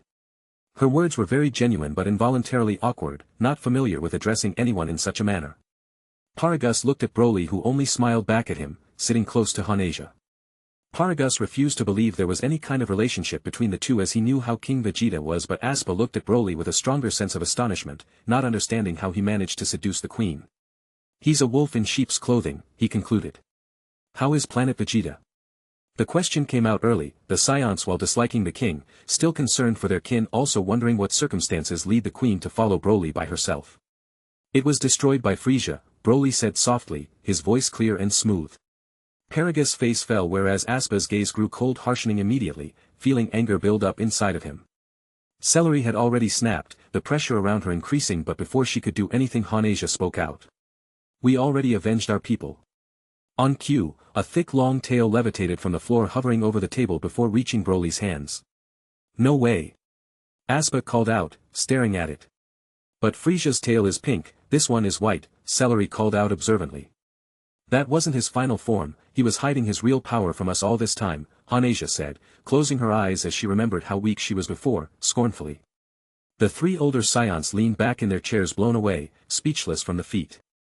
Paragus looked at his son marveling, he believed that Broly could potentially beat Frisia but having flat-out proof that he did was another thing entirely. I used to think that the only person who could be Frisia was the legendary Super Saiyan but it appears we don't need him after all, Paragus said, exhaling sharply. Broly and Hanasia looked at each other. Actually, your son is the legendary Super Saiyan, Hanasia explained, smiling as she spoke. I knew it. It makes more sense that way. What kind of ordinary Saiyan has a power level of 10,000 at birth? Hanasia looked at the Scions who didn't even look surprised. He's been a freak since he was young as well, she thought, shaking her head. Enough talking, let's eat. Broly said, not wanting the food to go cold. Wait. Aspa said, waving his arms protectively of the meats that would surely disappear. We have an announcement to make, he said looking back at Celery. I'm pregnant, she said quietly, a tinge of red on her face from the attention. Wah! Congratulations. I couldn't imagine having another child, Paragus thought as he sipped his water. No matter how the cake was sliced, there was no other Saiyan that could hold a candle to Broly. 15 minutes later. Yua! A collective groan rang out around the room, each Saiyan stroking their bellies which seemed to be inflated with food, their abs gone, Celery now looking as if she was 6 months pregnant although she was only a few weeks. So much food, so little room, Hanasia grumbled, reaching out for another bowl. I might have overdone it, Paragus said, looking at the plates that were still steaming. We'll take it, Celery needs it since she's eating for two, Aspa said greedily. Hanasia frowned, wanting to say something but ultimately deciding against it, leaning against Broly who managed to position his own bulging belly so that he supported her. Paragus raised an eyebrow, with the confirmation that the Vegeta was destroyed, it only left more questions as to how the queen ended up meeting his son. Aspa came outright and asked. Hanasia explained, not that annoyed as she narrated the story for the 4th time, detailing her interactions as well as Broly's with the Mentelians. Sounds like you've been busy, Aspa said to Broly, his eyes communicating his hidden message. Yeah, Broly said back, his cheeks tinging a little. He actually did it. A wider grin cropped up Aspa's face, a mischievous smile taking place, causing Celery and Paragus to shake their heads while Hanasia looked back, not getting what was so funny. There's a lot we need to catch up on, Broly said, being the first to stand from the table. You've got that right, Aspa said, still grinning. Any of you up for a fight? Hanasia said brazenly, stretching her limbs quickly.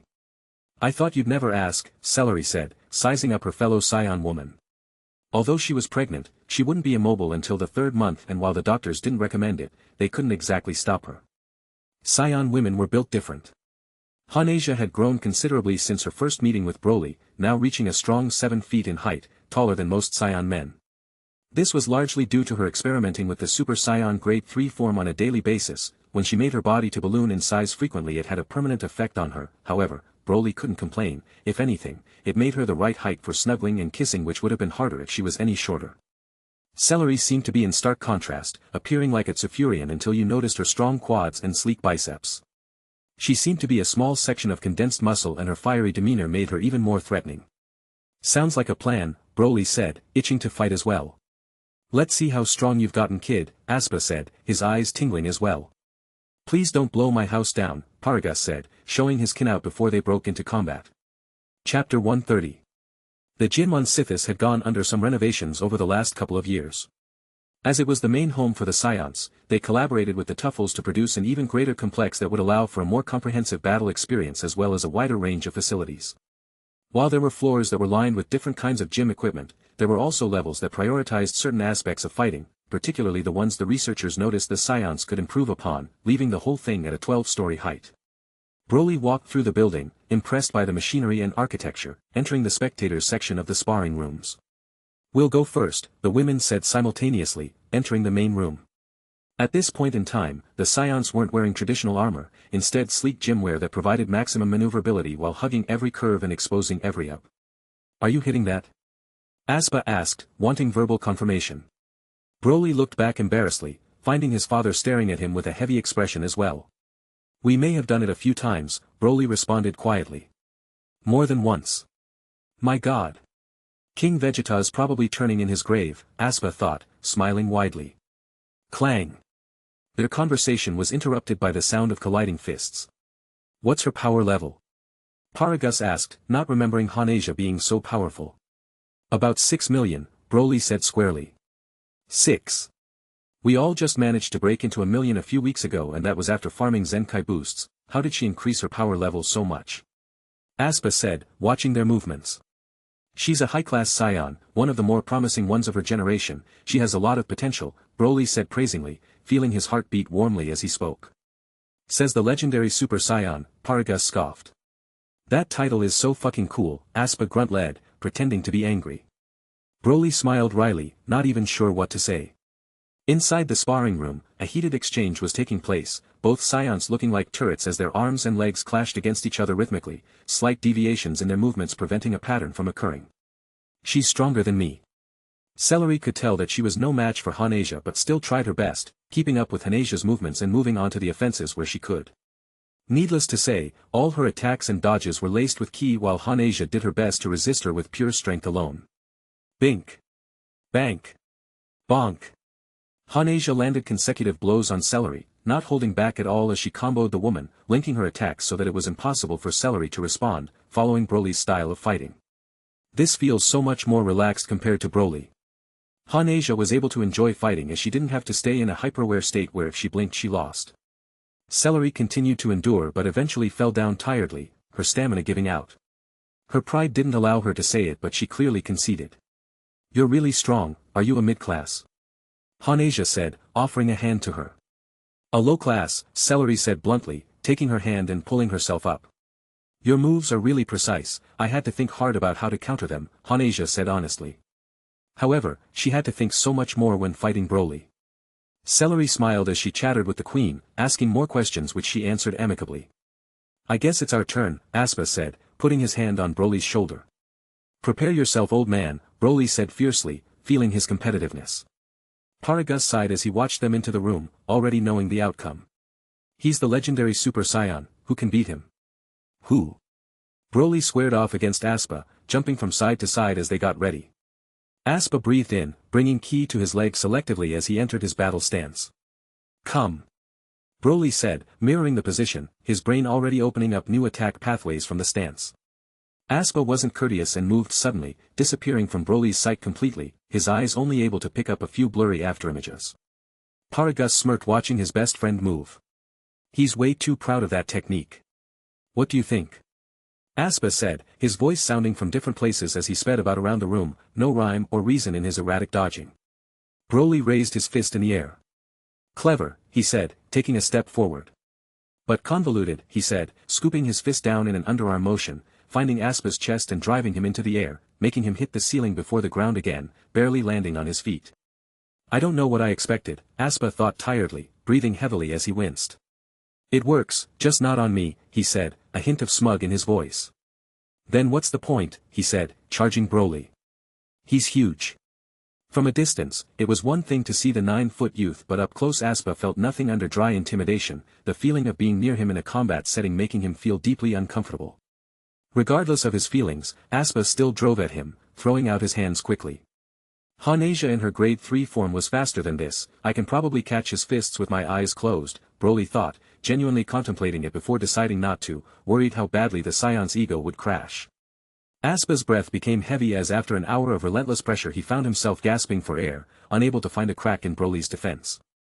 "I give up," he said dryly, not even having the strength to stand after crashing his limbs against Broly's for so long. "You're really fast for someone of your power level." "That sounds more like an insult than a compliment." Broly chuckled, extending his hand out. "I don't want to shake your hand," he said sorely before reaching out and grabbing it. "Only because you're the legendary Super Saiyan," he said blandly, a knowing smirk cropping up. "Paragus, it's your turn," Aspa said, wiping the sweat off his head. "Broly." Paragus said, his face turning serious. "Yes, Dad." Broly responded obediently.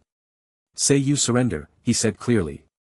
Broly stared at his father before making a wry smile. "I surrender." Aspa stared at Paragus who smirked back at him. "I hold a power beyond legendary Super Saiyan," Paragus said happily, motioning in the air while Aspa stared at him. "Where's your Saiyan pride?" "Through the roof after the Saiyan of Legend submitted to me." "But that doesn't count." "Who decided that?" Chapter 131. "So let me get this straight, you found an alien compound on another planet that is capable of converting ki into various energy sources and you brought over 1,000 samples for us to study?" Dr. Limiter said, not believing the bag of capsule cubes in his doorway. "Yes sir," Broly said politely. "Have I ever told you that I love you?"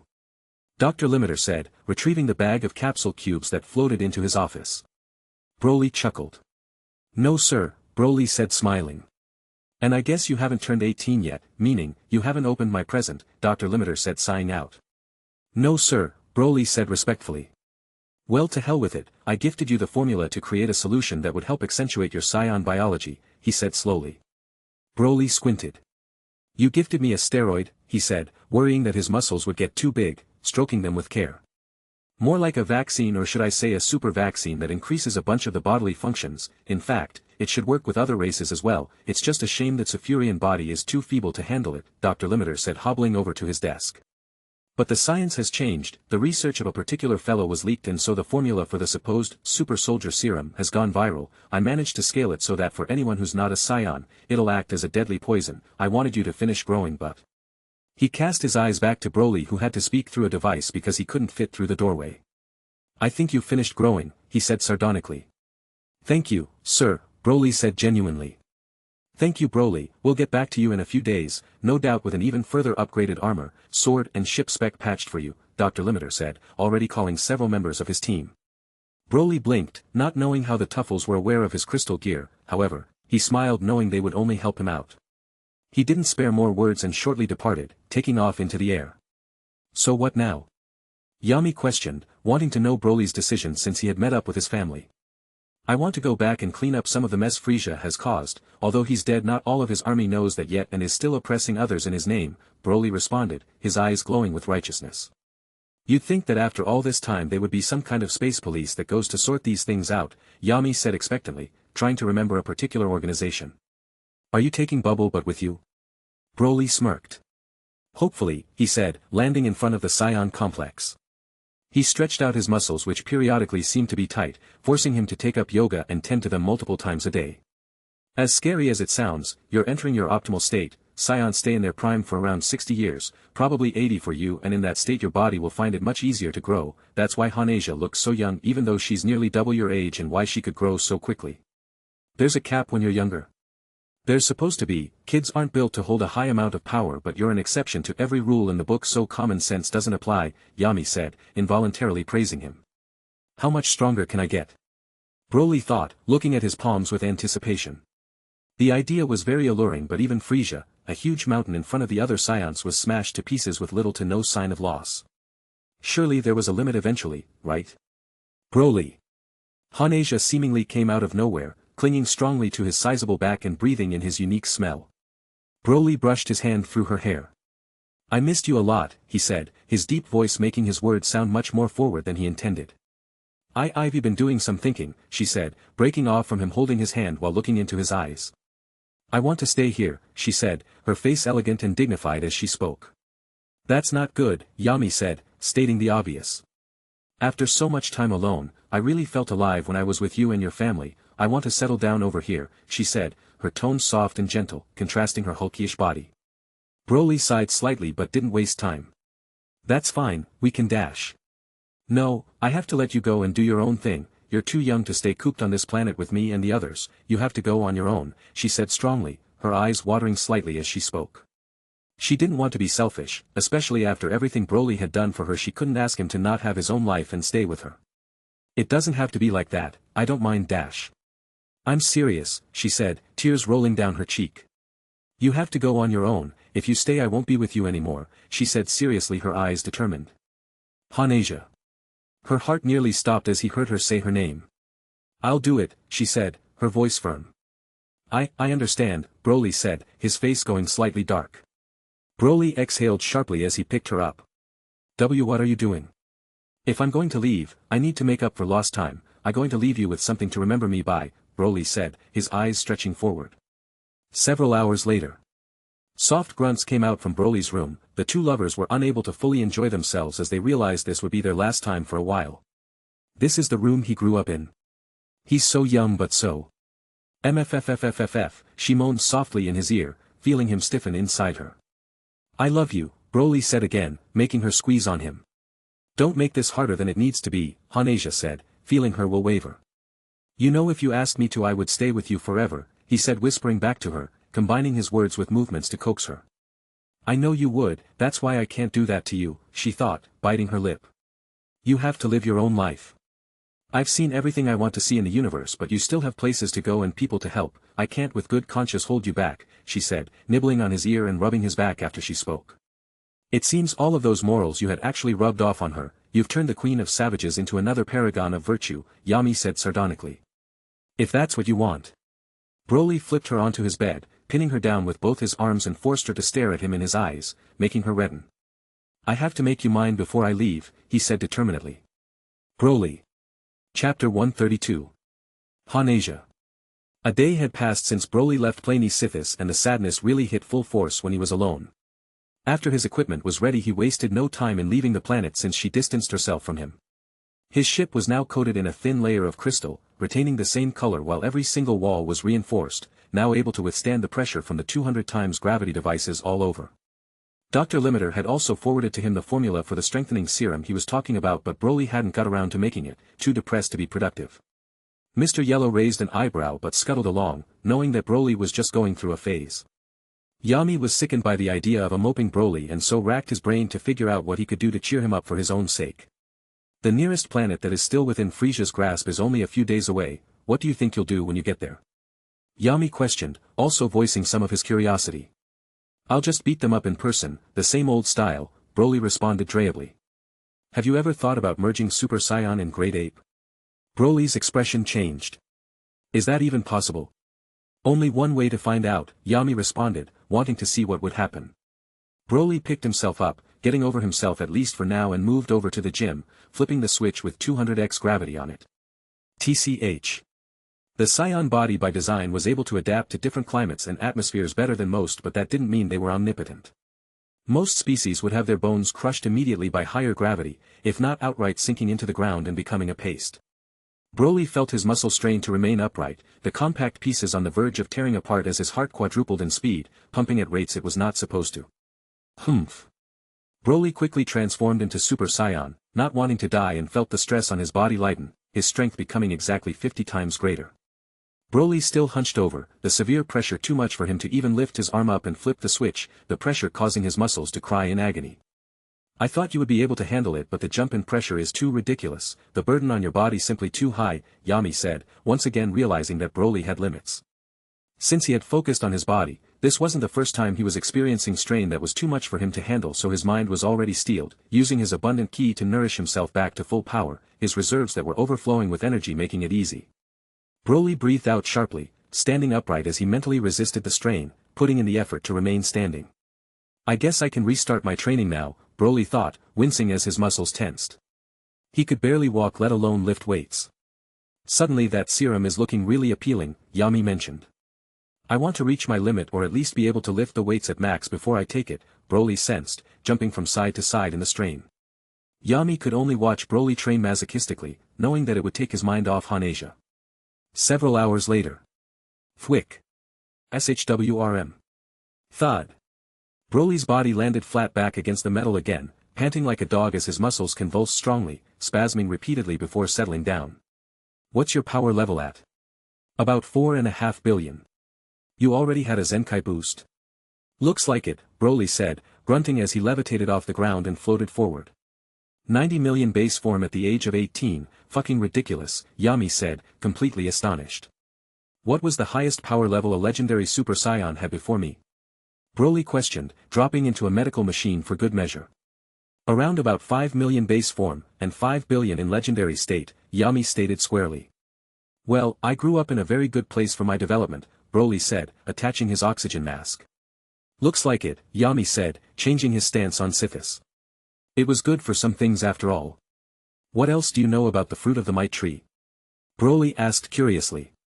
Well, it's a super powerful consumable that increases a person's strength by 15, since you've been eating so good on Sithis, maybe 10 or 12 times greater than before, and it was used initially to feed Supreme Kais, but they lost it, Yami stated knowledgeably. What's a Supreme Kai? The gods of the universe, Yami said bluntly. They don't do that much, he followed up. Are they strong? Broly thought, wondering whether he could finally have a good fight.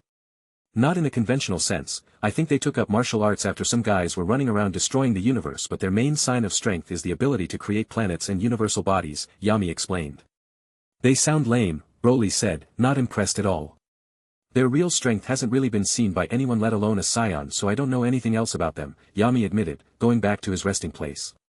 I wonder if they're strong enough to beat me, Broly thought, drifting to sleep in his healing pod. A few days later.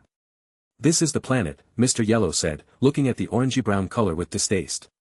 A quick scan told me there is nothing of value on there, just sand, dirt and oppression, Broly said dryly.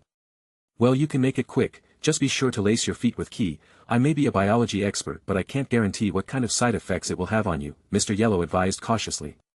No problem, Broly said, driving Zelta into hyperspeed. SHWWRM.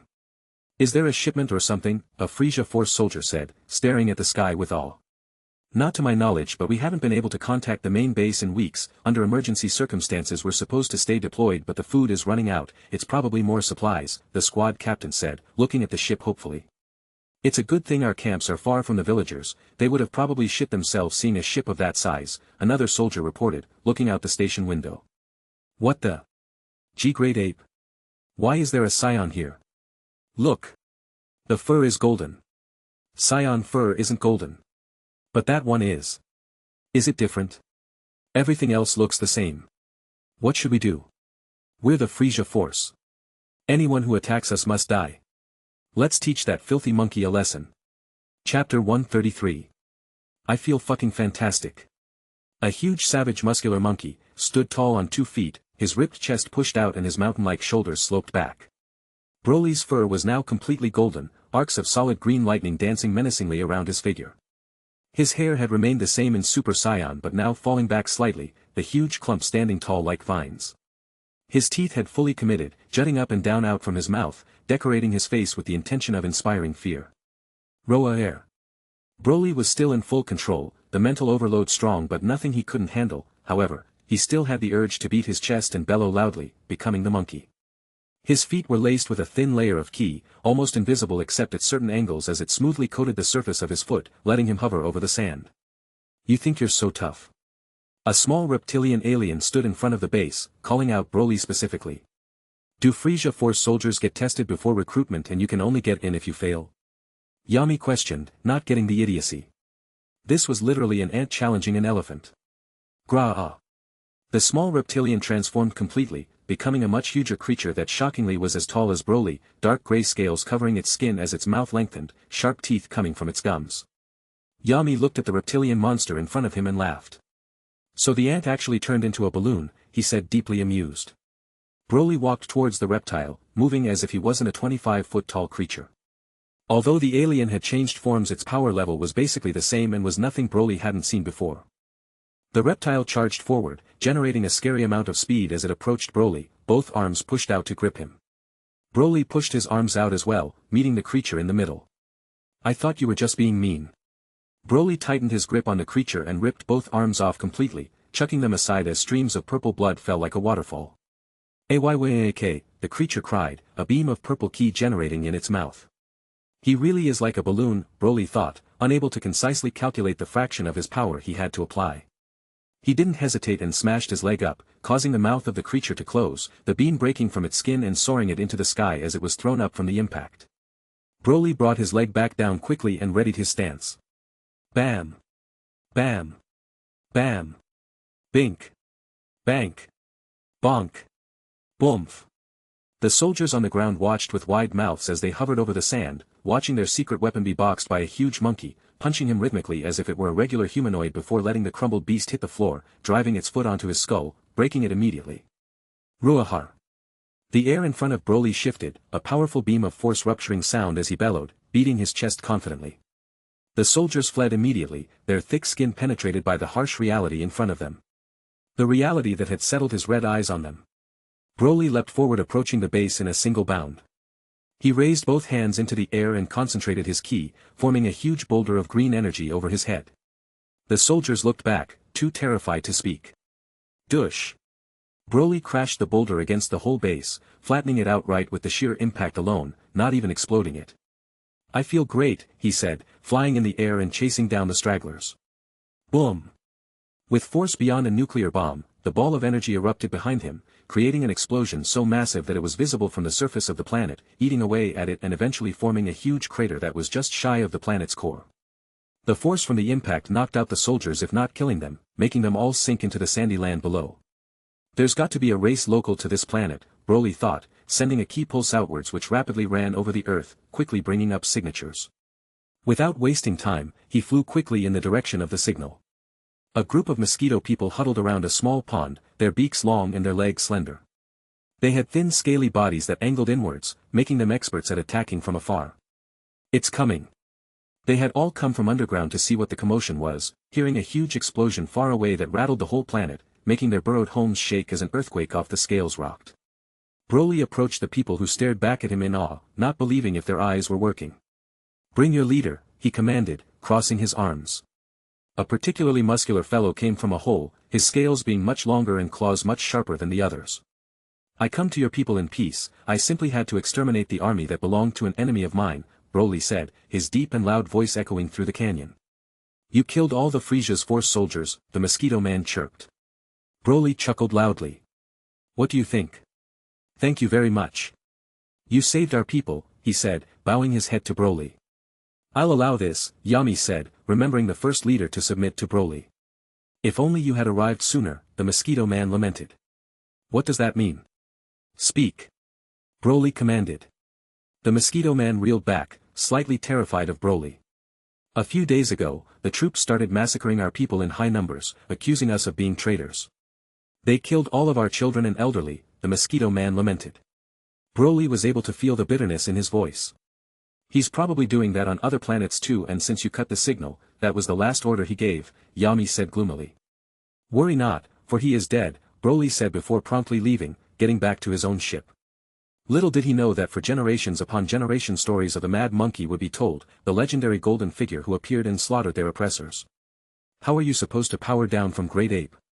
Beforehand, Broly had simply installed a Blutz wave disruption device onto his ship, but there was no way this was the genetic way to resolve the form. Broly learned that the Super Saiyan forms were a sort of mastery thing. If you stayed in the form for a long time and were able to control your emotions and power, then the multiplier would increase. His legendary form actually wore off naturally after a battle had concluded and there was no more bloodlust. This wasn't the case for Great Ape though. He knew from his parents that if a Saiyan in Great Ape form was defeated then they would go back to normal, but this couldn't be the only way to leave the form. "If I'm honest, I have no idea. Most Saiyans compress and collapse due to mental fatigue, but that isn't a problem for you. You could be waiting weeks until the stress gets to you," Yami said, thinking critically. "Compress?" Broly thought, intrigued. Chapter 134. Broly steadied his breathing, great gusts of drawn into his nostrils before flaring out, dragging against the wind harshly. A faint ki barrier hummed into existence around him, pressing against him softly before increasing in intensity.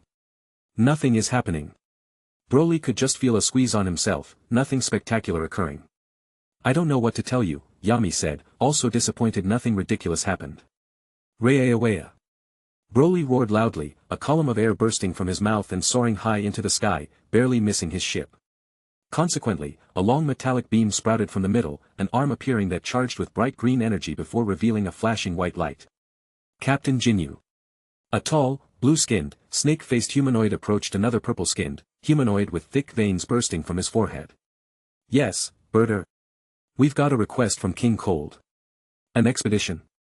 "Yes, sir." "From Frisia?" "No sir, King Cold." "And what did Frisia say?"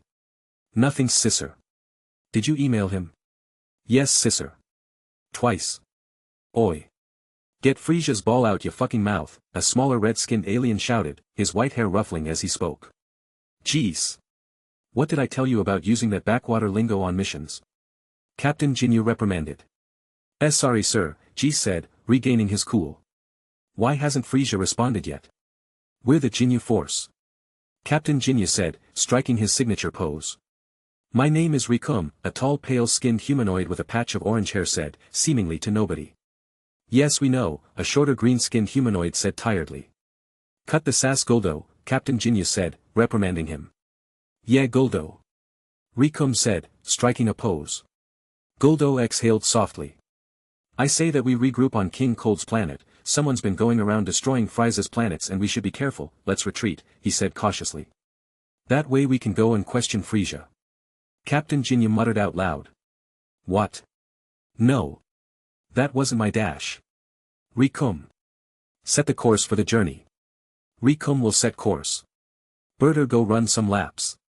"Yes sir." "Jeez, go get me the phone, I need to talk to the king of your planet." "Again? That's an order from your superior." "Wanker," he muttered under his breath. "And Guldo." He turned to the small pudgy green thing with 4 eyes. "Keep looking ugly," he said jokingly, walking out of the room. TCH. The Frisia Force soldiers looked at a certain section of space completely dumbfounded. "Are you sure this is the planet Frisia was last on?" a soldier asked the pilot, brandishing his gun. P positive sir, the pilot said fearfully. Another soldier put a hand on the shoulder of the soldier with the gun.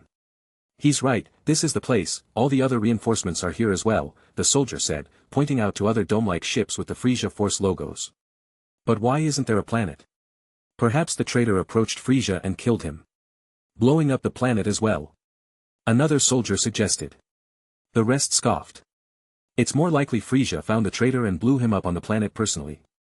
There's no way Frisia could lose. I've never even seen him take damage before. What the fuck is that?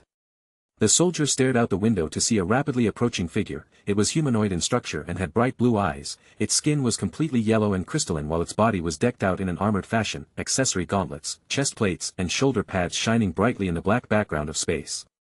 Is that a fucking Gundam? Which universe is this? Which timeline is this? Schling. A long sword jutted out from the right arm of the humanoid and slashed the spaceship in a clean strike, shimmering with green energy as it moved. Several of the other spaceships began to mobilize, firing deep purple beams at the flying robot. Broly, who was in the pilot's seat, was having the time of his life, engaging the gun features on his sword that caused several rifles and lasers cannons to pop out, filling his screen with various loadouts. Ha!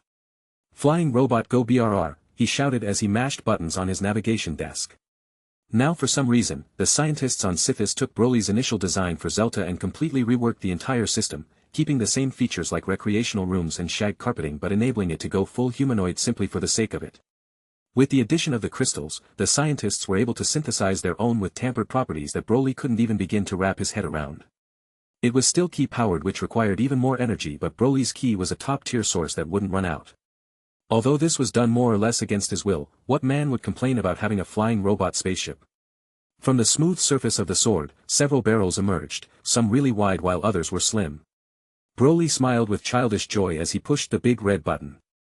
The unforgiving cold void of space provided no sound as several ships were blown to smithereens, several tiny holes, as well as some gaping ones, ripping through the walls and if the ship didn't give out and explode, the complete absence of heat, killed all the soldiers. Not to mention those caught in the fire and that were directly eviscerated. Zelta propelled forward, the long sword crackling with bright green energy across its flashing yellow surface. Fight back! Fight back! Broly yelled competitively as he tore through ship after ship, using the energy they fired at him to fuel his machine, letting it rapidly rip through space. Ah! This level ended really early. They didn't even attack me. Broly complained, getting up from his desk and stretching. Actually, that wasn't a level, you just tore up the whole Frisia Force battalion that was stationed there, Mr. Yellow pointed out, slightly amused. What? But it was so easy. Mr. Yellow laughed and moved along. Where are you going? To the gym. You might as well move your bed in there since you stay there so much, Yami complained. Says the guy who moans about me being in the library too much. If I'm forced to read another article on multiverse theory, I'm going to explode. What practical application does it have? Sounding intelligent, Broly responded simply. Yami scoffed tiredly. Broly entered the gym, hopping up and down as he warmed himself up. He flipped the switch, enabling 200x gravity in the ship, reeling under the effects in his base form. It's getting easier but it still hurts like hell. Enhanced gravity was not meant to be used as a form of training, it was only Broly's body, a ridiculous cheat code, that could cope with the effects. Broly jumped up and caught himself with one hand, feeling the stress on it worsen. This is the only way to get stronger, he assured himself as he began the first of 100 repetitions. On a faraway planet. While his current power isn't much concern, his growth rate is staggering, he might even have more potential than Beerus, Whis thought, peering through his staff and replaying Broly's shifting forms. He definitely qualifies as a god of destruction candidate but it would be problematic if he openly killed Beerus or Kampa. They were brothers after all. Whis wolfed down a sandwich as he contemplated, weighing his options. Decisions. Chapter 135. It isn't as fun as I thought it would be.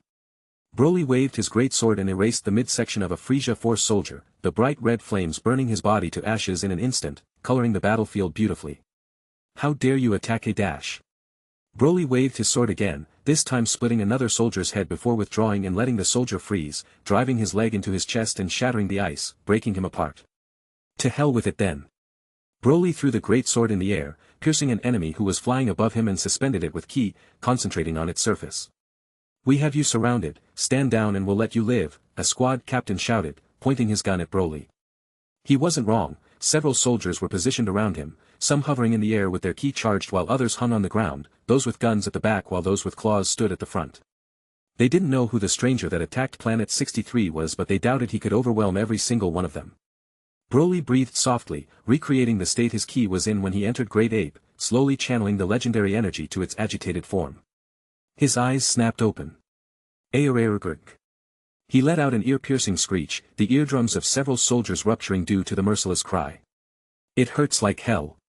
Broly's eyes, which were solid black before, fluttered yellow, the pupils becoming bright while his hair stood up, looking like Super Saiyan but remaining glossy black. It appears that the sheer increase in power is much more sloppy than Super Saiyan and Legendary. The ki in your body, which would have expanded due to the size of the Great Ape, is pressing violently against your organs, causing extreme pain, Yami said, analyzing the state. Greawa. His blood vessels swelled as he groaned awkwardly, trying to stabilize the sensation, but his ki was extremely slippery, evading the command of his will with foreign speed.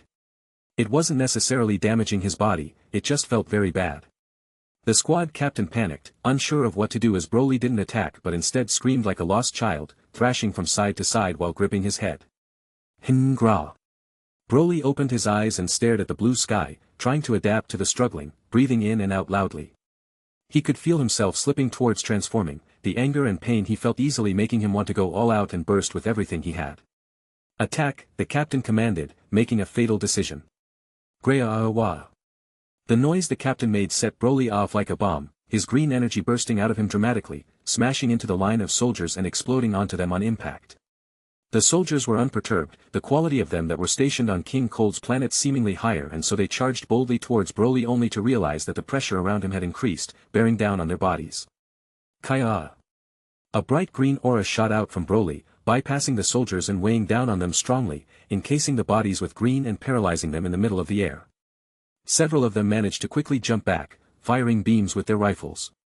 Broly grunted as he tried to manage himself, wanting desperately to control himself, and he was somewhat successful, the strain evening out but not completely disappearing. Broly's eyes swirled with yellow as he looked at the soldiers in the air, madness lurking beneath. Now I'm pissed, he said bluntly. He condensed his aura, the field of paralysis lifted as the green energy around him thickened, becoming much more dense and powerful. He leapt up into the air and slammed his chest into a falling soldier, a ki beam shooting from him and pushing the soldier a few miles away, his eggs thoroughly scrambled. Broly then turned, raising his foot and ramming it into the face of another soldier, crushing his skull and liquefying his brain in a long stride. Swarm him. Attack him all at the same time. Don't give him room to move. The soldiers all fearlessly dashed to Broly, years of Frieza force programming, giving them the confidence to move without hesitation. Yes. All of you scumbags come to me at once. Help me save time. Broly yelled angrily, throwing punches in all directions, his sheer speed overpowering the soldiers. His strength and durability had palpably increased, something around 10 times, while his speed and maneuverability stayed the same. It still hurt like shit though. Humph. He grunted loudly as he went full power, his aura intensifying and becoming much more oppressive, weighing down on the area around him for about 3 meters. He collected his ki again and smashed his way through the soldiers, one skull-crushing haymaker at a time. Why did you dash?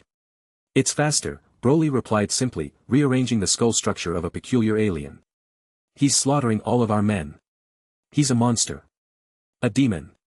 Broly's eyes fluttered as he sensed 5 key signatures that were much stronger than the cannon fodder soldiers he was facing now, their energies about 50 to 100 times stronger. It's the Jinyu force, Broly thought, a smile coming to his face as he remembered.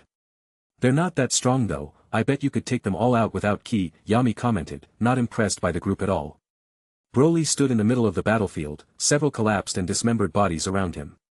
The initial army of soldiers were all slaughtered without hope of fighting back, and it appeared the second batch wasn't as willing to throw their lives away, holding off on immediately attacking Broly. Broly blinked and his great sword moved, kebabbing 4 soldiers in one thrust while long and sharp ice shards shot out from it, piercing the soldiers and spreading through the bodies like viruses. Broly threw his arm forward, releasing a ki blast with near textbook form, exploding the ice sculptures he was making. Schling. The elemental greatsword caught a soldier at an odd angle, erupting with fire as it slashed ankles and ruptured kneecaps, immobilizing enemies. Broly hopped forward, stomping ruthlessly on their crippled bodies, snuffing out any life they had remaining, dominating them completely. It really wasn't that hard.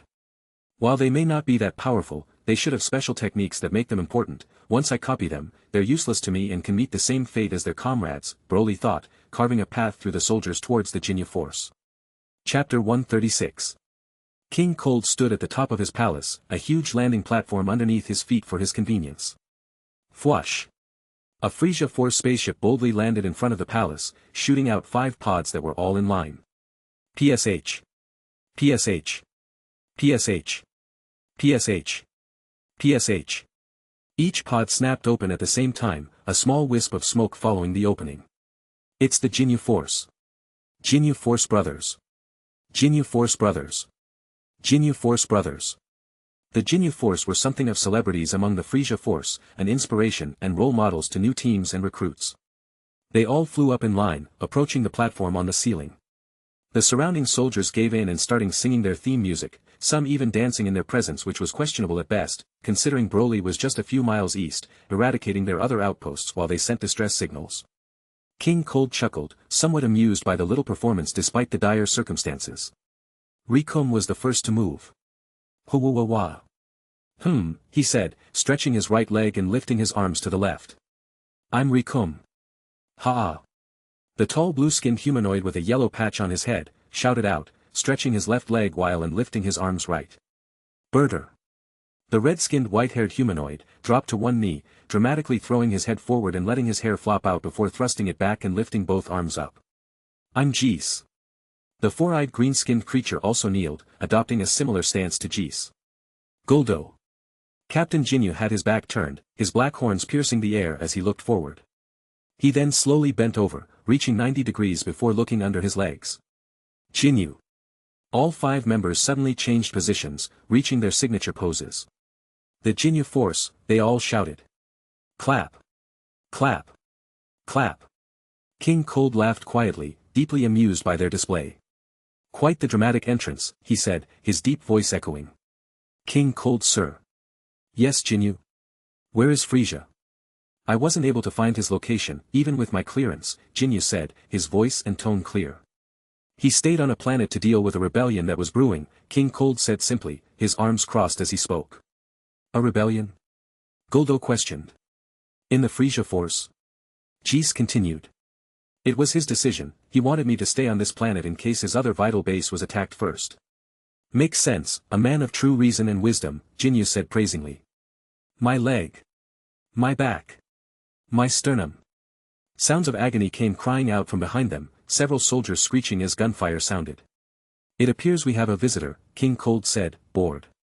Allow me to use this as an opportunity to serve you, Captain Jinyu said before bowing. You're too kind, King Cold said, on the cusp of sarcasm. Jinyu Force assemble. Speed of light and strength of all. The Jinyu Force shall make them fall. Lord King Cold's army's strongest force. We'll beat them all, secure the course. If trouble meets us as we pass, we'll shove our fists right up their ass. Jinyu Force move out. All 5 of them then spiraled into the air, purple streams of ki following them. Such a colorful bunch, King Cold chuckled, unperturbed by the fact his soldiers were dying by the dozen. How many are we at now? Broly asked. 3,246, Yami reported. Another group of fearless soldiers charged Broly, running up to him and shooting ki beams. Broly waved his hand, slapping the beams away from him and delivered a strong headbutt to the temple of one, caving in his skull while decapitating the other. 3,248. If they have anything, it's courage, Broly said, stomping another one out to death in a few steps. At the expense of intelligence, Yami criticized harshly. It wasn't long before soldiers stopped running at Broly, running out of wood to throw into the fire. Stop right there, a clear and loud voice sound. Broly squinted, making sure he was reading right. The Jinyu Force, right? He said expectantly, alien blood dripping from his hands. Wait a second, what the fuck happened here? Around Broly, there was a pool of bodies, the ground half a meter higher as the crippled and deceased bunch slumped over each other. Holy shit. He's jacked. Guldo said, all 4 eyes open. He's even taller than Rikum. Rikum said, looking at Broly and then at his own body. All that weight, I bet he's really slow, Birder said, crossing his arms. Back on me, home planet, we dash. Jeez. Captain Jinyu scolded. Sorry, sir. What on Vegeta is going on over here? Yami questioned, not amused by the colorful squad of fighters. What's your power level? Broly commanded, hovering towards them. My power level is irrelevant. I'm Berter, the fastest in the universe. Berter shouted, irritated by how disrespectful Broly was being. That's a bold claim, Yami thought, slightly intrigued. Wait, really? Broly asked, not sensing any kind of hidden strength from him. Yes, Berter is the fastest in the galaxy. G said, hyping him up. Berter blinked, finding himself to be looking at an up. Let's have a race, first around the planet wins. Broly said, the tone of his voice making his words sound extremely ominous. Deal. Berter said hurriedly, looking up at Broly who stared back at him menacingly, a smile that inspired fear coincidentally on his face. He must have some kind of technique. Both of them rose into the air, facing forward. Are we really going to let them race like this? Guldo questioned. Where's your time spirit? Rikum said disappointedly. Leave him in the dust. Jees shouted. 3, 2, go. Berter said early, taking off into the distance. He's a cheater. Berter cackled to himself as he took an early lead only to see a bright green blur run past him, brightening in his face 3 times as he stared in awe. You're super slow. I did 3 laps around the planet and you're in the same place. Broly protested, thoroughly disappointed with the man that claimed to be the fastest in the universe. How are you so fast? Berter said, his red pupils shrinking to the size of needles. So he was lying, after all. I don't like liars, Yami said, implying Broly do a certain thing. Broly smiled wildly, gripping Berter's head and squeezing it hard. Me neither. Captain Jinyu's eyes narrowed as he watched the action from afar. Berter, retreat right now. Captain Jinyu commanded, his eyes focused on Broly, ready to retaliate if he tried something. Chapter 137. Body change. Jinyu's hand fluttered purple as he stretched out his arms, firing a dark purple energy beam from his chest at Broly, who furrowed his brows. He immediately leapt back, not wanting to swap bodies with the throbbing purple humanoid. Berter quickly escaped hurriedly, a vicious snarl on his face as he made his way back to his teammates, his face slightly bruised. Blimey. He's actually faster than the Blue Hurricane. G said, using Berter's nickname. Captain Jinyu waved his hand in the air, changing the course of the beam and allowing it to curve back into his own body, then he cast 2 serious eyes at Broly. Our opponent today is someone we can't take lightly. If you underestimate him you will die, Jinyu said clearly, analyzing Broly's figure. So they're not complete morons after all, Yami said, some surprise found in his voice. They're the strongest team in the Frisia force, while their power levels are so low it's funny, they have to wield some kind of special technique, Broly responded, interested to see what they would do. Guldo's eyes widened, seeing the golden tail swishing in the air behind Broly. He's a Saiyan, he exclaimed, stuttering as he spoke, his face turning dark. Saiyans don't have blonde hair, Rikum stated, staring at Broly confidently. And they're not that powerful, Berter said spitefully, wiping blood from his lips. His eyes are also a different color, Jees pointed out, slightly on edge. I don't know what happened to him but that's definitely a Saiyan. Guldo said adamantly. His arrogance reminds me of Vegeta and his size of Nappa, although they aren't nearly as strong as him, Jinyu thought, pondering Guldo's words. In any case, go. Jinyu shouted. Without wasting time, Guldo entered his stance, the eyes on the side of his head as well as the eye on his face becoming wide and his arms rising high into the air. He inhaled deeply before shouting. Time freeze. Wyerp. Guldo closed his mouth quickly, doing his best to hold his breath and looked back at Broly who smiled at him in frozen time. Scary, he thought as he approached. I'm going to beat you to an inch of your life. Punishment of 100 blows. Guldo shouted mentally, smacking his first heart against Broly's knee. Crack. Arg. Guldo breathed out harshly as he screamed, his hands still throbbing from the self-inflicted damage. What's your knee made of? Gold. Broly blinked, sensing that the small green thing had moved. How did you do that? He asked, genuinely curious. Why would I tell you? Guldo said, wondering whether he had broken something or not. The other group members didn't stand by idly. Rikum had taken 2 steps back, drawing lines in the dirt and opened his mouth wide, bright purple energy brewing while Jees and Berter both levitated into the air, forming red and blue barriers around their bodies. Captain Jinyu boldly charged towards Broly. Let's see what he that dares to dash. Bink. Broly punched him in the face, connecting strongly as he pushed Jinyu's pulsating head back, right in front of a wide-eyed Guldo. You hit the captain. What was that technique? Broly said, looking down on Guldo, standing menacingly. It was my secret ability, he spilt out quickly. I can freeze time. Broly's eyebrows raised. Seriously? I swear on my life. Guldo said, trying to stabilize his breathing, his heart rate all over the place. Is it a ki-based technique or genetic? Broly asked curiously. Genetic. Trash. Broly punted Guldo high into the air, not entirely unlike a football as he flew, all four of his eyes bulging out as blood shot from his mouth. Rikum. Dark purple energy rose around his body, the earth shaking violently under his pressure, rocks scattering as variously cracks lined the floor. Eraser gun, he yelled somehow, firing a dark purple beam in Broly's direction, the ground tearing up underneath him. In the air Berta and G seemed to fuse, a large purple orb in the sky where they once were fluttered in the air, ripples channeling through it. Purple spiral flash. From the purple orb, a rain of purple ki blasts descended from the sky, showering down in Broly's direction by the dozen. Milky cannon. Jinyu shouted, a small purple ball of ki rapidly charging in Jinyu's hand, becoming much bigger and shooting to Broly. Medium barrier. A thick Broly-sized sphere formed in the ground, shielding his body completely. It seems like they're nothing special, just slightly above average fodder, Yami said, tired with the time Broly gave his opponents. It was easier to just kill them. A deep purple fog appeared around Broly as he deactivated his barrier, all of the attacks exploding harmlessly on the surface. He has to be dead now, right? Nobody in the universe could survive of our combined attacks. Yeah, he's as dead as a muskrat on Thanksgiving. Ha ha ha. Rikum beam kill enemy. Jinyu's eyes narrowed, able to detect a reading from the fog. Wait a minute, Broly said, realizing something. Be butter right? Broly said pointing at Berter, his name sounding awkward in his mouth. Berter. My name is Berter. Berter said angrily, almost coming down to Broly. You said you were the fastest in the universe, right? Yeah, so what? Well, what about Frieza? His power level is way higher than yours, so technically he would be the fastest in the universe, if I didn't exist, of course, Broly said clearly. Excluding Frieza, Berter said, his eyes narrowing. Well, then what about Guldo? He can freeze time, so wouldn't that dash? I'm not slower than fucking Guldo.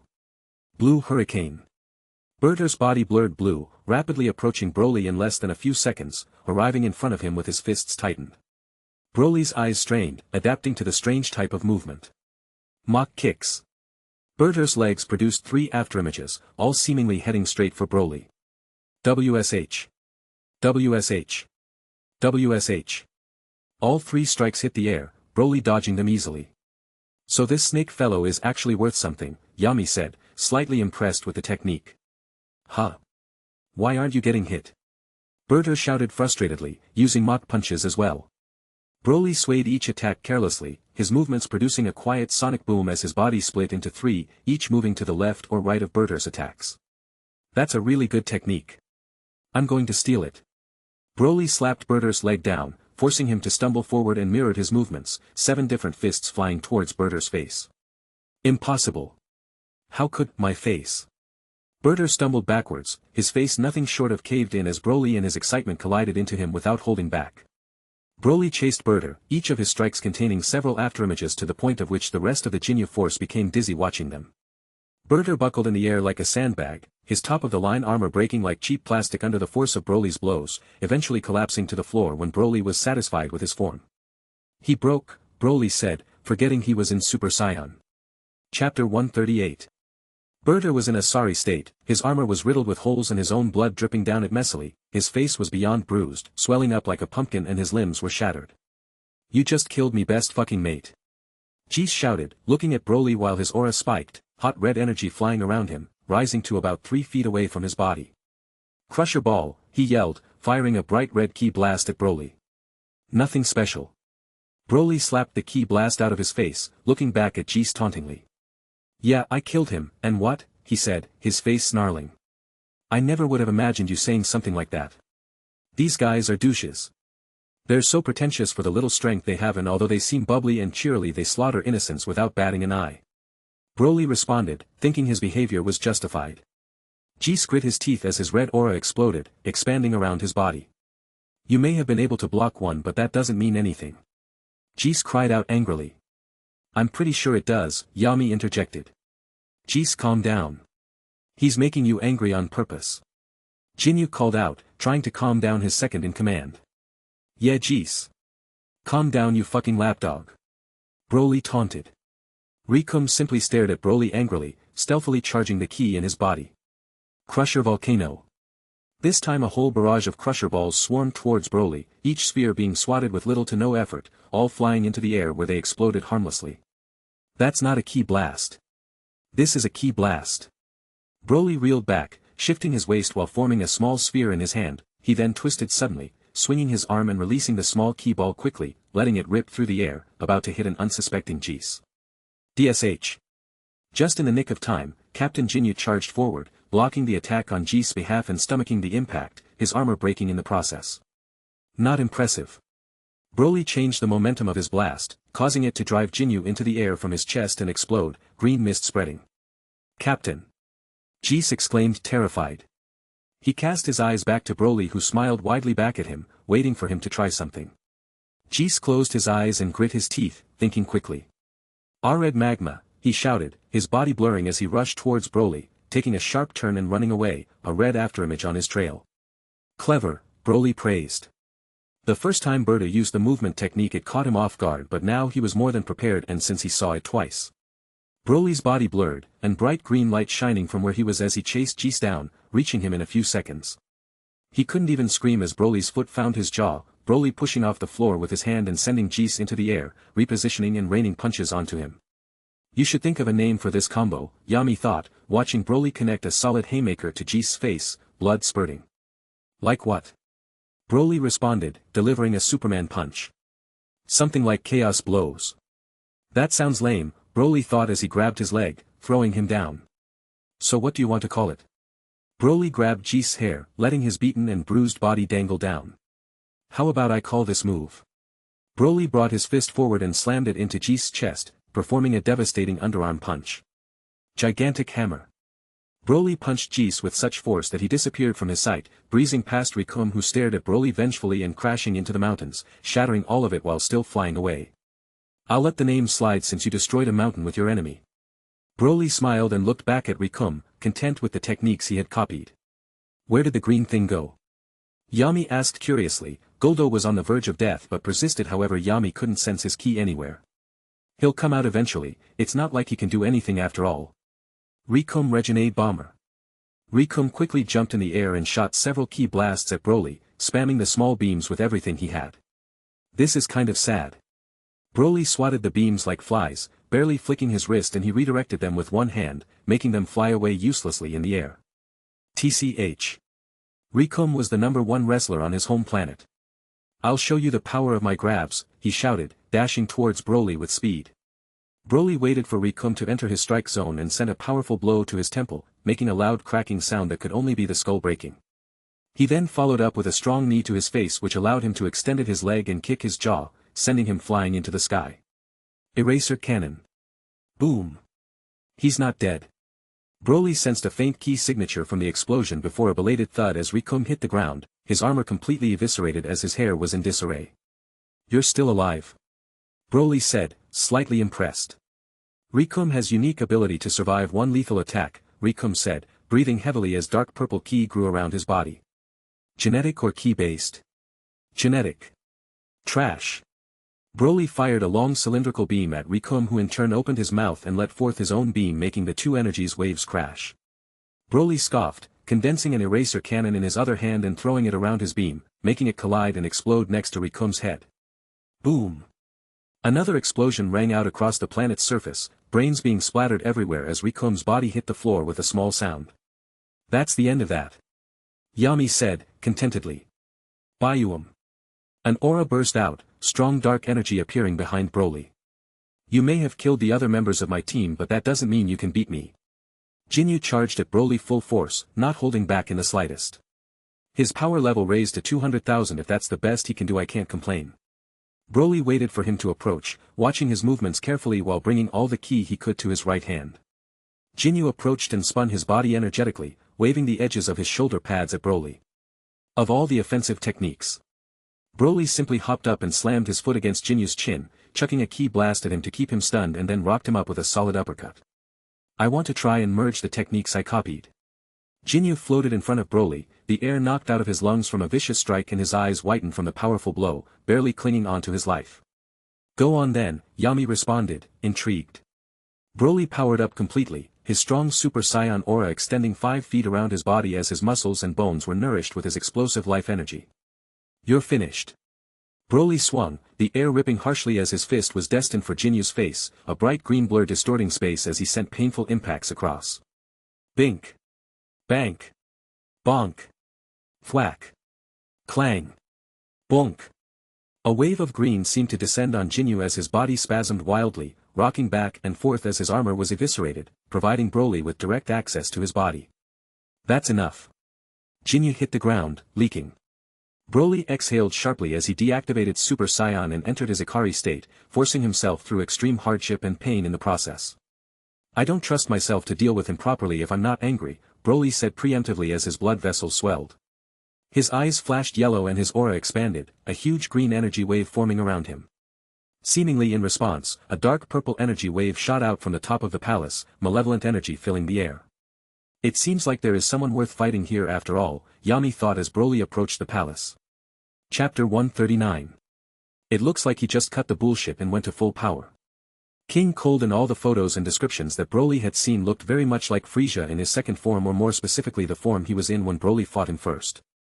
However, now King Cold was in the same final form as Frieza, having slender limbs and rounded features, although instead of plain white his skin was now light purple, while pieces of his skin that looked like armor were white and instead of purple splotches they were blue. His height was exactly the same as Broly, a whopping 9 feet, and he stared at him with soulless eyes, almost tired of living. Broly comparatively was a much livelier figure, although he had killed countless soldiers not a drop of blood was on him. His heaving chest was exposed and his legs were doubled up in armor, not able to feel the weight as they supported his hulkish body. His eyes were provocative, looking at King Cold as if he were his prey, and a small confident smile was etched into his face, proof of his clean fighting streak. It seems you have enough strength to amuse me before I kill you, Broly said aggressively. I must say, although you've massacred my soldiers, your strength is very impressive. I would much rather recruit you into the Frieza force than kill you and waste your talent, King Cold said, his voice nearly as deep as Broly's. Broly stared at King Cold before bursting into laughter, then stopping abruptly. Your jokes aren't funny, Broly said, hatred seeping into his words. He couldn't forget that the man in front of him was a heartless murderer that slaughtered hundreds of innocents. Broly knew he couldn't get to all the planets in time before they started culling the populations, but understood he could at least wipe out another core base as well as eliminating King Cold. The Frost Demon chuckled. I knew you would say that, but I thought I should at least be polite, HMPH. Dark purple energy flared around him before disappearing, kicking dust into the air and causing several arcs of lighting to weave around him. Before I kill you, I would like to know, what's your name, young man? King Cold said, analyzing him. Broly released his aura, his huge life energy pressing firmly against King Cold's, making the air around them much more colorful as well as increasing the gravity of the building to increase fourfold, causing it to buckle. Broly, he said simply. For a split second, King Cold's eyes widened before he regained his composure and smiled wickedly. Well then, Broly, any last words before I take your life? Only that your son is a lot weaker than I expected. He was begging for his life after 3 minutes. You should have done a better job as a parent, Broly said mockingly. King Cold looked at Broly blankly for a few seconds before cracking, breaking into a hysterical fit of laughter. He disappeared from Broly's sight. Broly simply raised an arm, blocking King Cold's jab at his face. It looks like I hit a nerve, Broly said, smiling back at King Cold, who glared at him furiously. I don't know or care how a filthy monkey got so powerful, I only know that you will not leave this planet alive. King Cold shouted, throwing another punch at Broly. He blocked with a little effort, repositioning his body as well as predicting where he would attack. That's an awfully bold statement for someone who can't land a hit, Broly said, leaping back to dodge a kick. It seems like you've got quite the tongue on you, don't lose it, King Cold warned, rushing Broly down, his body blurring purple. He's fast. Broly thought, dodging the attack at the last second, feeling the wind cut at his face. Super Saiyan is always an option, although I know you want to fight him plainly first, Yami reminded him, watching King Cold carefully. Broly smiled, tanking another blow that sent an impact through his body. It's only fair. King Cold had no patience, swinging his fist at Broly, who quickly weaved left. He then moved his other hand, coating his fist with ki. That's a fake punch, he's hitting you with a ki blast, Yami warned. Broly's eyebrows furrowed. He considered the possibility but didn't think King Cold would do so. Prophetically, King Cold opened his palm, dark purple ki surging out. Broly barely deflected the blast, hitting it at the right angle causing it to fly away. You've opened yourself up. Broly's arm was high in the air as King Cold drove a crushing kick into his chest, pushing him far away only to fly rapidly towards him and punch him squarely in the face, knocking him back. He's strong. Even in his base state with the addition of Ikari, Broly was at a disadvantage, detecting King Cold's power level to be somewhere around 450 million.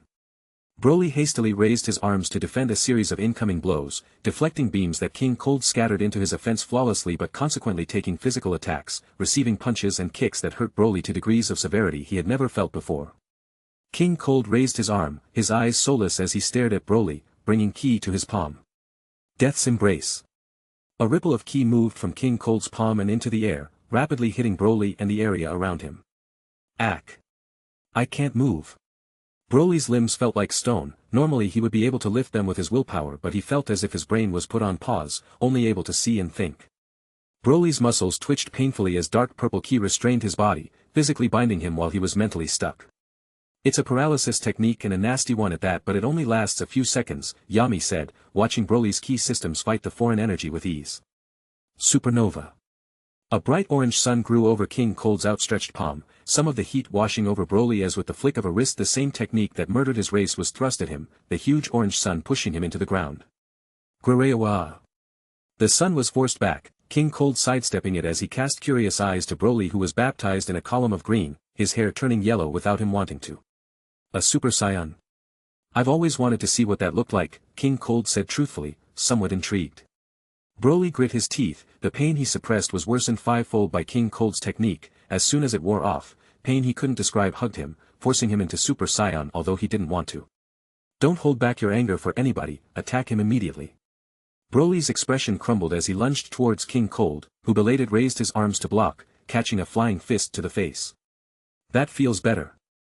Broly smiled confidently as he punched King Cold rapidly, his strength visibly elevated to a higher level as he smashed him about the same way he did Frieza, raining blows that tilted King Cold's neck, threatening to snap it off.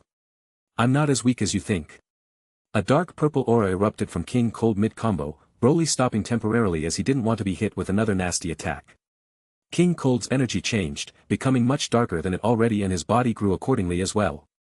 Sharp spikes grew from the horns on his head and the shoulder armor he had, his blue pearls became shiner and his tail lengthened while his abs became more defined. I haven't shown this form to anyone before, you should dash. Bink. Broly's fist slammed into King Cold, followed by a disrespectful knee to the face. So noisy, Broly said irritatedly. Chapter 140. Broly raised both his fists, slamming them hard down against King Cold's shoulders, forcing him to the ground. Dus. Wasting no time, he pushed his fists into the earth, sending a ki wave that parted the stone surface and rocked King Cold, vibrating his whole body, effectively stunning him. Broly leapt across the land in a second, stretching out his long leg and slamming it into his chest, making him fly a few meters. Eraser cannon. Broly threw a small ball of volatile energy at King Cold, angling it so that it exploded from below, threatening to take him off the ground, but Broly appeared, his already freakish speed aided by anger and pain as he grunted, his blood vessels decorating his face savagely. He grabbed King Cold's ankle and slammed him hard against the ground, flinging him from side to side with reckless abandon before jumping up and down on him, not entirely unlike a monkey. Broly levitated quickly, condensing another ball of energy that was so large he had to hold it with both hands.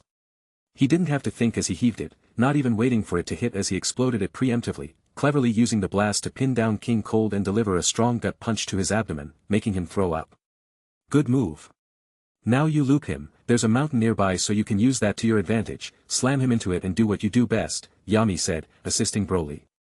Broly grunted in agreement, knowing that if he spent too much time thinking, the pain and strain on his body would only become more elaborate in his mind. When he moved from motion to motion releasing his aggression, he felt so much better and it was much more tolerable than trying to control it idly.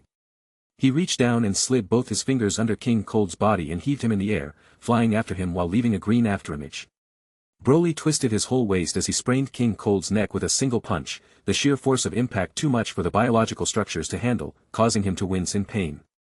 There's enough space for a heavy combo. Broly smiled through his hardship, feeling his muscle tighten and work in accordance with his will. His foot found King Cold's jaw, knocking him up, but he pulled him back down, letting the air harshly rip around his body only to come from nowhere and dropkick him in the chest, sending him flying into a thick nearby mountain. Broly flew through the air, both arms shifting behind his back as he chased King Cold down with a focused expression, not allowing his enemy to recover for a second. "Wait!" King Cold cried as he collided with the rock, the mountain breaking around his body. Broly approached King Cold, extremely unconcerned with his opinion, and smashed his fist against his chest, making him vomit even more blood. I yield."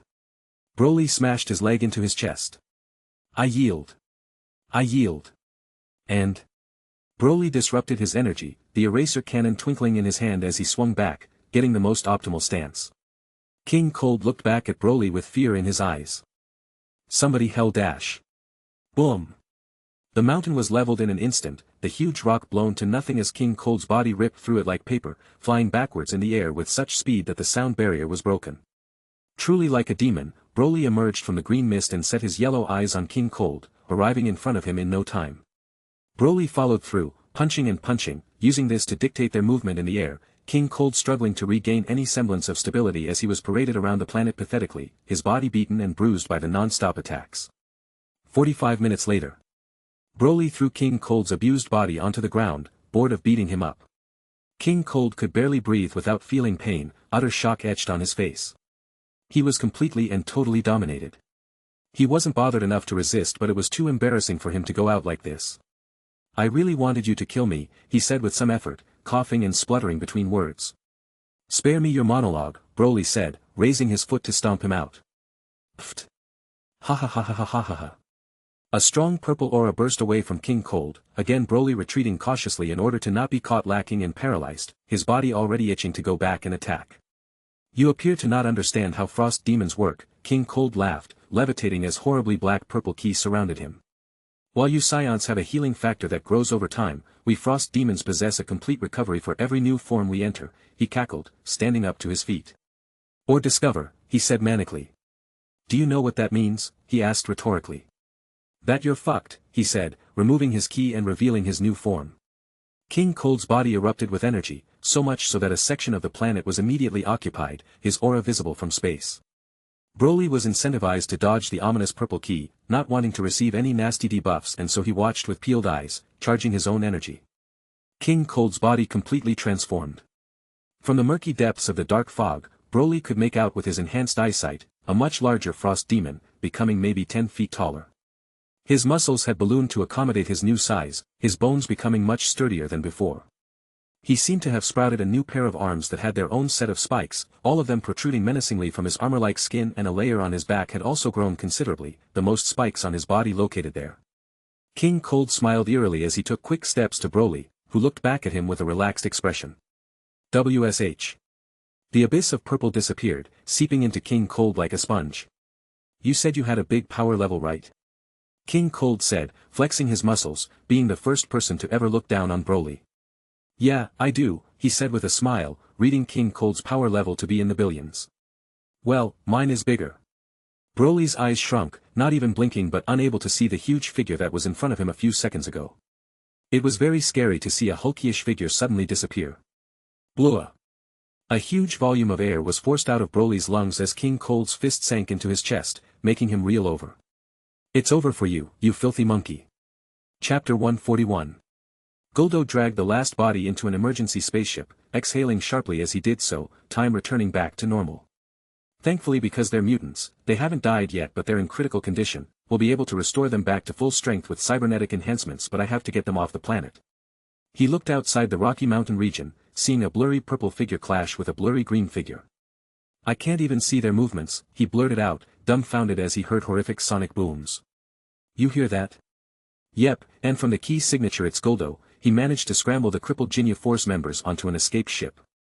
Broly narrowly ducked a punch aimed at his head, tanking a key blast from King Cold's finger, and punched back with all the strength he could, Super Saiyan power joining hands with the wrathful state. "It's hard," he thought with a smile on his face as he ate another punch to the face, not even flinching. "You sound a bit too happy," Yami said, passingly, alerting Broly of attacks King Cold would make. "I actually might lose my first fight." Broly responded excitedly, punching out at King Cold, who in turn, ate the attack for breakfast. "You do realize you die if you lose, right?" Yami said clearly, understanding that his own life was on the line as well. "I said might." Broly thought, stepping back and avidly weaving King Cold strikes, shifting onto the defensive. "Not attacking anymore." Seems like your true colors are showing. King Cold said mockingly, moving for another gut punch.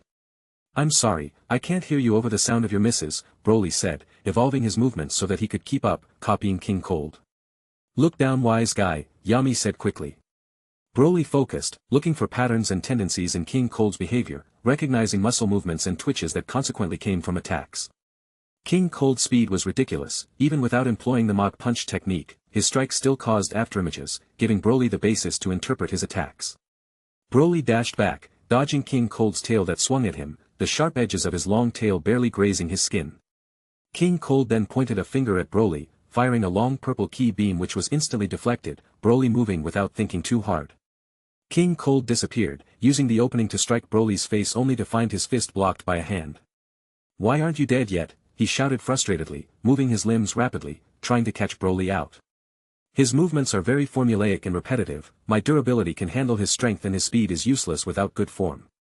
Broly commented, unknowingly going into peak mental state to resist King Cold, the pain and strain on his body completely erased from his mind. You still haven't looked down yet, Yami said warningly, an uneasiness rising in his voice. Although his durability is a problem, I can catch him in spaces but it's not doing enough damage, Broly said critically, absorbed in the battle. Broly. What? Look down. TCH. A thick opaque ki barrier appeared around Broly, surrounding him from every angle. What? Several slashes and scratch marks were on Broly's chest, most of them shallow, however there was a deep mark on his left pectoral muscle, scratched in an X pattern while several other lines decorated his body, blood leaking. King Cold smashed his fists against the barrier, irritated by the fact the surface exploded in his direction every time he was going to throw a punch. TCH. Slippery monkey. King Cold stepped back, materializing a long blade of dark purple ki in his hand. Blaster meteor shower. Broly motioned inwards, collecting his ki and then motioned outwards suddenly, the barrier around his body emitting another barrier that rapidly expanded, pulsing through the environment, exploding onto King Cold's body. Did you really think that would dash? The first barrier around Broly broke away and reformed at a rapid rate, huge orbs indiscriminately blowing high into the environment, several smashing fiercely against King Cold, forcing him to brace. Fuck.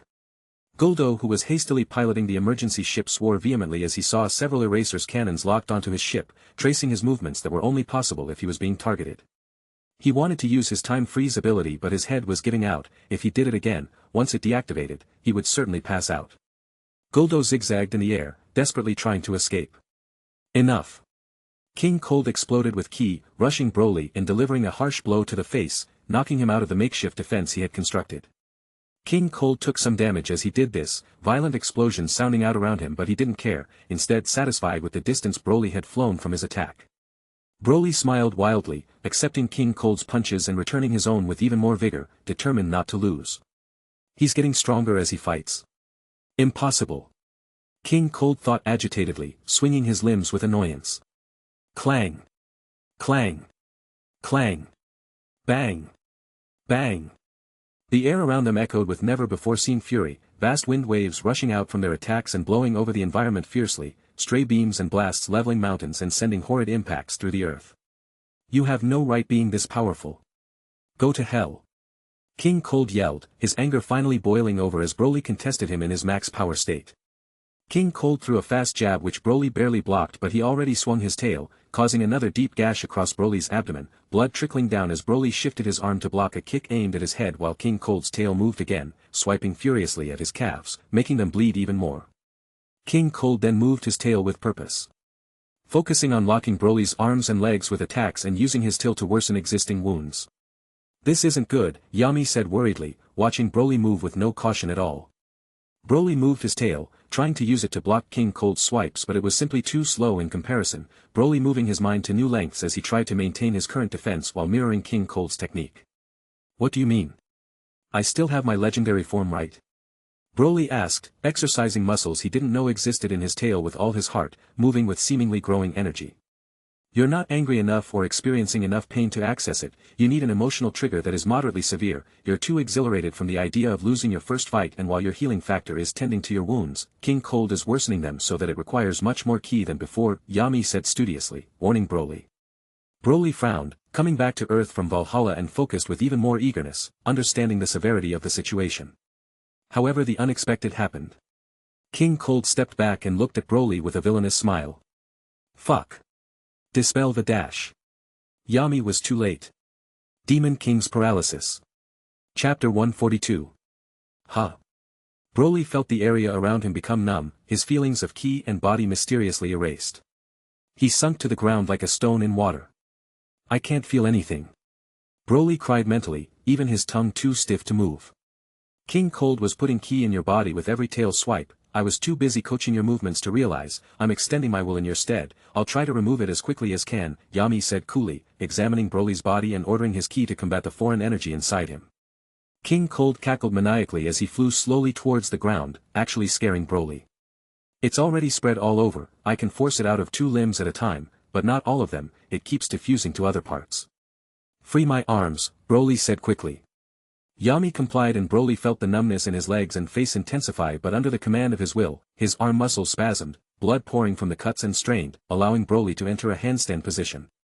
Free my legs. Broly thought urgently, pushing his body up into the air. He landed on his feet with some effort, his legs heaving and buckling under his weight. They didn't struggle this much under 200x gravity. How the fuck are you still standing? King Cold said, looking at Broly with mild awe. No response. King Cold stared at Broly before chuckling, realizing the paralysis had spread to his face and prevented him from talking. What a clever little monkey you are. Broly wanted to be angry badly but was overcome with a huge sense of panic, realizing that even in his Super Saiyan Wrath state he could barely move, walking with extreme effort. Broly, the peculiar monkey that was born with a power level of 10,000. He knows who I am. His father, Paragus, escaped Planet Vegeta with his son, Celery, Mushrow and Aspa to an unknown location northeast of Planet Vegeta. Broly's sense of unease grew, listening to King Cold's words involuntarily. His mother, Olivia, died on an induction mission just after he was born, a tragic turn of events indeed, King Cold softly before laughing hysterically. How does he know all this? Yami remained silent, not liking where this was going. King Cold's laughter mellowed into chuckles, taking small steps towards Broly who felt his knees buckle and muscles spasm when he saw his looming figure. Being the emperor of the universe is tiring, too many things to do and people to keep in check, so I handed it down to my youngest son Frieza, King Cold narrated. But I still found myself bored. What could I possibly do to pass the time, he asked rhetorically. I simply got some of my men, awfully intelligent scientific fellows, to switch around the planets and neglect to provide certain information for my favorite monkeys. Watching them suffer became a cherished pastime of mine, he said wickedly, looking down on Broly. Don't tell me. I was the reason why your mother died, I am the reason why you are going to die and I will be the reason why your father will die, he said approaching Broly with his fist raised. Oh. Broly closed his eyes, processing the information carefully. Planet Sithis, right? King Cold whispered before cackling villainously. Yep, that'll do it. WSH. King Cold disappeared, suddenly moving several miles away from Broly as a precaution, watching Broly with palpable amusement. A dense, thick, powerful green aura rose around Broly, the energy exploding in size in less than a second, crowning Broly with a key signature that covered the entire planet, King Cold using his own energy to resist the pressure. Broly's eyes screwed shut, his mouth firmly closed as he relaxed his body, using his legendary ki that had miraculously doubled in quality, eviscerating the strongholds of malicious energy in seconds, doing what took him a minute to do before in a millisecond. Control your anger, don't let go of it but control your anger, Yami said softly, his words echoing like a mantra. TCH. Broly's teeth grit against each other as his temper raised, unable to contain his raging anger. Greawa. The air around Broly harshened before bursting away from his body, pushing his aura outwards over all of the planet, a vast section that lasted miles breaking under it. Broly breathed in and out, feeling his ki erupt inside him and focused on limiting them back to their pathways, forcing them to move horrendously fast. Ah shit, here we go again, Yami chuckled wryly, feeling his consciousness fade. Broly's aura declined, soaking back into his body like a sponge but outlining him with unstable explosive power. His will worked hard to ensure that there was no strain on his body and his blood vessels contracted, realizing the stress from the wrath state. Broly breathed in and out again, controlling himself as he raised his head, his bright yellow eyes coming to focus, and he locked his sight on King Cold. The anger he had subdued in his chest, flaring up again when he saw his monstrous figure, his matching blonde hair increasing in length significantly before fluttering green and falling down, pushing sideways. He's already dead, Broly assured himself as he resisted his urges. Broly levitated as his eyes glowed with bright green energy, healing all of his wounds with mild pain, scars forming at rates that would be missed if you blinked. King Cold watched Broly metamorph with his eyes wide open, not quite believing what he was seeing. He then chuckled, allowing his own ki to rise and flare surrounding his body. "Did I upset you?" he said sarcastically. Broly didn't shout again, instead laughed mockingly, which provoked fear into the heart of King Cold, causing his eyes to narrow and his steps to falter. Broly smiled widely, showing his teeth as he took slow steps towards King Cold, who looked back at him terrified. I will show you the true power of a frost demon." King Cold's energy bubbled over his form, causing a unique occurrence to take place. Somehow, all of King Cold's body turned a soft brown color, completely contradicting his wicked and villainous nature. "Behold! King Bronze." Broly looked over King Cold and smirked. "I'm going to hang his tail next to Frisia's. You said your power level was pretty big, right?" "And?" King Cold said cautiously. "Well, my power level is massiver." Broly's body came to life, a soft-colored barrier thrumming around him that spewed eraser cannons like ordinary ki blasts, flying by the hundred in every direction with no indication of stopping. King Cold stretched out one finger and zapped quickly and carefully, piercing the orbs and causing them to explode ferociously, tearing up the ground and filling the air with green smoke. Broly leapt out of the fog at frightening speed, launching forward and embedding a firm fist against King Cold's face, forcing him back and causing large tracks to form in the ground. "You are no match for the legendary Super Saiyan. Concede your life." King Cold smirked. "Come at me, you filthy monkey." Chapter 143. Broly and King Cold leapt at each other at the same time, their forearms clashing powerfully in the middle while they stared each other down, the air around them radiating with energy. Broly smirked and turned around, showing King Cold his back. "What are you dash?" Broly's tail, which had lengthened in size, charged towards King Cold's face, forcing his arms up to block. Broly's tail moved again, aiming for King Cold's abdomen and striking it quickly, the slender and clever muscle contracting so that he struck several times in the same second. "Your speed is a joke now," Broly said snarkily. "Die." King Cold rushed forward at Broly, however, Broly backflipped, using his foot to catch King Cold's jaw and spun him forward, throwing him to the ground and slamming him flat on his back, stepping on his throat. "Ka!" King Cold made an awkward sound as air was forced from his lungs but was trapped at his throat, reaching for Broly's legs. "Time to go bitch stomping." Broly pushed up, nearly denting King Cold's throat as the air was still blocked, King Cold's arms gripping air where Broly was before. Douche! Broly landed back on King Cold's stomach, forcing the air out of his body with force, permanently damaging King Cold's throat, blood spurting from the high-pressure areas. "It seems like you tyrants don't need air to breathe, lucky you," Broly said aloud as he stomped up and down, smashing his foot repetitively on King Cold's face and chest, timing his jumps so that he would miss King Cold's arms and instead step on them. "Enough!" Broly leapt off King Cold as he released a purple energy wave from his along him to clamber to his feet. Broly condensed another shield around his body, his upgraded ki forming a solid barrier as he approached King Cold without fear. King Cold smashed his limbs against the 360-degree shield, unable to break it even with all his might. Eraser blow. Broly pushed his hand onto King Cold's chest, forming a small opening in his barrier. Before King Cold could move, Broly's ki had already swarmed, huge volumes rushing towards him at point-blank range. Boom! King Cold was blown backwards, but Broly had already planned his next move. Blaster meteor shower. Several eraser cannons fled from the shield but locked down King Cold with precision, exploding violently against his body and propelling him further away, knocking him off balance. Broly flew forward quickly, leaping and positioning himself so that he cut through the air in a second. He shifted his waist and threw a solid Superman punch at King Cold's face before slamming his chest against him, firing another point-blank eraser cannon with his chest. Boom!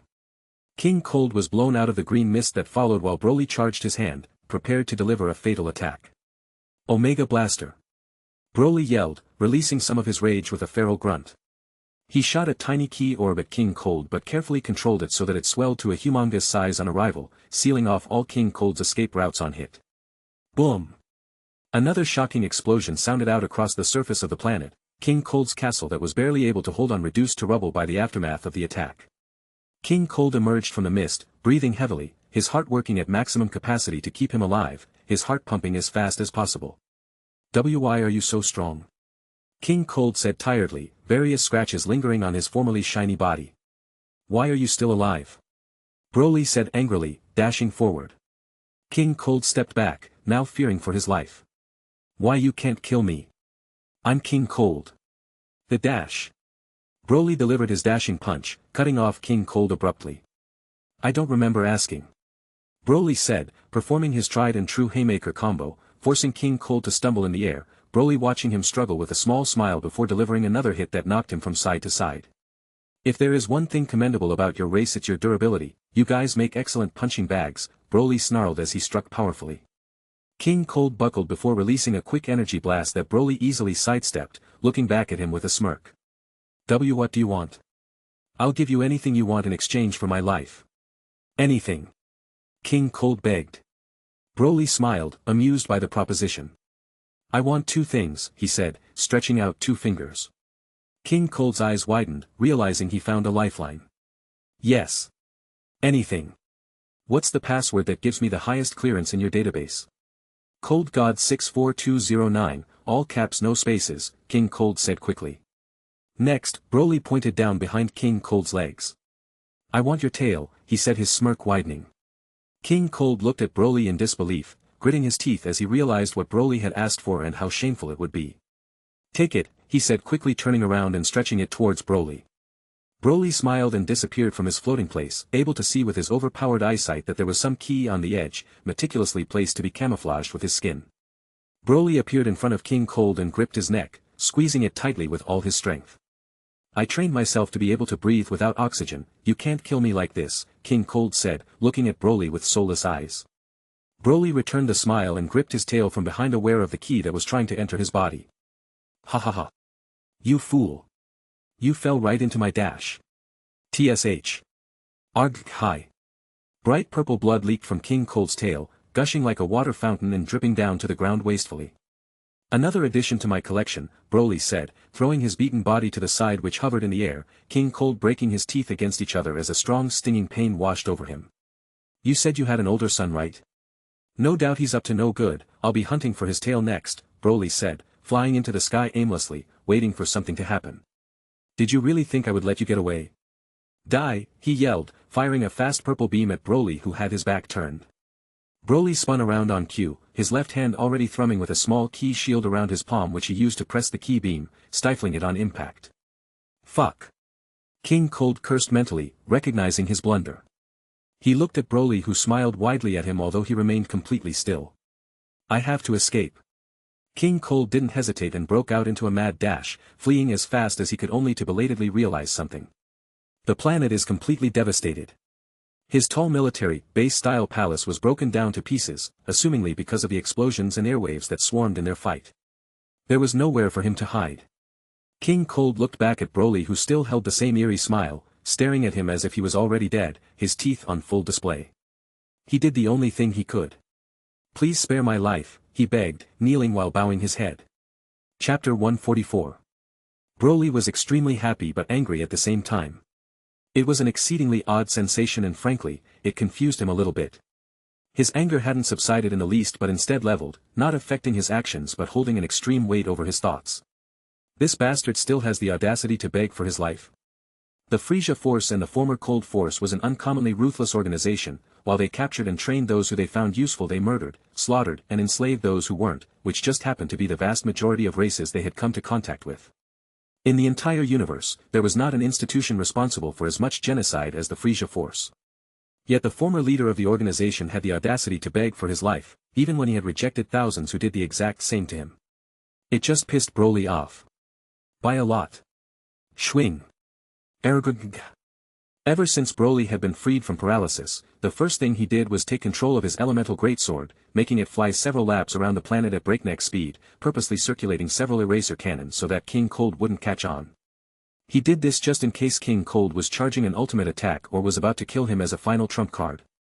But when he heard King Cold beg for his life, he altered its course and made it fly towards him, piercing his chest while shattering slightly in the process, shards of sharpened and refined crystal breaking and piercing King Cold's body, causing it to drip haphazardly with blood. Broly dashed forward, standing a few feet in front of King Cold and gripped his black neckband, materializing a phone in his hands. Say cheese. Snap. A soft white camera flashed as Broly took a selfie in front of the bleeding King Bronze, blood spurting from his mouth as Broly smirked charismatically in front, providing future evidence of the event that occurred. Fuck you, King Cold managed to blurt, blood dripping from his mouth like water as he struggled to stay on his feet. Broly returned his multi-purpose gadget back to its accessory state and shifted his waist back while cupping his hands, performing a technique that had been brewing in his mind for a while. Gigantic. A small speck of green ki grew in between his palms, illuminating the area behind him ominously. Dragon. The ki increased in volume temporarily before reducing again, the density and intensity of the speck spiking. Omega Storm, he yelled, his loud voice echoing through the canyon, like an angry decree from God. He shifted his waist forward and pushed out his cupped hands, releasing every bit of anger he could draw from in one attack. King Cold groaned awkwardly as he felt his head become light, the volume of blood pooling at his feet detrimental to his long-term health. A column of green lightning erupted towards King Cold, flying through the air at an immeasurable speed, reaching King Cold in an instant, threatening to annihilate his entire body. SHWRRM. Like a beacon of light, the elemental greatsword burst out with life as legendary Super Saiyan 2 grade ki filled up its entire volume and then some, causing it to simultaneously explode with fire and ice, the lightning racking through his body with no mercy. Broly stopped firing his beam and focused on his attack, swirling it around King Cold and trapping him in a continuous tornado of green lightning that shot from the ground up, running through his body by finding the path of least resistance while ice diligently crept onto him as hot white fire, burned him viciously. Then as if this wasn't enough, the column of unstable green energy collected in the sky and formed not one, not two but three huge dragons that rivaled Shinran, opening their great wide jaws and releasing a combined ear-splitting shriek, a devastating roar so loud that the organs in King Cold's body gave out, permanently shut down. The three dragons then opened their mouths, pooling together the most powerful energy attacks the universe had seen in several years, unleashing more columns of unstable explosive energy that showered King Cold excessively, ripping through the planet underneath his feet and piercing the core without effort. Frost demon biology, as sturdy and durable as they were, was not built to handle the extreme degree of devastation King Cold experienced, his body fading to sketch lines as the elemental greatsword exploded inside of him, the structural integrity bypassed by the fuck off volumes of ki that swarmed inside of it. Boom! Frieza Planet 79 was unable to stomach this kind of reckless power and promptly exploded, beautiful colors racing towards Broly who was fully covered in a ki barrier that protected him from the cruel embrace of space and resisted the galactic force pressing against it. Broly's fury didn't stop there, the volatile pillars of energy soaring through space and ripping through planets without little effort, navigating through the solar system and finding a sun that blew the entire section of space to dust. Broly held onto King Cold's tail that was slung over his shoulder with a satisfied expression, watching the beautiful death of a planet through a verdant green lens. This still isn't enough. Broly was still pissed, the anger inside him only subsiding a little, wanting to tear down the Frieza force completely. Broly looked down at his hands, rationally realizing the number of people he murdered. Although ignorant and evil, the people he killed still had families and friends who were probably still anticipating their arrivals and meetings. While it is unfortunate so many lives had to be lost, this is a necessary occurrence, the number of people who have fallen by their hands and future people to be saved is possibly hundreds of times greater, this is simply for the greater good, he thought philosophically, understanding the weight behind his actions. He reached for his neck and gripped the black neckband, forming a large tablet in his hands. Thankfully Mr. Yellow had enough foresight to fly Zelta far away when the earlier explosions were happening, I don't know if the ship would have been able to hold out. Sulfurian alloys infused with ki were sturdy but not enduring close-range solar system destruction sturdy. Broly was also too caught up in the combat to put a shield up. Fuck, I'm horny and Hanasia is a whole month away. He had half the mind to fly back and give her some of his energy but decided against it. I'll have to do something about that, he thought, flying inside of his ship that was quickly approaching him. Chapter 145. I still can't believe it, Dodoria said, picking up the last limb that somewhat resembled Lord Frieza that was floating in space. Believe it alright, the traitor actually managed to kill Lord Frieza, Zarbon said, looking at the ship diagnostics with a plan in mind. What do we do now? Dodoria asked, putting the last limb inside a medical jar that contained every other piece of Lord Frieza. We have to regroup on planet Frieza 69 and call of our troops there in batches, asking them to investigate nearby planets as a pretense, Zarbon said, calculatedly. Why don't they all come them at once? Dodoria asked, deactivating her spacesuit. Much as I would love from everyone to come on me at the same time, the traitor could possibly follow them and then where would we be? On. I said at. No, you didn't. Prove it.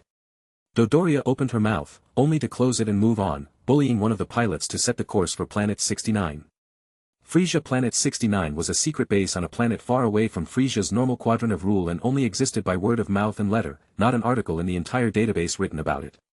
King Cold had made it with the worst-case scenario in mind, the worst-case scenario which was now a reality. Thankfully Frisia ordered us to move there before he remained on his planet, we would have died with him if we stayed, Zarbon said, thinking out loud. Wait, what? Lord Frisia is dead, a nearby caretaker alien blurted, rejoicing at the news. Shooting star. Zarbon raised his arm, lifting behind his head as he charged the key attack. Everybody listen. Lord Frisia is dash. Arrow. Zarbon flung his arm forward and shot out a bright orange key beam that eviscerated the weak body of the caregiver, erasing his ashes. Oh boy. Here I go killing again, Zarbon said reluctantly, charging his key to erase the aliens who heard him. This is problematic. Whis was stuck in deep contemplation, not sure how to handle the matter at all. He wasn't even able to enjoy his dinner as the problem ached at his mind, preventing him from savoring good food. Under regular circumstances, he wouldn't give a hot shit about what mortals got up to, but this particular situation had the potential to mess up the universe in a big way. The problem is that his potential is too big. Zuno advised us not to kill him, but he has even greater degrees of power not yet realized, and his base form seemed to have rapidly grown in a short period of time from simply losing a fight. Whis again thought the situation over and reached a conclusion. He double-tapped his staff. Vados? Yes, brother. Wake Lord Kompa from his nap, we're going to train him, Whis said determinedly, every trace of his existence disappearing from the universe. PSH. Smoke burst out from the machine as Broly stood in front of it, an amused smile perpetually stuck on him. My power level is currently at 4.8 trillion, he said with a smirk on his face, unable to resist the urge to flex his muscles. Your readings are off the charts. We know that your power level is roughly around there, but when we tried to find the specific attributes, the machine broke. Mr. Yellow cried exasperated, looking at his boss slightly proud and slightly afraid. Broly snapped his fingers and a green version of himself thrummed into existence, the key ghost being exactly like Broly, his height dominating but only sharing his ripped upper body, his lower body was a wisp that was formed in a diminuendo fashion. Fix it. Broly commanded. Yes sir, the key ghost said obediently, picking up his tools and tending to the machine. Of course you can make your key speak, Mr. Yellow said, stroking Broly's ego. Broly scoffed. I only made some air molecules move, even a tin can do that, Broly joked. What's that supposed to mean, Mr. Yellow said, feigning to take offense. Nothing. Broly said quickly, walking out of the room. He stepped into the kitchen where several key ghosts were whipping up meals as quickly as they could, drawing on the knowledge that Broly had while he controlled them mentally. When he stopped on planet Sithis he started farming manually, clearing out the second island and using it exclusively as food stock, able to produce several years' worth of food for an ordinary Tsufurian in a few days, packing it all up in his newly expanded spaceship. This turned out to be the smartest decision he ever made. He was certain he would have died of starvation or at least suffered some kind of nasty hunger-related effect if he hadn't hastily devoured several weeks' worth of food in minutes, his body robbing the nutrients with ungodly speed, and the frightening part was that he didn't even poop that much anymore, new enzymes and chemicals brewing inside him with every evolution. Part of him wanted to stay in the form for as long as possible, although the emotional imbalance was high. Mainly because Broly had taken nothing but WS after killing King Cold, the 200x gravity strain laughable as he was now, juggling the weights at max settings like toys. I'm still horny though, he thought tiredly, too proud to do anything by himself. Broly sighed as he sat down on his desk, the whole station revamped and expanded to be reasonably large even for someone of his size. Cold God 64209. Broly tapped enter and browsed the Frisia Force archives, looking and analyzing various strings of data in seconds. Broly was moderately intelligent by Tsufurian standards, and so that meant he was a galaxy brain intellectual as far as any other race was concerned. It seems like all of the noteworthy and interesting bases and races are all in the Branch solar system. I'll pay those affiliates of Frisia a visit, he said satisfied, opening the application on his computer that could set courses for planets and did so, closing the application and opening his power level calculator. If my power level in Legendary Super Saiyan 2 is 2 trillion, then my power level in regular Legendary is 1 trillion, meaning that my power level in Ikari Super Saiyan is about 5 trillion million, meaning my base form is now at. Broly punched the numbers into his calculator. 1 billion. An obscene number.